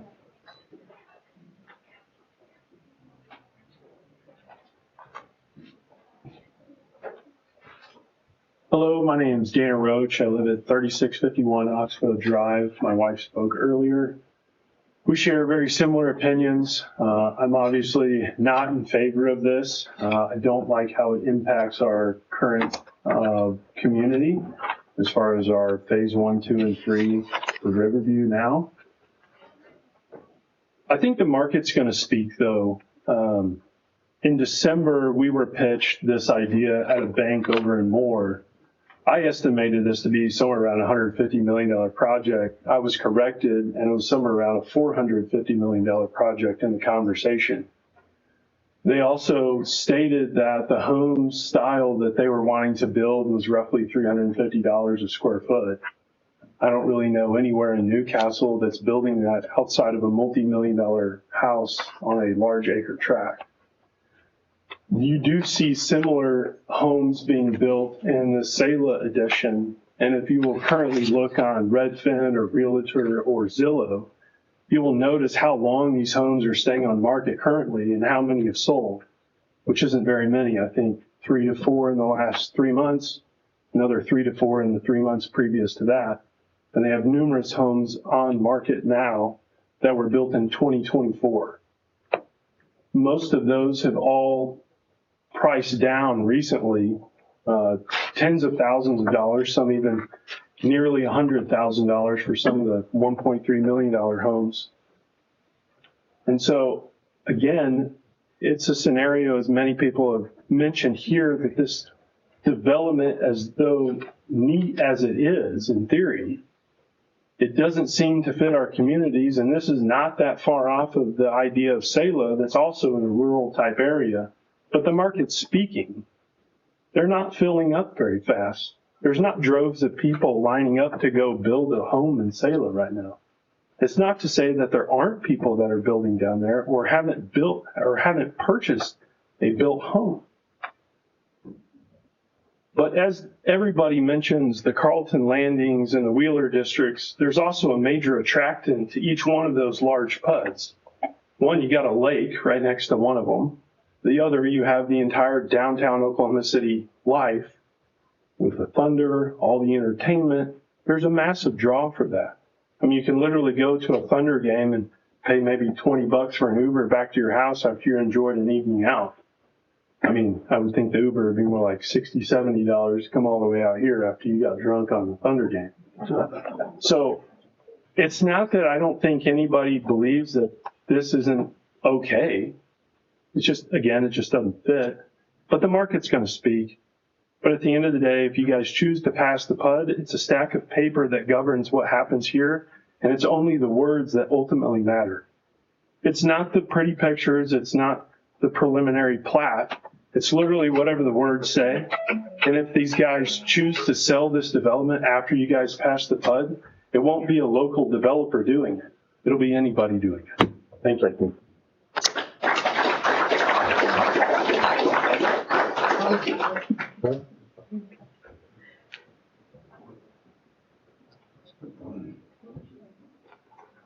I'm Shauna Downs. I live at 3434 Riverfront Drive.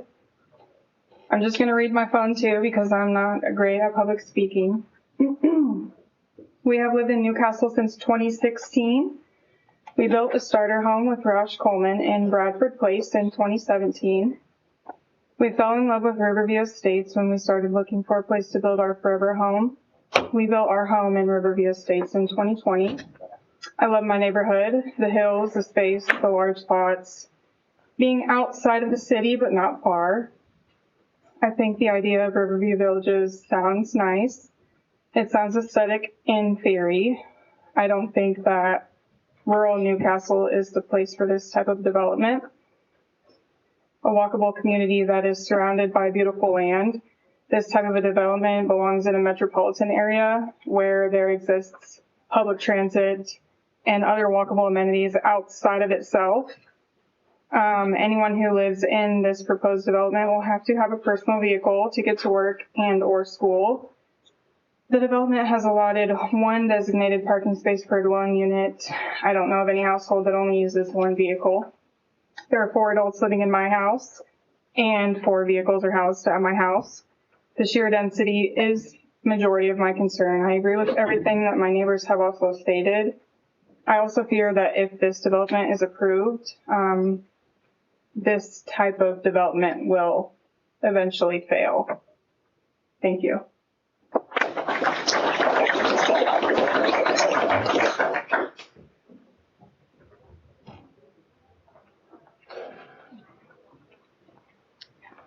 Hi, Candace Clow, 3420 Riverfront Drive. I agree with all my neighbors. We're right there, right where everything starts. I agree with the where they agreed to add a green belt, and now instead of a green belt that my backyard will be lined up to, it'll be I don't know how many tiny homes. But I'm not going to repeat what all my neighbors said. I agree with them. But I do want to bring up that our neighborhood is Riverview, right? So a big thing that brought us to the neighborhood was the river access, right? So when we moved in, it was really cool. There was a bridge and there was benches that you could go and really enjoy the river. And now, since the neighborhood is not taken care of, since the HOA does not take care of our neighborhood, the benches are in the river, the bridge is decrepit. You can't walk your dogs back there. It's not taken care of. So it really makes my confidence really low in what this is going to be in 10 years. Thank you.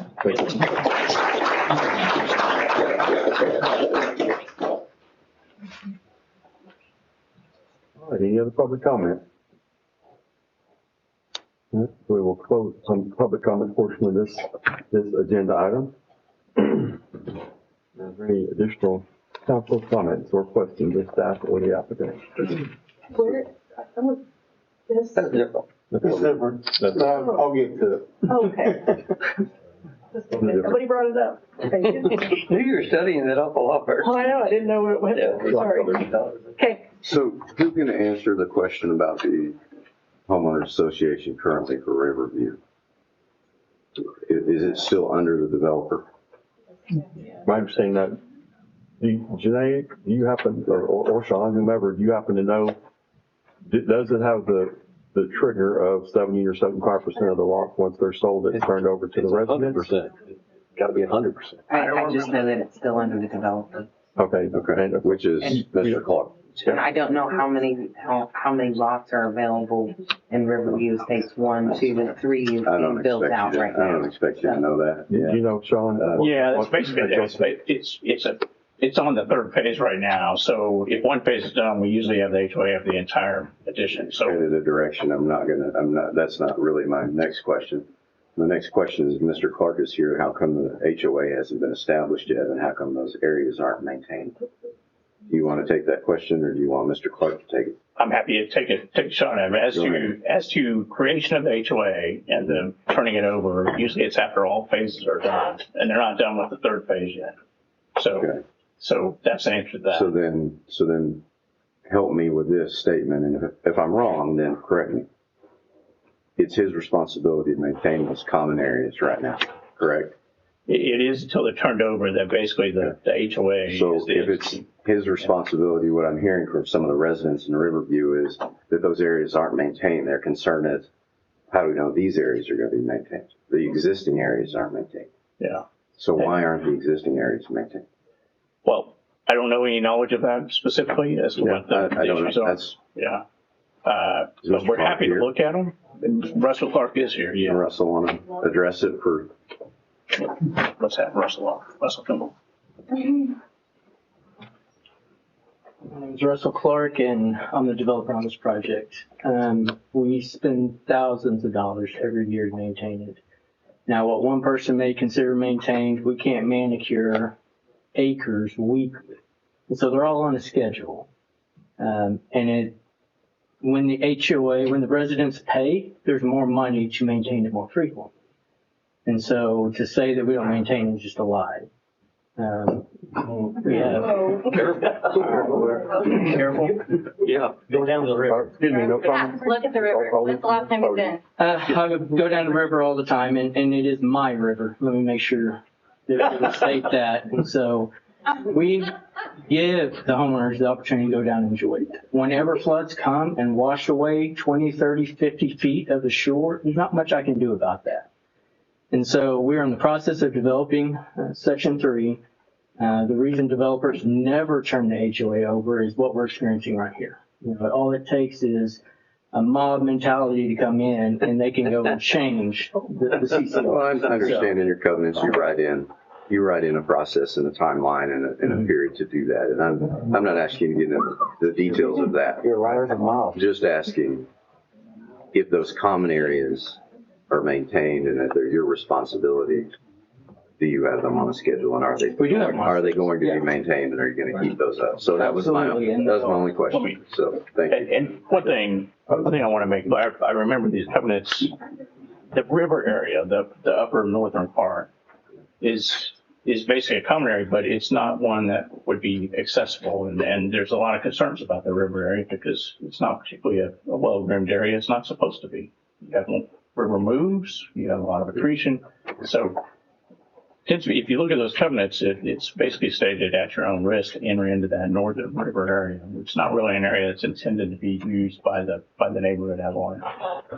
And so we'll just kind of bring things back to the zoning that's before us.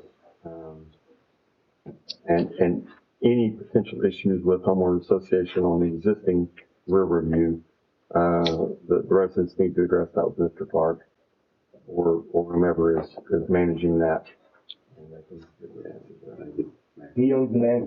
So I had a comment to address the council. As I am in this space of PUDs and have seen similar types of developments, have seen these smaller, high-density residential developments become established and then become revenue-generating properties and then become purchased by REITs or other entities. So this business model is not foreign to the industry or other areas of Oklahoma. I've seen them from all the way from Tulsa all the way to Oklahoma City, all over. What I am concerned about is that Newcastle doesn't have a high-density zoning district. We don't have a high-density residential zoning district. And I start there because the majority of planned unit developments, or PUDs, are established with a foundation of an existing zoning code. We don't have that. They don't all have to be. In major municipalities, you might see a percentage from one the other day, it was about 5% that are not. But a majority of a PUD is a modification of an existing zoning code. It takes pieces and modifies those. It doesn't create this collection of things and an assemblage of what a property should be. So my concern is this PUD isn't rooted in an established zoning district. Wheeler District is based on an Oklahoma City zoning district. All the other PUDs and other areas are rooted in those same high density residential districts. So that's one of my concerns. And I know there's been a lot of time in this PUD and a lot of staff involvement and a lot of input. One of my concerns, Marcy, is the same as you when you're asking, well, what about the utility easements? Well, realistically, when you create a 45-foot right-of-way and then you stack a 10-foot easement on each side for utilities, all you've done is generate a larger right-of-way. All you've realistically done is create a larger space for all of that. So, and what it does is it creates this impression that the lot doesn't lose any land because I'm using an easement instead of right-of-way. So then instead of 3,000 square feet, I don't have to show 2,800, right? But I can establish an easement in that utility and I can keep a square footage within a certain range.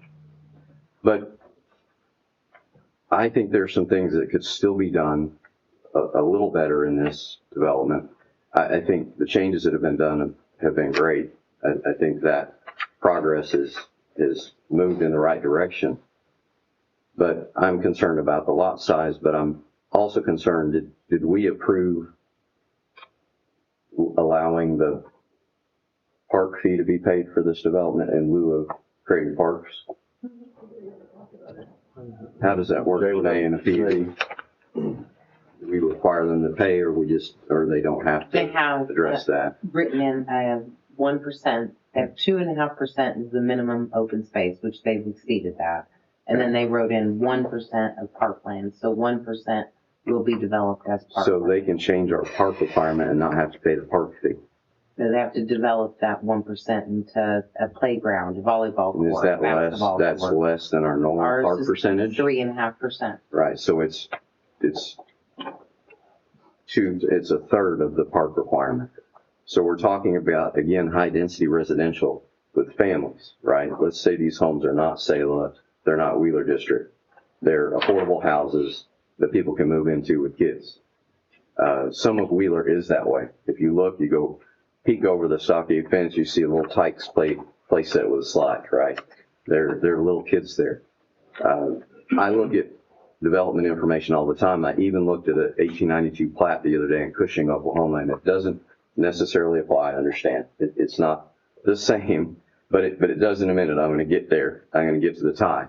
That plat in Cushing had blocks established, right, and streets established. Well, the street right away back in 1892 was 80 feet wide for the major arterial streets. They took blocks. The developer took blocks of land and dedicated to the school. Took an entire block and dedicated it as a park. Those 1892 lots are 25 by 140 with an alley in the back. 25 by 140 is 3,500 square feet, I believe. It's high density residential. They've been doing it for a long, long time. Maybe not this way, right? But it's been in the process. I understand we moved the land use plan to the second part, right? And I only speak to that for just a second. But the land use plan, from what I've read in that, Guernsey did not establish a high-density residential section that said, this is the section that we should have high-density residential in Newcastle. This would be a great area. I don't know if it wasn't thought of, but that plan goes all the way to 2040. Is this the right spot for that? I can't answer that. I don't do that kind of work, and that's not my wheelhouse, right? But the land use plan, he showed the legend earlier, and I looked at it. It doesn't have a color for this type of development. My major concerns are the road coming in. I really enjoy that split drive. I like the look of that. I like the feel of that for that neighborhood, and I don't live there. I know residents there and I visit and I come in and that entrance is really, really nice. I wish there was a way to restrict some of the drive entrances onto that entrance into Riverview. There are two proposed drives that I'm assuming the engineer's done the math on the distance from the existing drive to the new one there to create the distance that it should be. But you have 2 points of access for the west property. The east property, that phase, possibly you can't do anything but tie it to the Riverview Drive. I don't know, right? But you could restrict the entire west portion to making it its own development and not congest that entrance drive. You have 9 lots right in the middle of that Riverview Drive, right here, right there. Gene, to your point, your question, those are going to face that entrance drive. And they're bigger lots, so they're going to have some driveways probably, or whatever the plan might be.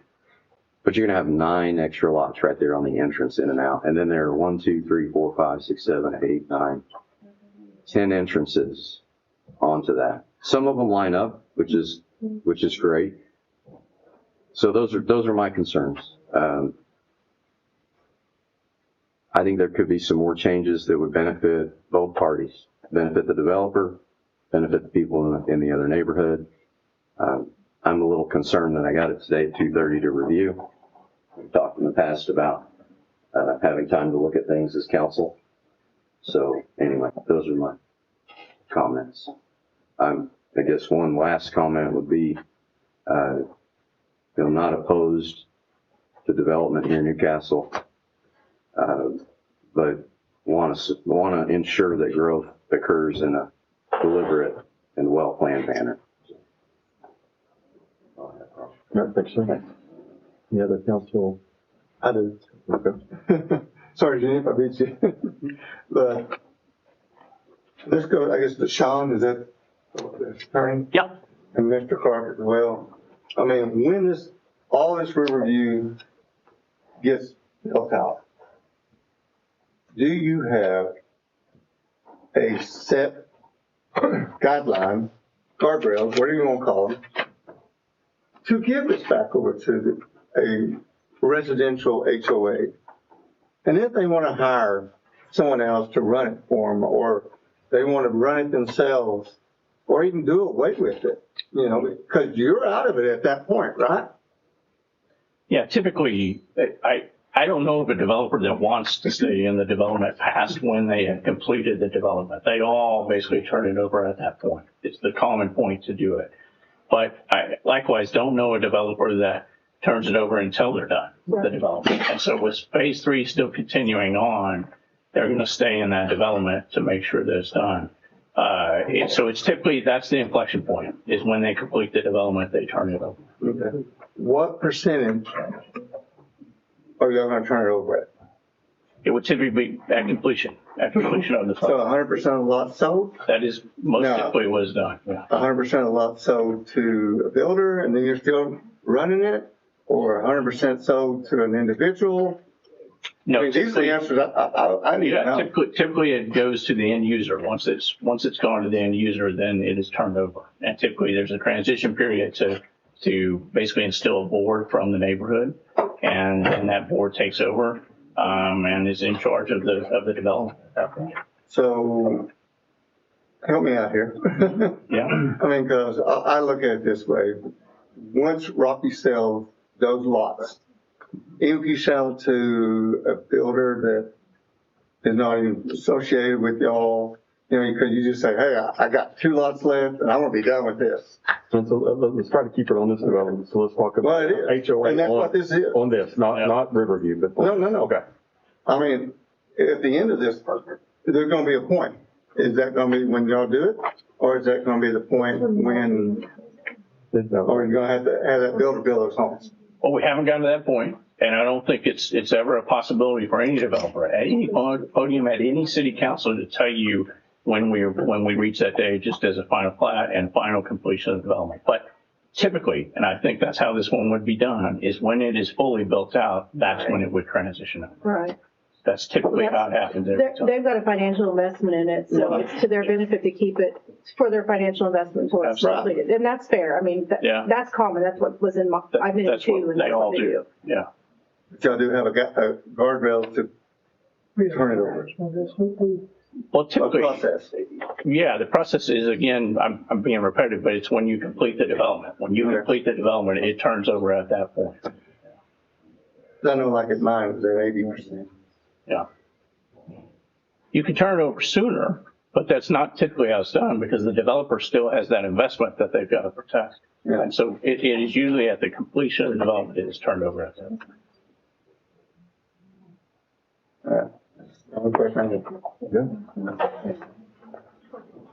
Gene, did you have anything? Just know where I'm all over the place in my heart.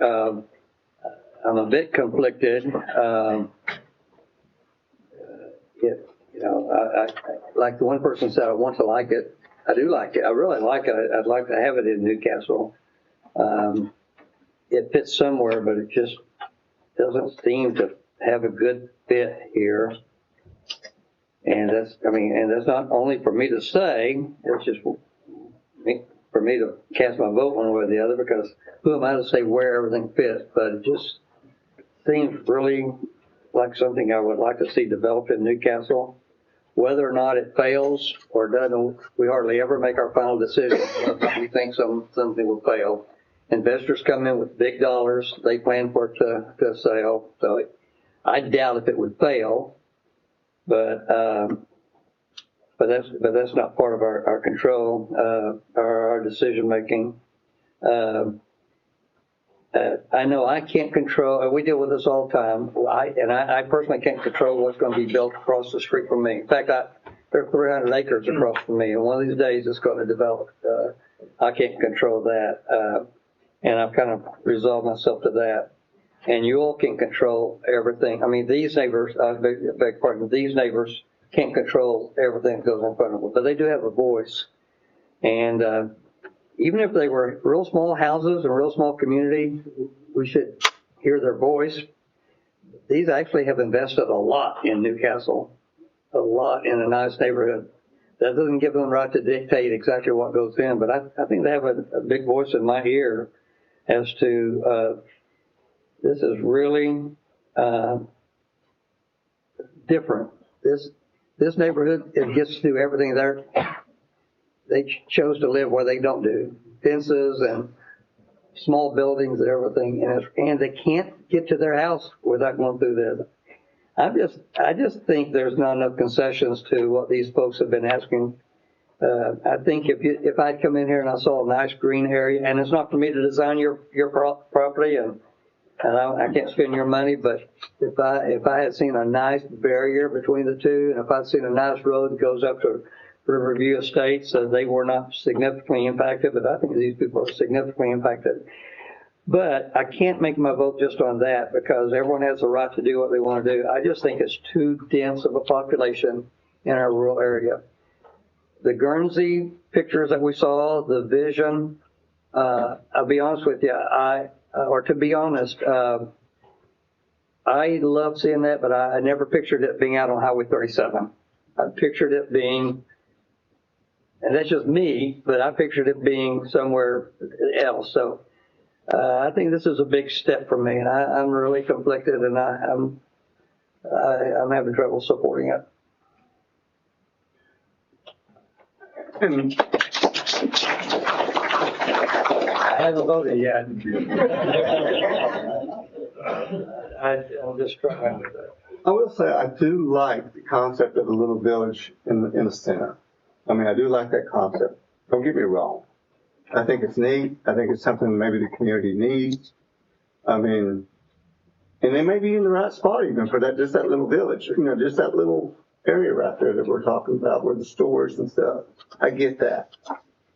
I just think that somehow to blend that kind of gradually into the rest of the community. And I don't feel like this blends that.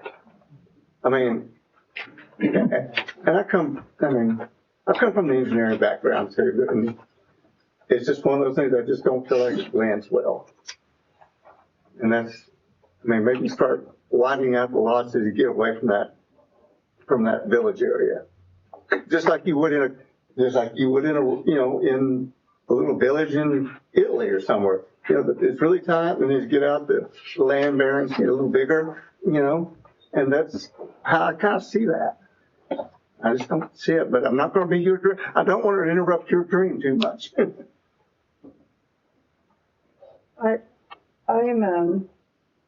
I'm a big fan of free enterprise. People can do what they want or need with their land within reason. I still have, I think you probably know already, questions and issues with, is it going to cost the city more the way the utilities are going to be laid out? That's probably my biggest concern, because at the end of the day, it's what the city's going to have to deal with when everything's done and gone.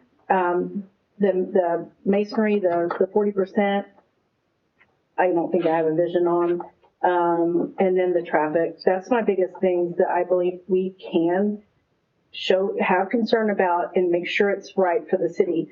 I like the idea that, I'll be honest, everybody in this town says they love the little building in Blanchard that is shops on the bottom, and there's some Airbnbs up on top, and there's an event space. Everybody loves it. So it's a good idea. I have some of those concerns. I really do think we legally have purview over that I feel like I need to see addressed. But otherwise, spending a lot of money on it, your land, I get it. I wouldn't be where I'm at today if my daddy hadn't been putting sand in everybody's houses in the South Oklahoma City and more for my whole life. So, but I'm also married to a waterman, and we talk a lot about utilities and where they go and how they deal with them. And I mean, the city's having to pay to put back whatever they have to rip out. And so I don't have the vision of how those are gonna be based on where it's at right now. So.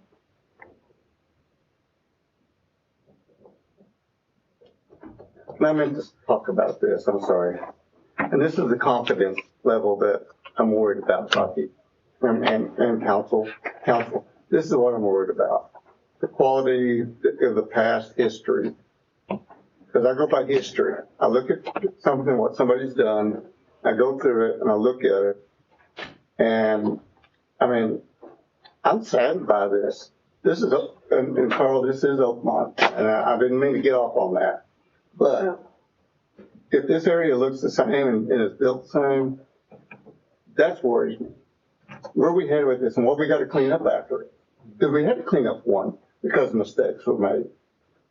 Well, we mistakenly, but that's something we shouldn't have. But yes, hopefully we don't do that in the future. And that's what I'm worried about here. Is that the same thing happening? And the company comes back to us, and this is probably a lot more money to fix. Like we kind of talked about some things earlier. That was some stuff that happened. We had not adequate staffing, right? And that's processes have all been changed. Yeah, I'm not saying nothing will ever sneak through, and this is difficult. Like I said earlier, there's nothing more difficult I think that we do than zoning issues, because it is so impactful for those that are near it. But I'm like Marcy, I'm a big proponent in people have a right to use their land, and I've heard over the years hundreds of people that said, we moved out here for this. Well, you moved out into an area that a lot of people didn't want. They didn't want you to have the ability to move out here because you were messing up what they thought was their dream when they bought their 10 acres or their 80 acres, and that's what they thought the entirety of that area should develop out as. And now we've got all these people wanting to move out here and live on half-acre lots, and they didn't want that because it ruined what they thought was their dream. So I understand it's so difficult because people do have a right within limits to utilize land. They spend a lot of money investing in it, and I feel like that they do have a right to utilize their land. And I've had many people come in here and they buy a half-acre lot or a 1 acre lot, and they think they need to control everything they see from that half-acre, 1 acre lot because they have a view and they bought the house for that view. Well, that view is somebody else's property, and so it's hard for us to say, yes, you've got a house on a half acre, but you can control what somebody does with 80 acres adjacent to it. Those people have rights as well, so it's very difficult. So I think something like this would be good for Newcastle, absolutely. I do. I think that there's a demand. I think with the hospital coming in and the things that are happening, there is a great demand for some type of development here. I do have issues with traffic. I've always had issues with the traffic up there. The fact that they're looking at putting deceleration lanes in and acceleration lanes in, that's about all I think that they can do, along with the additional entrances. I have a big concern if this doesn't pass and it does develop out commercially, and it does develop commercially, especially on that east side, with all of that feeding into Riverview Drive, that's going to be much worse than the potential we have with this. I can see merit in, like Todd said, not allowing all of that west side to flow onto Riverfront Drive, and to force that traffic to go south and west to get out on those new entrances, and not have all of that come out at that one location. All of that with acceleration and deceleration lanes, I think that would help tremendously to isolate that a little bit more. It's a tough one, because I don't think this is a project that doesn't fit in Newcastle. I just struggle, because it is very impactful to people's lives.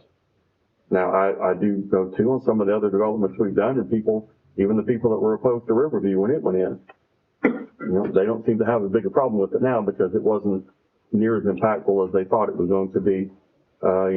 They always get it, everybody's gonna let their dogs run loose, they're gonna come chase my cattle and do all those type of things, because that's happened in the past. It seems like everybody's moved the country, brought two Rottweilers with them, and then they just let them run loose. And so, I've had lots of cattle killed by people's dogs that moved out to the country and just wanted to let so there's always that perception of what it's going to be like. And more often than not, we've seen in Newcastle, it's not near as bad as people thought going in.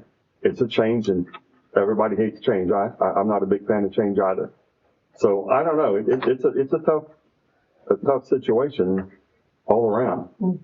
The one person observed, and I'm not sure if it was accurate or not, but her observation was all those single-family dwellings, literally, are they zero lot lines up there? They could literally build right on the fence? There's no setback, Gene. On this preliminary, there's no, correct me if I'm wrong, but there's no setback. No rear yard? It's 3 feet. 3 feet. It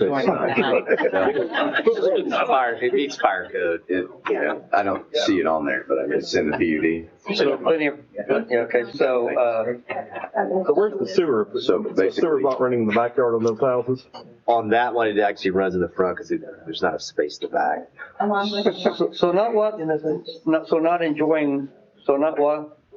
Liking the view change in terms of houses versus deer running is one thing, but having structures like that, maybe nice structures, but that is a significant impact on our fine residents who are enjoying quality of life.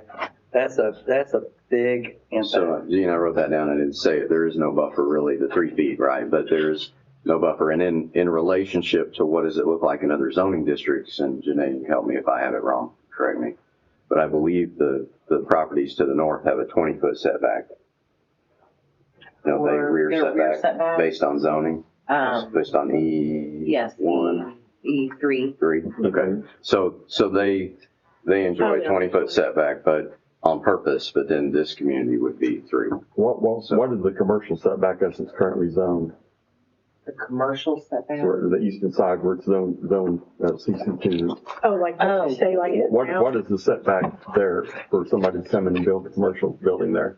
I believe if it's abutting residential, that it's, I'm going to say 15 or 20.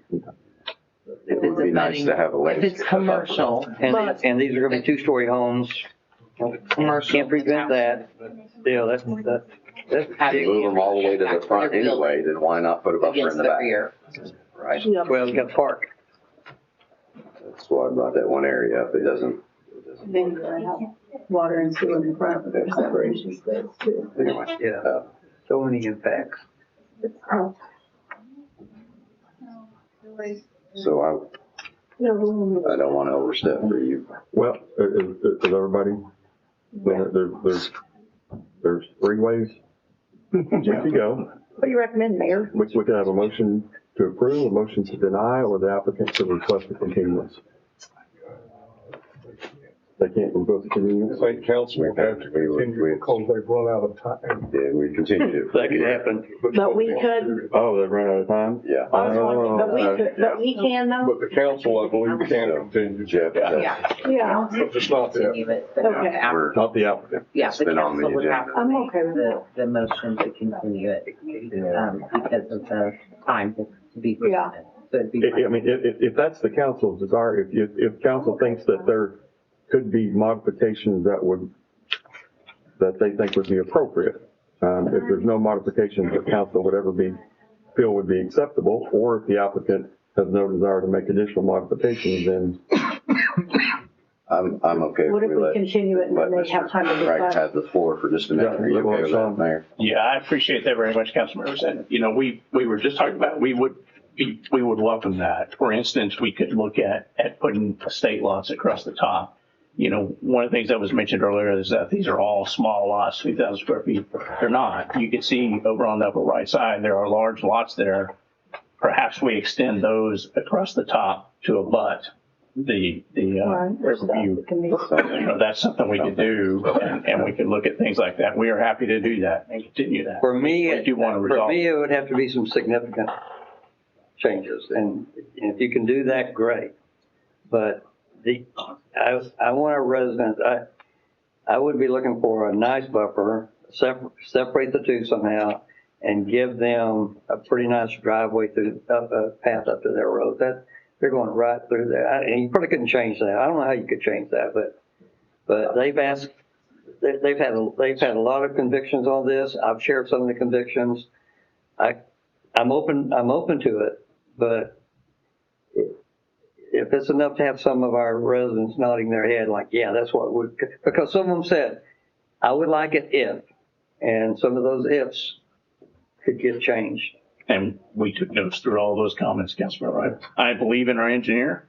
I believe they're talented enough to come up with those solutions.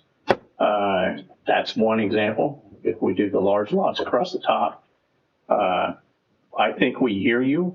We hear that, you know, this is a unique concept. We understand that. It takes time to ferret those issues out. We've been through this for over a year. We didn't go away then. We want to get this done, and we want it to be done right. But we welcome that opportunity if you would allow us to do that.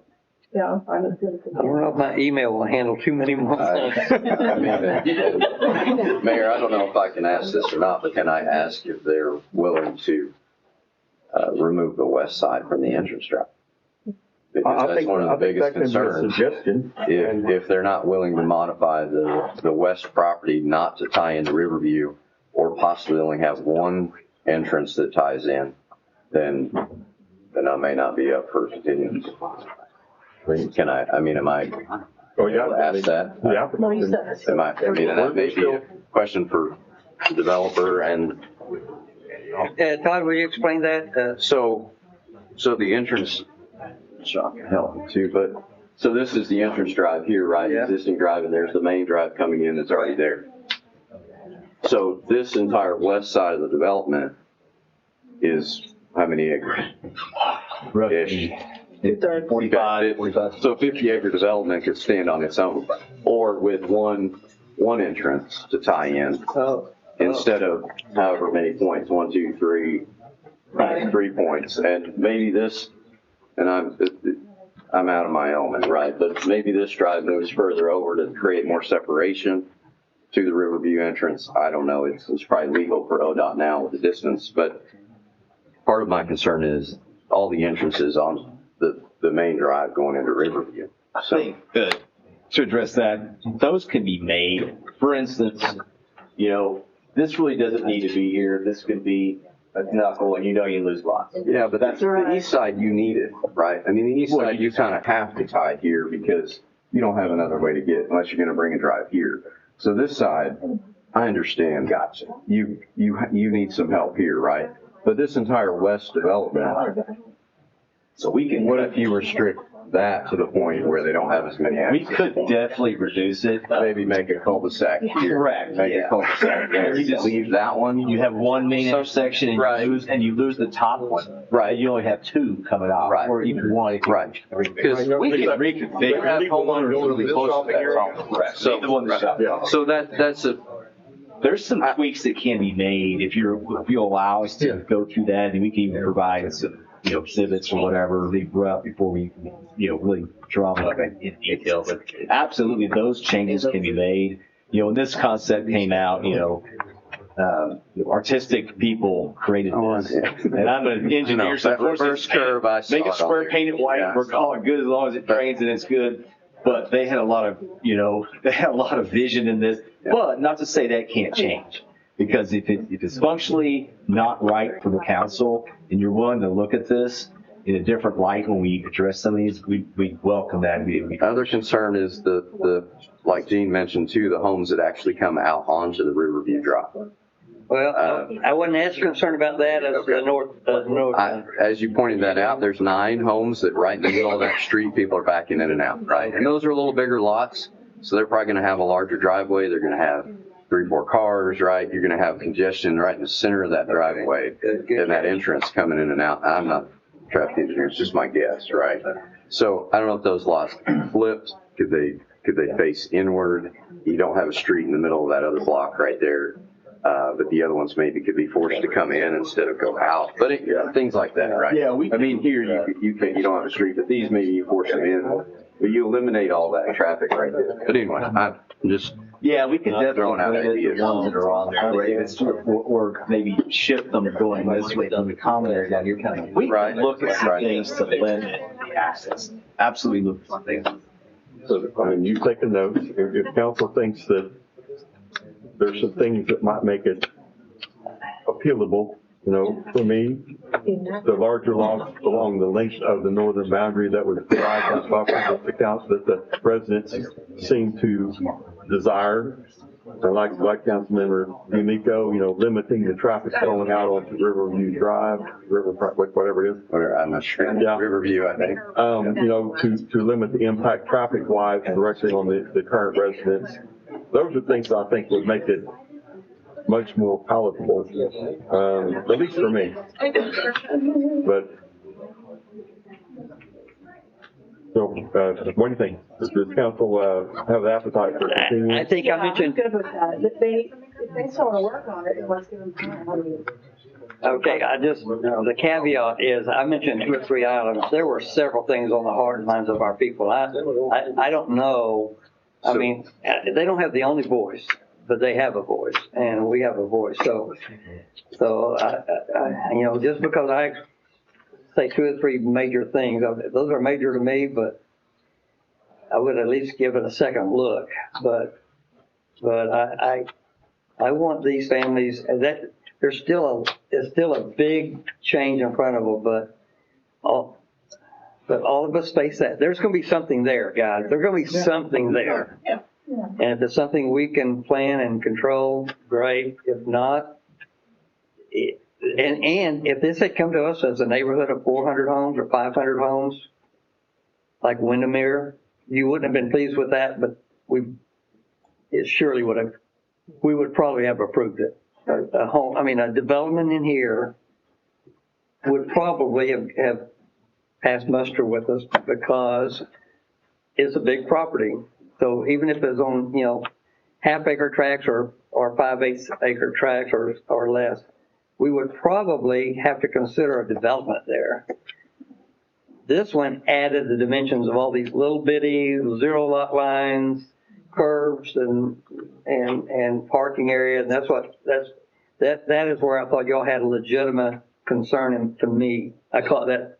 If you just say we don't want homes down there, I'd probably say, that probably would. So I'm not speaking for the landowners, but I would say let's take a look at it. Let's be sure we're very transparent, that they know when we're going to come back and look, which they will. Would this go back to the planning commission at all? So there is one more option, Gene. We could vote to approve or deny it, and then the applicant could file application. Could go back and make all the modifications they've heard tonight. They could then make all the changes, resubmit, it would go back through the entire process. Go back through planning commission, then come to council. So, I mean, it's been on the commission for 12 months, and it's been going through that process already.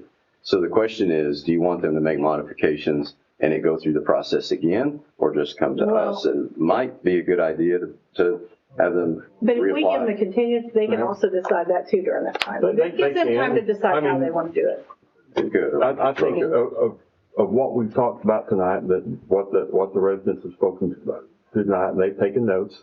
And, you know, I think that's probably where we're going to get anyway if they went back through the entire process. So I think for everybody in this room, I know these residents probably don't want to go through 5 more planning commission meetings, but, you know, and city council. I think there needs to be some finality, and maybe you know, we give them an opportunity to come back with their last best option. And then if it doesn't work, you know, we can take a vote on it. And if it doesn't pass, then they can come back with, whatever they want to come back with. But I think at this point in time, it's been a long process, and we've whittled a lot of things down here. I think that they can get us the last best offer. And for what Gene says, I got a lot of emails. Not all the emails were against this. There were several emails that were in favor of this. And there were some emails that said I would be in favor if we made just a few of these changes. A lot of those are the things that have been talked about tonight. You know, some type of larger lot buffer against the top was big on everybody's mind that made comments. So I think there's an opportunity there. I've had 3 families who told me they'd actually like it, and I will not say their names, so I won't rat them out. There's always, keep the letters coming if you like. What's difficult is I lost track on, and I read all the emails, but some of you sent multiple emails, and I kind of lost track on, you know, what your concern and what has already changed. So I don't know. Keep sending the emails, but if you all have any way of condensing them and coming to some, if there's anyone who can condense them for the group and get them clear up here, that'd be fine too. Otherwise, just feel free to email if you know it matters. People have asked me, what would you do if this was happening to you? I'll tell you exactly what I'd do. I'd protest it if I didn't like it. I'd protest it. I kind of get, it kind of gets me when someone says, what would you do? And I'd say, well, I would oppose it. But I would oppose it knowing that someone was going to make a decision one way or the other that was best overall for the city. And it may go for me and it may go against me. But you did the right thing by letting us know. And I hate to kick the can down the road, but I think there may be some hope of finding a solution. If that's the case, then I'll entertain a motion, and we can, at 11:01, move forward. What number is it? Huh? Is it It is, AAA? 6, oh, so this one be 6P. All right, I make a motion to continue agenda item 6P. We need to establish a timeline on that instead of Our next regularly scheduled meeting? Yeah, I mean, it's till the next, it has to be till the next, Next regularly scheduled meeting. yeah. I'm sorry, do they have to continue the land use amendment with the? Oh, yeah. We're gonna come back. We got to come back to it. It's Yeah, we'll Okay, do- okay. I think Maybe we all 3. tabled that one Okay. So, yeah, that's, okay, so I made a motion for P. for P, yes. I'll second. Motion second to continue item 6P to our next regularly scheduled meeting. Jane Reed? Yes. Rodney Minka? Yes. Mike Fullerton? Yes. Archie White? Carl Nell? Yes. We will now resume consideration of item 6O, the item that we did table. I'll entertain a motion on that as well. Go ahead. I'll make a motion to continue item 6O to our next meeting. Second. Motion second for continuance on item number 6O to our next regularly scheduled meeting. Jane Reed? Which is when? Yes. Second Monday of the month. Rodney Minka? Yes. Mike May Fullerton? 11th. Yes. Archie White? Yes. Carl Nell? Yes. Item number 6Q, discussion and possible action on the adoption of emergency clause, ordinance number 1021, being no action on that agenda item. Item 6R, discussion and possible action on approval of preliminary plat of River Ridge Villages. I will make a motion to continue this item until our next regularly scheduled meeting. Second. Motion second for continuance. Jane Reed? Yes. Rodney Minka? Yes. Michael? Yes. Mike Fullerton. Yes. Marcy White. Carl Lamb. Yes. Item number 8, discussion of possible action on ballots for election of 3 members to the OMAG Board of Trustees. So, what do you recommend? What do you recommend, Jeff? Are they all incumbent? So you have 6 on your ballot, 3 are incumbents, 3 are new. And I think the incumbents have done a pretty good job. I'm good with them. Well, I'll make a motion. I make a motion, what number is it, 7? 8? 8. Make a motion to approve all 3 incumbents for agenda item 8. Second. Motion second for approval item number 1, item 8, selecting the incumbent members of the OMAG Board. Jean Reed? Yes. Mike Fullerton? Yes. Tanya Vito? Marcy White? Yes. Yes. Item number 9, discussion of possible action on selection of a date for a special budget workshop meeting with May 19th or May 21st as recommended dates. What days of the week are those? Tuesday or Thursday? I can do either one. I think I'm good either one. I will be out of town the 18th, 19th, 20th, so So do the second one? 21st is the only date there that I would be available. Okay, That's that's April fine. 21st? May Oh, May 21st. 1st. I can do May 21st if that would work for the rest of the council. I can do that. I got lunch plans set today. Do we need a motion on that or? Retired what? Yeah, it's okay. I'll make a motion to set a special meeting for a budget workshop on May 21st. Second. Yeah. Motion second for meeting day. Jean Reed? 6 o'clock? Yes. Yes. Yes. Mike Fullerton? Tanya Vito? Yes. Shaking his head. Marcy White? Yes, ma'am. Carl Lamb. Yes. Item number 10, city manager's comments. They should be short and sweet. Yeah. Kevin, anything, Kevin? Anything? Real quick, I don't know that I informed council or not, but, Mark Wayne Mullen, his website and everything got shut down for the submission of that congressional funding request. However, and I didn't get to submit. However, it did open up on, I think it was last weekend or 2 weeks or whatever it was. Had 2 days to get that thing submitted to the newly elected or newly appointed Senator Armstrong. Yeah. And I got it submitted. So the only thing that was submitted was Country Club Road. That's the only thing we had a plan set for and actual estimates and costs. So that's what was submitted. Cool. And that is fully engineered, so. Fully engineered. Cool. That's one of the shovel ready, I guess is Right. what they want to call it. So that makes it a little bit more favorable. Yeah. Item number 11, council member comments. I wonder if we could bring in an exorcist to deal with the audio system in this room. Yeah. We tried and tried and tried. So anyway, it's unfortunate that the planning commission, Well, there were no mics out though. it's unfortunate that the planning commission meeting had no audio. And why did we not have mics out? I don't know. I thought everybody's looking. I'm like, what is that? Are they waiting on somebody to get there? Just said no. They're talking. And the mic, there were some mics somewhere, and That one. and as soon as they pick up, it go up. Well, I've been in those situations too. You never know until it's over. So I don't know if someone could just monitor it a few moments to see. Well, it wasn't working tonight. Wasn't? Nobody's, you said somebody can text you. Jeff was watching. They still couldn't hear. Oh, really? I asked Yeah. Jeff. He said he could hear. The mayor had somebody text in. But yeah, John, he was watching it at home and he couldn't hear, so he came down to see it person. Oh. John did? John worked that. He left. Yeah. He was over. So, that's kind of bush league if we let that happen very many times. I didn't even. Well, it's going to require a system. I know. And we're looking at, we looked at this one before, it's 40, 50 grand. But we had it work just fine before, so why is it not working tonight? I watched it before. Well, people have, everyone with the council has mics at work. And then in here, every time you speak, anyone, there's trouble with it. So I'm not anxious to spend your money. I'm gonna ask Jeannie to spend some money on that.